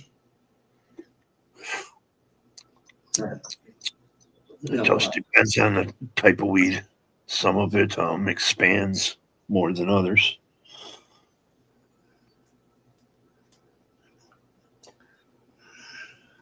I remember the night I stopped that. Went down the Don Valley. We had this other guide with us that went to Ryerson. He didn't get off, Ray and I did. At 64 Parisienne, I'm driving up a hill. I'm going, damn it. And Ray says, what's wrong? I said, car's going to stall. No, it didn't. It was me. I parked it and said, get out. And 4 plates of chips and gravy. Excuse me. Anyway. Man, I'm on another tab right now. I put some music in the background there, Blackwatch. Let's see. Give me some of that old time rock and roll. You know, it makes me move my soul. Here's your guy. I'll play this one for you. I told you I had it on my playlist last time. Before that. She burns. Yeah, that's just kind of a little ditty he did. You know, it's the one where it said "Make It Rain." Oh, wait a second. I don't even. It's really. No, it's. Oh, it is up there. No, it isn't. What am I doing? You can't hear it. I gotta share it first and bring it up behind us before anybody can hear it. That helps. From what I understand, Firefox won't allow sharing on StreamYard. Firefox? Yeah, I knew a woman. She tried it. She says, Chrome tried to update when I shut my laptop. I said, well, you do the live on Firefox. She tried to share. She couldn't. Wouldn't allow her. Yeah, can you hear that? Yeah. I know the song real well.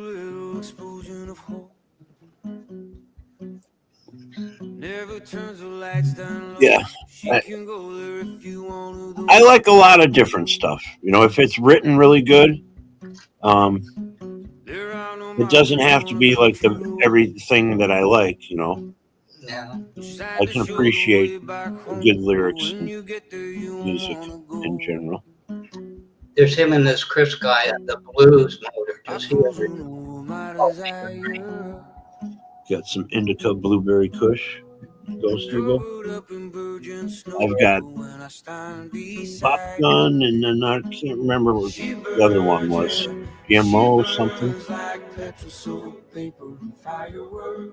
One's 31%, there's 32% THC.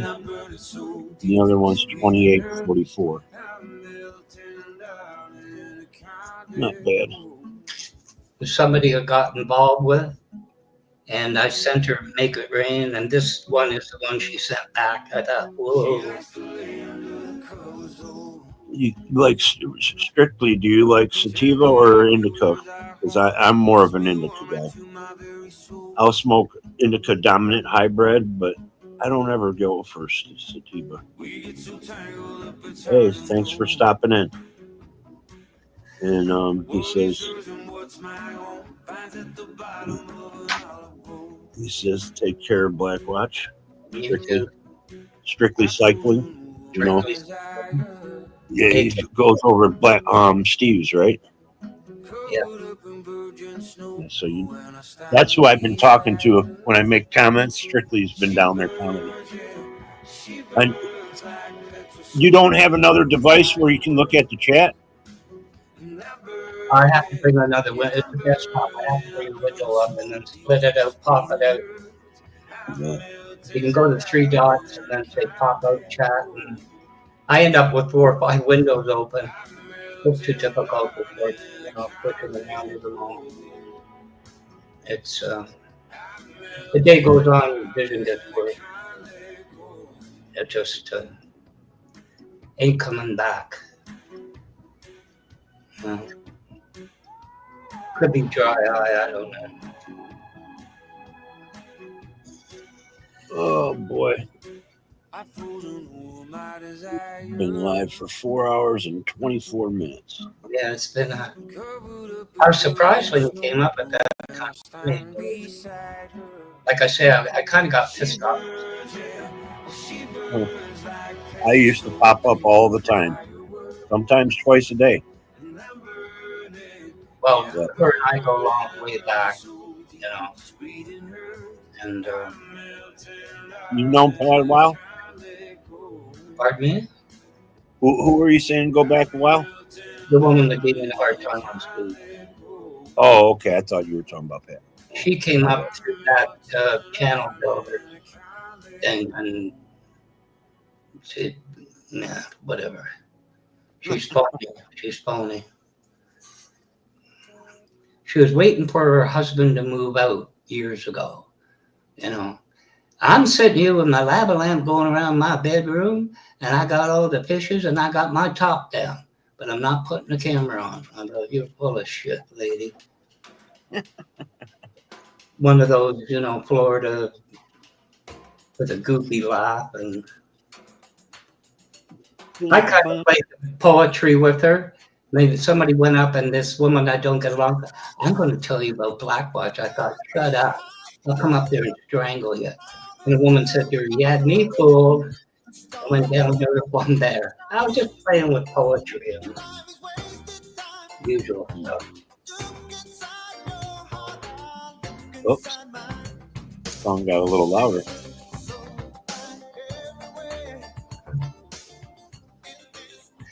There we go. That might be better. Yeah, I don't know if that Rag and Bone Man I found really good. Human, I like that. Well, he did the Christmas one, 2010, 2000 and something mule. The Christmas. He's really some of his songs. I think I've only heard one other song, and I haven't dove into him, but I like that one song a lot. Human. Oh, yeah, that was his first album he did, and like I said, he did Anywhere Away From Here, and then he recorded with Pink in the background. Anywhere Away. It's about his life. He's like Freddie Mercury. All his songs are about his life, and a lot of lyrics are like that. Yeah, he's kind of a blockhead. You know, he was a male nurse, kind of a stocky guy, and you know, I could see him at the time years ago, and he's got some dopey songs, but he's got some. Not one, I think it's called "Put a Little Hurt on Me." It's short, but it's wow. Just yeah. I like that one he did for Grover. That Still Walking Beside Me. That song's incredible. Wow.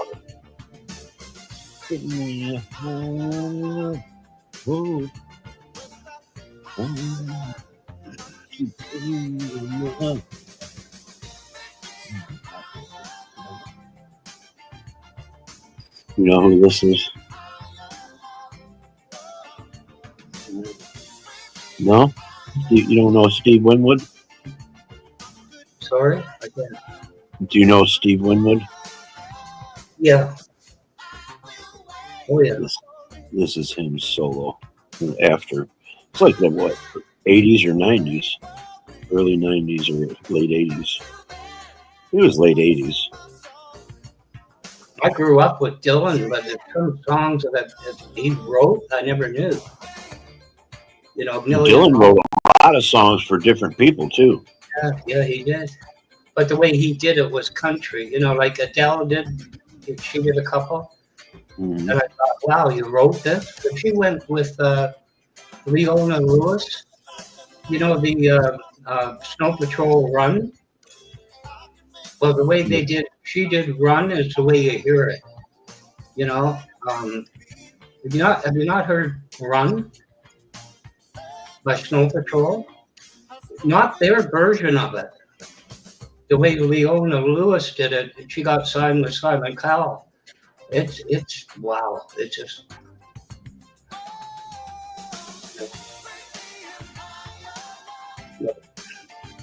Run did Chasing Cars. Recent film, Chasing Cars. You know, if I just lay here, would you lie with me? They did that. Snow Patrol. I heard of Snow Patrol, but I don't know any songs by them. Chasing Cars, Run's incredible. The way they do it, they did it with like flares. Like the real thing about it, they were in college, and some guy, I don't know, speed or LSD, and he fell down the stairs. And the guy found him. That's what Run was based on. But it's incredible. You look at it, Leona Lewis Run. Just wow. Quite the song. I don't know how I can still hear you or something. Oh, it's it's incredible the way she did it. But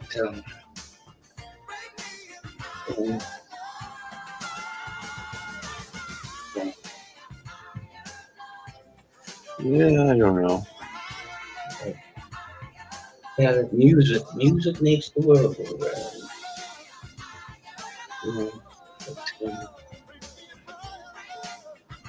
Kind of said something to that woman. That's where I heard it. And there's some blues channel that puts these together, and she was listening to it. And that's Make It Rain, Boy Bland. I said I didn't mean it like that. Yeah. I should have known better than to fall into that. 3 years out of my life. Today is the 7th. Oh. It's going to be May pretty soon. I can't believe it. You got a few more weeks. There we go. Good song. You haven't heard some of those songs? I'm surprised.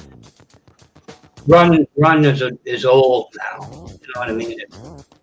I've heard Snow Patrol, and you know what? I might have seen him in concert, Black Watch. But I just don't. It's not my cup of tea. You know, I mean, they didn't have no big hits where it went nationwide or whatever. Well, if you heard them do Run, you're kind of, yeah, like, okay. But the way that Leona Lewis rewrote it, the lyric, the vocals, it's just it's a different song. And, one thing I've always said is a band is, if you know them, they've had one good hit. Yeah, there's a lot of that. Yeah. You ever hear the one from the 60s, Walking My Cat Named Dog? I'm walking my cat named Dog. No, I've never heard that. The fog. With one of those one-hit, stupid songs. One-hit wonders. Yeah. I don't know. I don't even know who did it now. But if you hear Dylan do some of those songs that Adele did, you go, you know what I mean? It's a folk kind of. That's what it was, folk. I like the what is it called? Masters of War. I heard the name, but it doesn't. Pearl Jam. Eddie Vedder sings it solo. And it's good. So many are gone now. Kind of like a what do they call it? Like you said, a folk, but anti-war, kind of like a War Pigs, but a more calm version. That's why I hear protests. That's what the 60s were. Remember the one Eva Destruction? Yep. All those ones are coming out, and Dylan, all anti. There was Gordon Lightfoot. You had the Beatles. They had the Stones. Mamas and the Papas. There's a bunch of them. Was it the peace movement? The flower power, all that shit. Yeah. Yep. I even spoke about it earlier. I was saying about the Hard Hat riots. That was the end of them. Beginning of the end, I should say. California dreaming on such a winter's day. Stopped into a church. I passed along the way. The preacher liked the cold. All those ones. Was it Tommy? Tommy something and the Shandels, or Tommy James and the Shandell. Yeah. What was that song? I can't. Four Seasons. They only had one hit. They had the Four Seasons. Well, they had Sherry. They had Stay.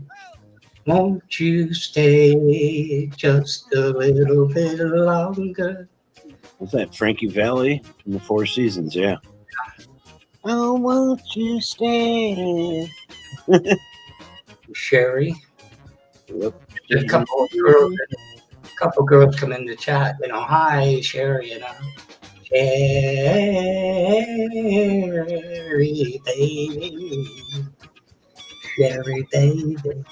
That's funny. Like, I think, what's his name? Casey Jones started like Marissa.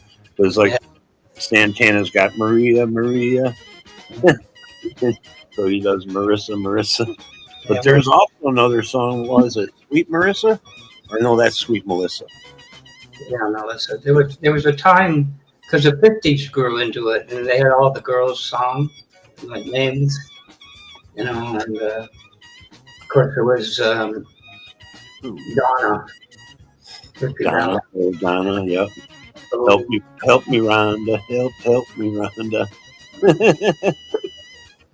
Yeah, there's a lot of them probably that. I mean, if I think enough, I'd think of them. Susie Q. Oh, yeah. Susie Q. So all those. I really like Lou Diamond Phillips when he played Richie Valens in the movie. You know, that was really good. So, but download Grammarly for free. Yeah. Here we go. It was a great time that decade, motor 60s. Kenny Loggins and Messina. Yeah. Messina. That's what it is. Messina.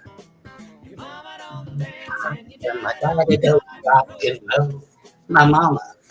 Now, Kenny Loggins had a couple hits. He sang one with Stevie Nicks. I can't remember the name of it. Yeah. Oh, Kenny Rogers' first one was the first edition. Just dropped in this new record edition.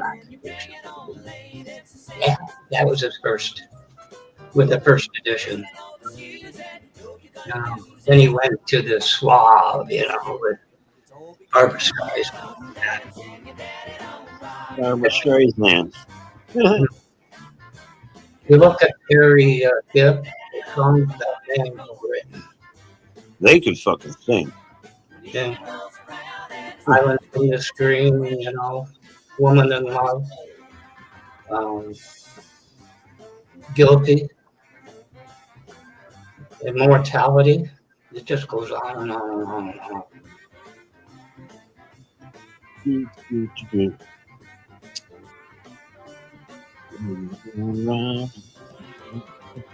There you go.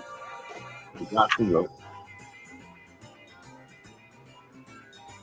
Oh, I got another one that Make It Rain by Foyle Vance. That's the one. That is a hell of a song. I got that on this playlist here too. It's a real blues. You know what I mean? Like it's one Chris somebody and it's Elevator to Heaven. It's another one. Gonna take the next elevator to heaven. The real blues, really. Well, here's the one, Kenny Loggins, Stevie Nicks. Whenever I Call You Friend. Whenever I call you friend.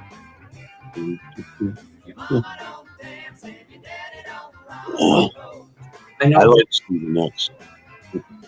Yeah, she was. No, she's gone. Oh, she's alive still. Is she? I thought. Oh, yeah. Stevie Nicks is still kicking. Fleetwood Mac, he's still the drummer still. I don't know about all the band now, but I know Stevie Nicks was just touring this year. Or last. I know she was. I heard something, believe it or not.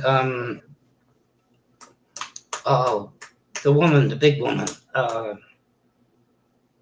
Mamas and the Papas. Oh. The big heavy woman. What's her name? Mama Cass. Yeah, that Mama Cass. She was in competition with Barbra Streisand to come up, and she wanted that Doherty. She loved him, but apparently she got hit in the head with something. Her voice changed, and they accepted her. Yeah, what? Yeah, but it's true. She competed with Barbara Streisand. She's one crazy woman. Janis Joplin. Janis Joplin. Somebody just showed me a song. Somebody put a mix together with Janis Joplin and Amy Winehouse. It was good. It was good. I liked it. Anybody who came in contact with Clive Davis, bad news. Clive Davis. His name sounds familiar. He's head of BMI or something. He found Janis Joplin, you know. Take it. Just take another little piece of my heart now, baby. And he ushered in 7 Club. Holy shit. Tokyo stock market dropped 2,500, 2,600. It's dropping right now. Yeah. I wonder why. Wow. I hate to say it, you know, here we go again, but I left Spain. He got set up and everybody's boring and everything, so I quit him. I can't deal with that anymore. Stayed with him for almost 3 years. But anyway, everybody moves on.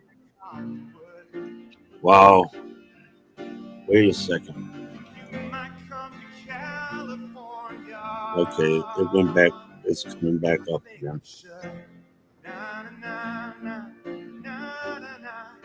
I don't know what I just said now. I think it was just around 1,300. I don't know how it jumped so fast. It jumped almost around 1,000 just now. Now it's going back down. It's back and forth. It will go down though at the end of the day. I think even his billionaire friends, Warren Buffett, can pick up on these offerings. You know, so. Warren Buffett's not his friend. No, I know that. I just that in. Elon. Yeah. I think Tesla dropped 40%. Everybody's selling off Tesla. Yeah, and then they're buying it up. Pennies on the dollar. Well, if they want to, I don't think I think. No, I'm talking about the fucking big billionaires. Oh yeah. Once the shares are fucking down low, they'll buy them all up. That's how they get richer. When the stocks go back up, that's when they get richer. Yeah, but I heard Germany, the Tesla is down 76%, 60-something in the Netherlands. People aren't buying. The market's buying up. The guy could go. He could retire right now. It wouldn't fucking matter to him. No, it wouldn't. It doesn't matter. It's kind of like these fuckers boycotting certain companies and shit. Yeah. These motherfuckers been around for decades. Yeah. You know, or they're multi-billion-dollar companies or whatever. You're not going to run them out of business. Sorry. Somebody was on about this whole selling thing. I put in the chat. Nobody said anything after that. I said, imagine how much you save if you take all the SpaceX money. Your audio's starting to go. Stop it.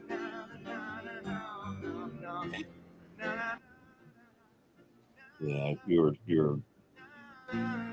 cutting in and out there for a second. Yeah.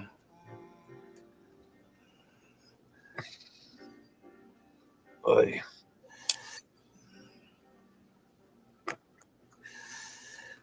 But you know what? Did I get me coffee? Yeah, I did. Good. I didn't know if I grabbed a cup of coffee or not. Because I use Amazon AI. I'm going to show you a way to Right. make. I more or less did without for about 5 or 7 days. I was drinking coffee. My stomach's so screwed up from coffee. It isn't funny. Yeah, I gotta get off the coffee kick too. I drink a lot of coffee. Well, he was getting me powdered thing, and I said, I know it's going to cost money, but the coffee made, it's $16 for a big jug of it. Not that big, but was it ever good coffee? Coffee made. Let's see here. I don't know. There we go. Oh.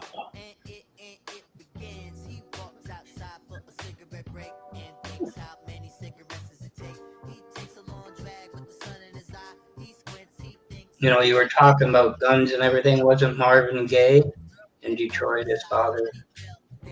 Yeah, his dad shot him on the front lawn. Yeah. It's not funny, but No, well, I chuckle in a nervous way. yeah. It's ridiculous. There's a lot of that at the time. Here today, gone tomorrow. He had some good songs. Lionel Richie. Yeah. Marvin Gaye, yeah, he had a lot. Yeah. I had one of his albums, and I liked a lot of songs on it that I've never heard on the radio. Yeah. Distant Lover. What was the other one? 2 songs on the B side that were really good songs, and I never heard them on the radio. But he's saying "What's Going On," "Sexual Healing." What's that other good? He's got 2 or 3 other really good songs. Temptations was one of my favorites from Motown. Yeah, Temptation. There's Fifth Dimension. That's why I like that Back to the Future, you know, where he goes back. You know, it's supposed to be the... Yeah, I know. You don't like it, but your kids will love it. I got to shake David Ruffin's hand at the 26th or 36th District Court. Yeah. He was going in front of a judge the same day I was. Met him out in the hallway before the judge came in. I'll never forget May the 3rd, 1969. I saved all my money up, and I was going to go see Cat Mother and the All Night Newsboys opening for Jimi Hendrix. Oh, wow. And my girlfriend broke up with me. And I was at high school, and stockings, right? So Diane. And I caught on to about 3 minutes into it. And she said, "Do you think I know Linda? Do you think I'm going to give it up for her?" But we went back together again before the concert. And that's when he got nailed at the airport. His entourage tried to take a fall for the drug. And he went before the judge. And he was going to deport him. But his 2 daughters had tickets for that night. The stage was lined with cops, shoulder to shoulder. They took him to the airport, put him on a plane. But that was one hell of a concert. If you see the videos on YouTube, it doesn't do justice to that night. They searched you for cameras. But, yeah, he, foxy lady, all along the watchtower. And with his red bandana and all his pedals with 3 Fender Towers. And it was quite the night.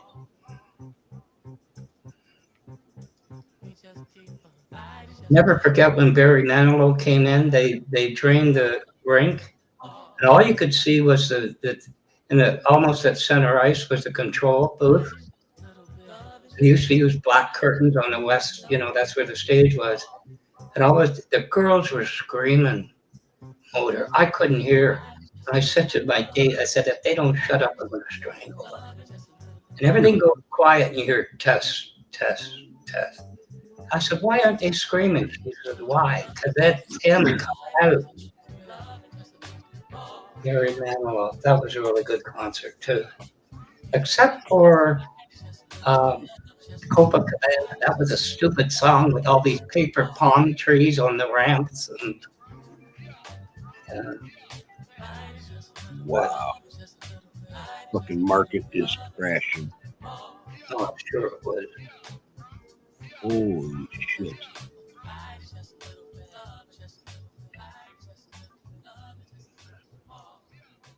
Went down 4,800 on the futures the last 2 months. Yeah. That's crazy. That friend of mine in the 90s, he worked at GM. He used to come home, walk home, he moved there. Say to the kids, where your mother? She's down the street doing crack. So he dumped her. But he was heavily invested with emerging Asian market. So I said, Bob, I just pulled my money out. He said, well, she didn't tell me. He lost 27%. The woman in Australia I told you about lost 38% when the Asian markets, emerging Asian markets crashed in the 90s. Well, right now the market's down 11 something percent. So when it hits 20%, we're officially heading to a recession. Yeah, it goes into a reset, and that's not good. That's when the markets are gonna fucking, everybody is gonna pay dearly. We're gonna all fucking pay out of our pocket. And I think, in my opinion, one man's responsible for that. Yeah, right now it's only one person's fault. There's nobody else to fucking blame. Nobody. I don't give a fuck what anybody says. Now can a reset be good? It's never been good. But apparently some people have great faith. I don't know. Hey, and then he's like, we've had, I said 32 semis were turned around that were going to food banks around Michigan. I've heard, I think it was Tennessee that had some returned now too. And is it Ohio or Indiana? One of those two states had the same problems too. They're not feeding the fucking poor anymore. Things are going to get really bad. You ain't kidding. Crime's going to go up. People are going to die. Yeah. I mean, I don't know. I don't know how many people can, and they do say it's only been 4 months. It's only been, It's only been 3 months actually. Or whatever it is. January 20th ain't even been 3. Yeah. I mean, stock markets went down fucking 4,000 with the futures. It's went down 4,800 points. Wasn't it 3.6 billion or 6.3 billion? Trillion lost in 2 days.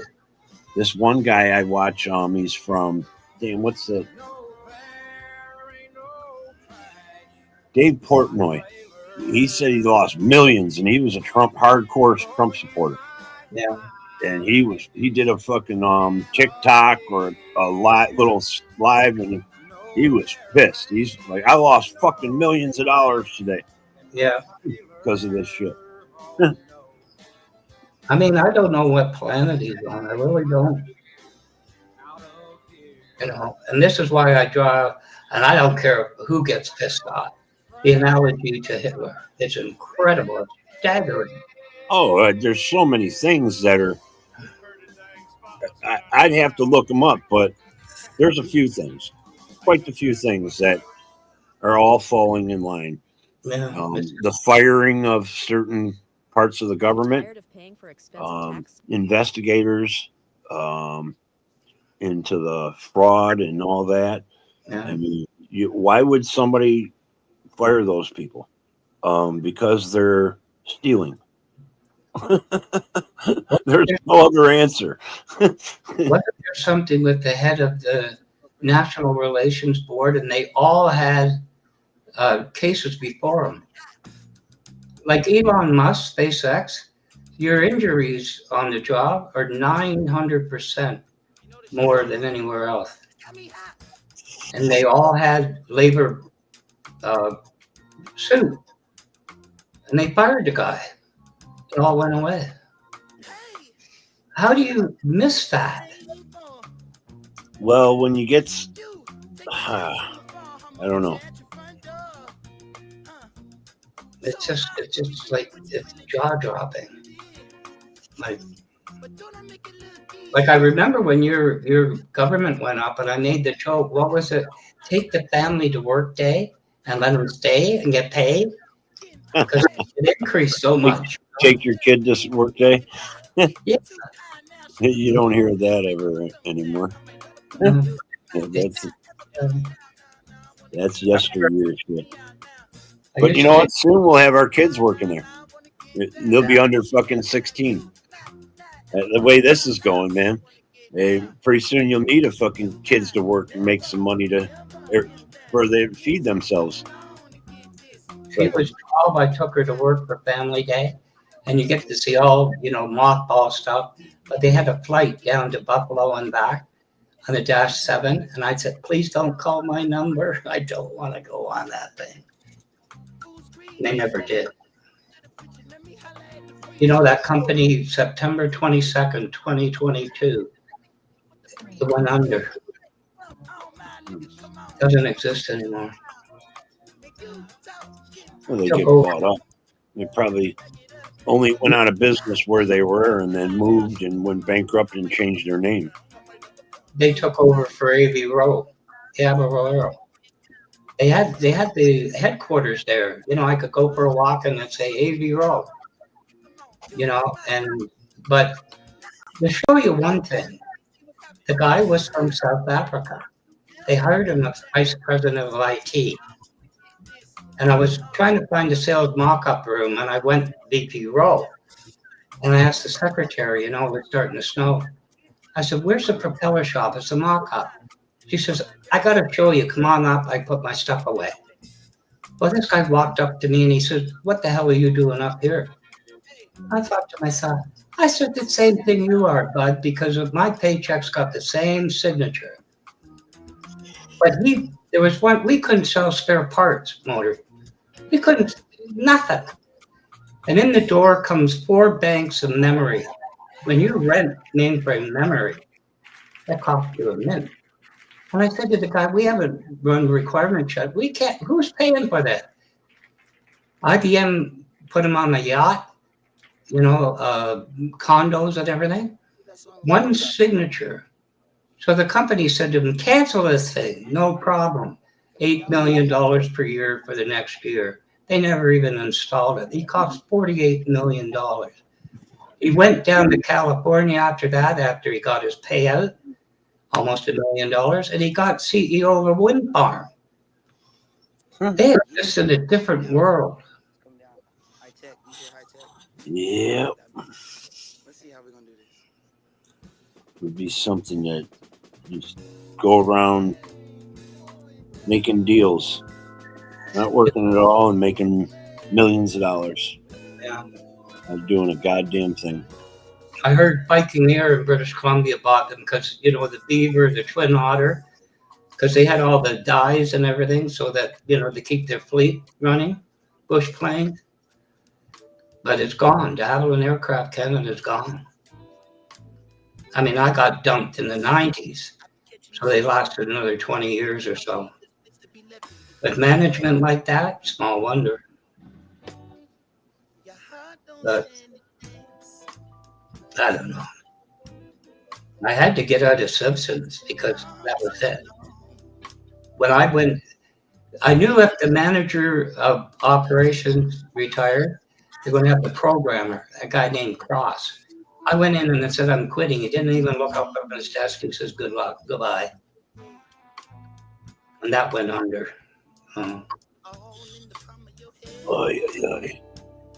Oh, that's right. I brought my fucking clips in here.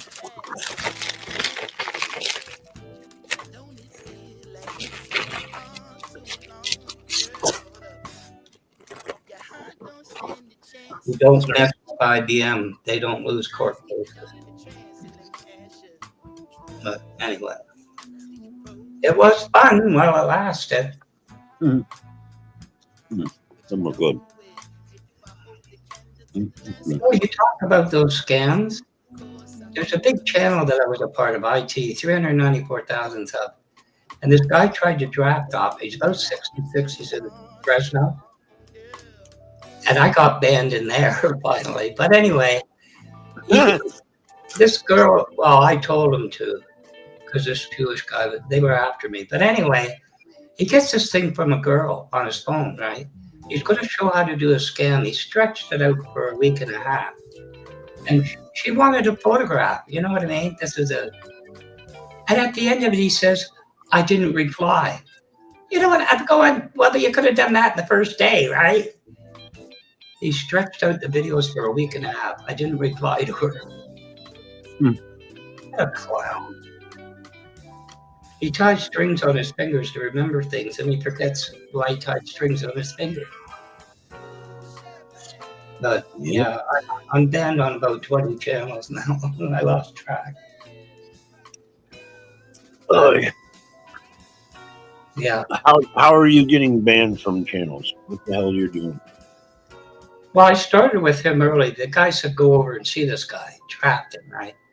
And I thought, this guy's stupid, right? But I went the second time, and he called me, Blackwatch is my favorite troll. I get up, because he's an MSP, Microsoft Service Provider for lawyers and that. He says, I go for my walk, and I wonder what Blackwatch is going to do to me today. And I walk home, and I wonder, what's Blackwatch going to do before I start work? Then I have my coffee break. I wonder what Blackwatch is going to do to me today. But he allowed things. There's a guy near you, and I'm sorry he is. He's a quintessential Jew. He retired as a boss, like a programmer, and they went by his own words. Him and a wife went to dinner, and his wife's girlfriend had a link to a Fortune 25 company. They hired him as vice president of IT. And from day one, he started with me. From day one. And he was condescending. It was kind of like, well, Chris, you were stupid to do what you did, so I'm going to help you. He had no idea what he did. So I complained. And then some guy I had a run-in with. And all of a sudden I'm getting emails from certain sites. So 20 minutes before it started was 20 people in there. I said, Doug, what would you do if your friend did this to you? He said, don't do this in my chat. With, handle your own thing. So I kind of went out the kitchen. I got pissed off. I said, Doug, hit the fucking hi-fi channel button. He did. I was gone. She just turned 99. She said, you've got a good idea. Because he supported this guy. But I don't really. I don't really care. As my brand continues to grow, It's going to make no sense that this guy had girls running servers, Fortune 25 company. I said, why don't you put TLS 1.3 on and then TMP? Then nobody talks to anybody. 2 days later, he says, do you know you were right? I said, duh, that's what I do. It was not good. big smile on my face. Like I didn't know what I was talking about. But anyway, he's a miserable know-it-all. Excuse me. His driveway has underground piping, so he doesn't have to shovel. He's got an in-ground pool. He's got a 4-car garage. Set R1 black on black, a Tesla. You know what I mean? Whatever.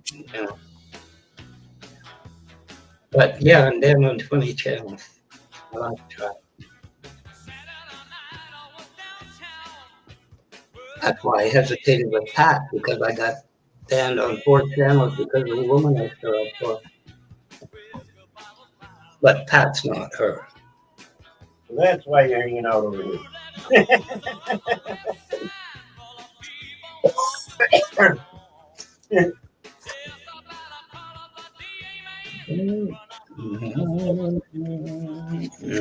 Helicopter right over.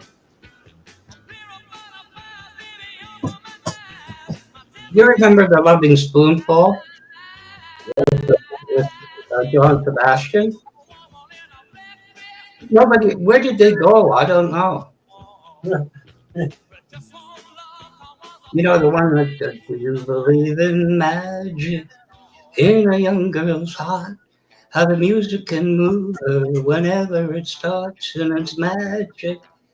Did Nashville Cats and all that? Well, a lot of bands, the majority of them break up. And then there's some of them are just one-hit wonders, and they never make another great song again. You know, 3 years before it came out, they said, because we have an auditorium, like a lecture thing with a ramp. If you want to go here, we're going to have, you know, entertainment. But sure, right? There's only so many can go. We had 1,000 kids or something. And you know what the band started to sing? What?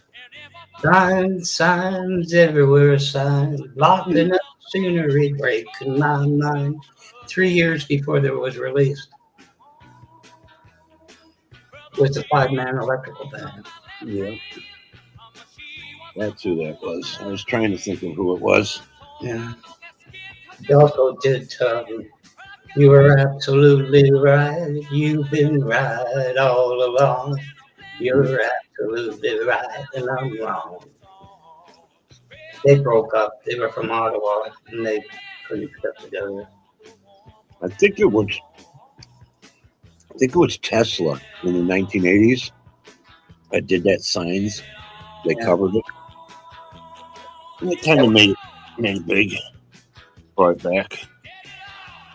He picked it up. If you look at the Gardner Expressway in Toronto, which is raised over the lakeshore, that's all you see is these big signs, you know what I mean? And that's where they got from. Advertising signs. And that's quite the song when you think about it. A decade or two ago, they stopped. They took them down off the freeways. Yeah. Signs around here. But you'd be looking at rooftops, you know, because it's raised over the lakeshore. That's the biggest construction mistake ever done. Used to drive on the lakeshore under that, and the concrete would be falling off of it on the car. Don Valley Parkway, which was a parkway. It was stupid.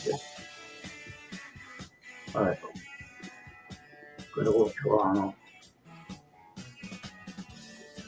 But I'll tell you, I had fun growing up with the 60s muscle cars. That was the era of the muscle car.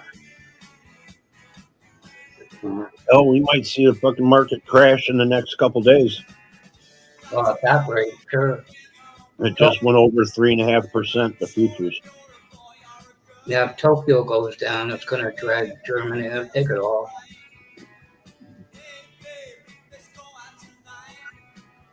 Could you imagine being locked in, you know, like a management fund for your RSPs or your 401ks down there? You'll be bleeding. I know somebody the other night just told us they lost $800 already. Yeah. And that's just in, you know, they probably like penny stocks, you know, small stocks. Yeah. I mean, that's pretty devastating. You're losing that. That's a payment, you know, don't they get that every month or every, you know, so much profit of it every month? Kind of like a check in the mail. But that check's going to be a little smaller this time.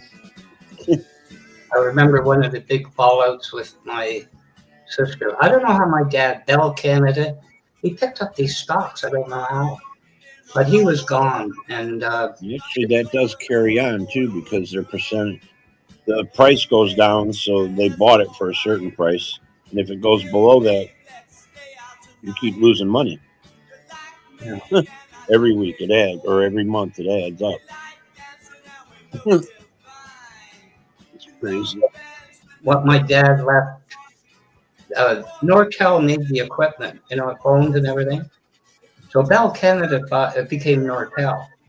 So they figured, like your batteries, right? We'll just buy the company. Well, shortly after that, we got a thing. They're selling it off. So it was between my mom and I, and half for her and my mom. And I said, "What are you going to give us? A couple of stocks?" She said, "No, 134 a share." I said, "Cash?" She said, "Yeah." I said, "Sell it." She said, "Mom's going to pay income tax." I said, "Give it to me. I'm not doing anything. I'll give you the cash." We lost tens of thousands of dollars.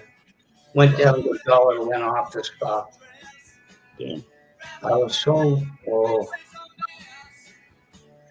I said, sign it over to me, I'll sell it, I'll pay on me, and I'll give you the cash. She didn't. I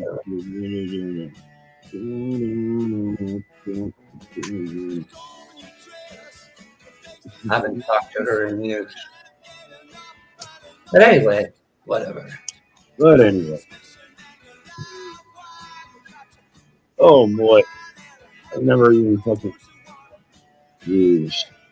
I had just drunk. Half broke up. The last hour. Haven't rolled it.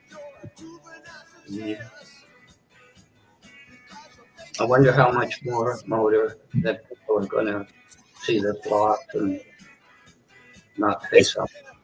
How much what? How much more damage economically before somebody said something. Whoa, I turned that up loud. There's been a couple people, and that's on the Republican side, have said stuff. But they ain't saying it loud enough. You know, they're kind of like, oh, if they giving it a 50-50 chance kind of like thing. Well, he's throwing a Hail Mary, and you know, it either is good or going to be bad. Like, okay, so are you approving of this or what? Are you going to try to stop it? Do something. You're a politician. Well, it just went over 1,400 down. Recent thing I told you that channel does, they do at least one on Sundays. And they said Trump has had 27% of his time off to golf, and it's now costing the taxpayer over $30 million. Well, they said the last term he fucking did like 10 months. If they rounded it off for 10 months, he spent at his fucking golf clubs. It's like, wow. You know, out of 4 years, 10 months he was fucking golfing. Jesus, I don't know. That's quite a job, eh? If you can get it. Hey, you know, you sign a couple bills and fuck something up and then go golfing. Yeah. Another 10,000 fucking people went homeless or lost their checks. No big deal. Let's go golf. I don't know if I told you, there's one thing he denied. He went to the Pentagon. This is before the F-47. Apparently to discuss possible war with China. But guess who he took? Elon Musk. And the people said, what's he doing there? Well, he's not there for that reason. What? You couldn't drive your Tesla over? What are you doing at the Pentagon to discuss possible war plans with China? He shouldn't be there for one thing. The guys never did a security clearance. No. He's not supposed to be dealing with government fucking. Oh man, I just want to pull your hair out. Yeah, it's just like you kind of go, what? And never mind the theory of war with China. That doesn't bother you. Like, what? It's just wow. China will never go to war with us unless the only thing that might do is try to take Taiwan. Oh, they've always wanted Taiwan. They've always, for decades. Well, it was part of China. They let them be their own. I think the only reason they leave Hong Kong alone is because of financial concerns there, worldwide finance. Well, Hong Kong was owned by British. They let it go in 49. They put a commemorative little coin out that Hong Kong is now free, 1949. Yeah, but then they just gave it back to China just recently. Yeah, a decade or two ago. But it's all the banking in there that they don't want to mess with. That's the funniest thing is a lot of people over here And people even in Europe probably do not understand that China's got a lot of capitalism in them now. Oh yeah. They're not as socialist as they used to be. No, because I heard something that because they kind of said, about Trump, he bankrupted 6 companies, but who bailed them out? George Bank, which was under scrutiny for money laundering for Russia. You kind of go like, what? Yeah, that's the scary part. It should be scary, but everybody's numb and they're not paying attention. No. He's aiding and abetting fucking Russia. I mean, he's helping them out. And of course, they brought up John McCain years too, right? When him and John McCain went at it. I don't agree with John McCain, all of his politics or some of it, but the guy fought for our fucking country. Well, that was the point about, Trump skirting, with the bone spurs and everything.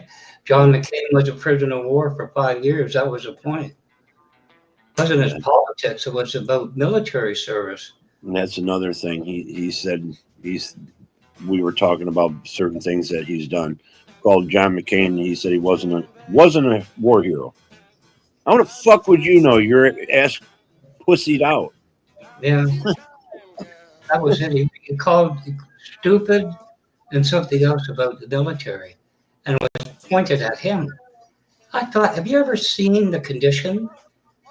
Imagine that for 5 years. You want to kill yourself. And yet he still survived. I didn't agree with his politics, but I mean, that in itself. But anyway, whatever. It's good, should get some kind of respect, That was it. See, I went through the years when you had draft dodgers and everything. They all came up here. I remember that, and conscientious objectors. I could see it. I always thought Nam was a waste of time.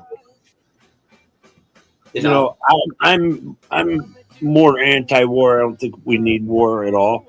But I wouldn't go against somebody even if they were a draft dodger. But when they make it big, or they preach about being patriot or something bigger than what they are, then I got a problem with it. Yeah. So.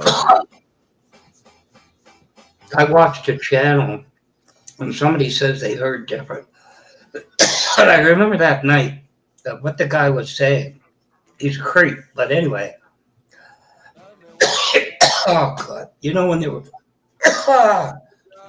Get a drink. Get a drink. When it.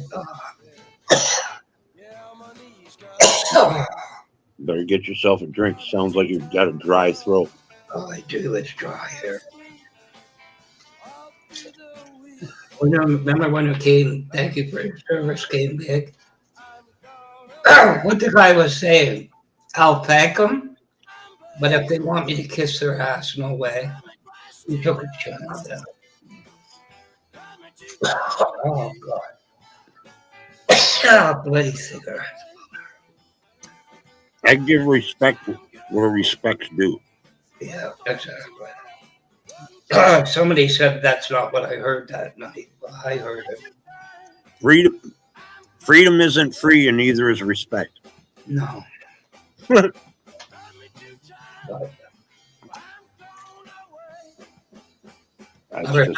That's just my opinion. I think I told you, I remember my sister's first boyfriend, Jim Miko. Big guy. He used to lift rear ends of cars for waste, but he was an industrial artist. And he went backpacking to Europe. That was a big thing. What do you want back? I want a switchblade, which he didn't really get me. Point was, remember the army jackets? Everybody wore army jackets to go to Europe. He said, I didn't see one American with an American flag. They all had Canadian flags on their jackets. Yeah. Here? Where? Europe, backpacking. Oh, Europe. Okay. But I don't know. there's a lot. The 60s, that was one decade, I'll tell you, of crazy stuff. Well, the same kind of shit's going on nowadays. It's just on steroids. Oh, now I said to someone, this is all about the 60s, and someone said to me, but now we've had enough. I said, I thought we had enough in the 60s, right? Anti-establishment and cities and flower power and drugs, and sometimes I wonder how I got through that thing. But it was a lot of fun. It was coffee houses with beatniks, and they had a place downtown Toronto they called The Village. You used to go down there Saturday night, you know, wouldn't let a car through, and yeah. I think I'm going to shut it down. Going on 5.5 hours. Yeah, it was fun. Yeah, it's been nice talking. Nice, good conversations. Been a little chilled. I like it. I like it like this. But I appreciate it coming up. I really hesitated to bring that up, but that's fine. I'm glad you helped out, Pat. You know, in a sense, you know. So. Do you want to hear a funny story? Here we go. There's somebody we both know used to live there, and he did a back panel a couple of weeks ago. And there's this guy that comes up. Apparently, he had 2 terms in military, but he's always right. You know what I mean? There's one Friday night, and he quotes stuff. He's got a PhD, and it's like listening to AI. But anyway, we went backstage, and there's this David Devine that woman started with. And remember Joey Ramone? No. The Ramones? The Ramones. I know the Ramones, but I didn't know their specific names. Joey died, and this guy auditioned. He was with them for 10 years. You know, but anyway, he comes up and he's telling me, Blackwatch, you see this like kind of like a time warp? David's a little weird, but he's good. And he never did the drug scene and everything like that. And he's got some money. And I said, yeah, I remember when LBJ came off the plane and was waving after, 63. And it felt wrong. And I said, now look where we are and all this. And he says, yeah, with everything coming out. But this guy went to say something. It's Steve's, Hanaloa. And there was something about a rail problem there. And he said, I was talking to the governor. And they said something about a $4 million corruption with that. So he finished, you know what I mean? And David said something. And he says, you're stepping all over me. I don't like that. So David said to him, I love you. He does this, right? Because I went up there and I said, hi, David. He says, hi. I said, you're cute as ever. He said, are you questioning my homosexuality? I said, every chance I get. But the guy, we were just playing. And anyway, David said to him, I love you. I love you, you know that, but some people hate me. He says, I'm a hairdresser. Let me dye your hair blue. Yeah, like, what? He says, I want to dye your hair blue, so I know you hate me. The guy left. It was hilarious. I shouldn't talk out of turn, but that was one weird, Steve's going, what the hell just happened? I says, I don't know, but I don't look good with blue hair. But anyway, maybe I should. What time is it? 3 o'clock. Oh, I'm missing my sleep. But I enjoyed it, as always. No. Thanks a lot. Thanks a lot, Blackwatch. I hope you have a good night, and we'll talk to you next time. I'm going to take some time home, try to crash. But yeah, I sleep through the day. I just can't. Okay. Anyway, take care. You too, guy. Okay. Thanks a lot. Good night, everybody. Are we still live? Good night, Chad. If we're still. Yeah, we're live, but there's nobody there. Yeah. Okay. Okay, take care, Ron. You too. Yeah, night. No.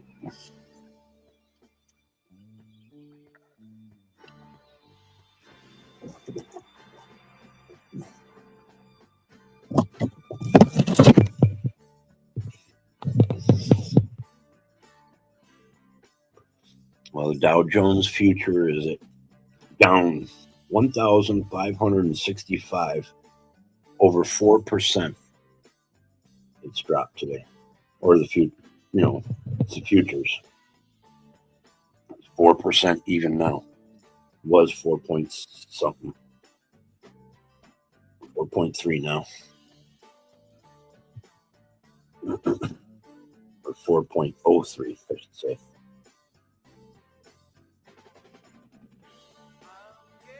We just went under 37,000. We were at 45,000 when Biden was in office.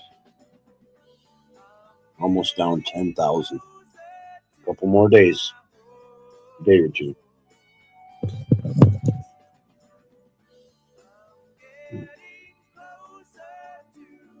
What? Midnight.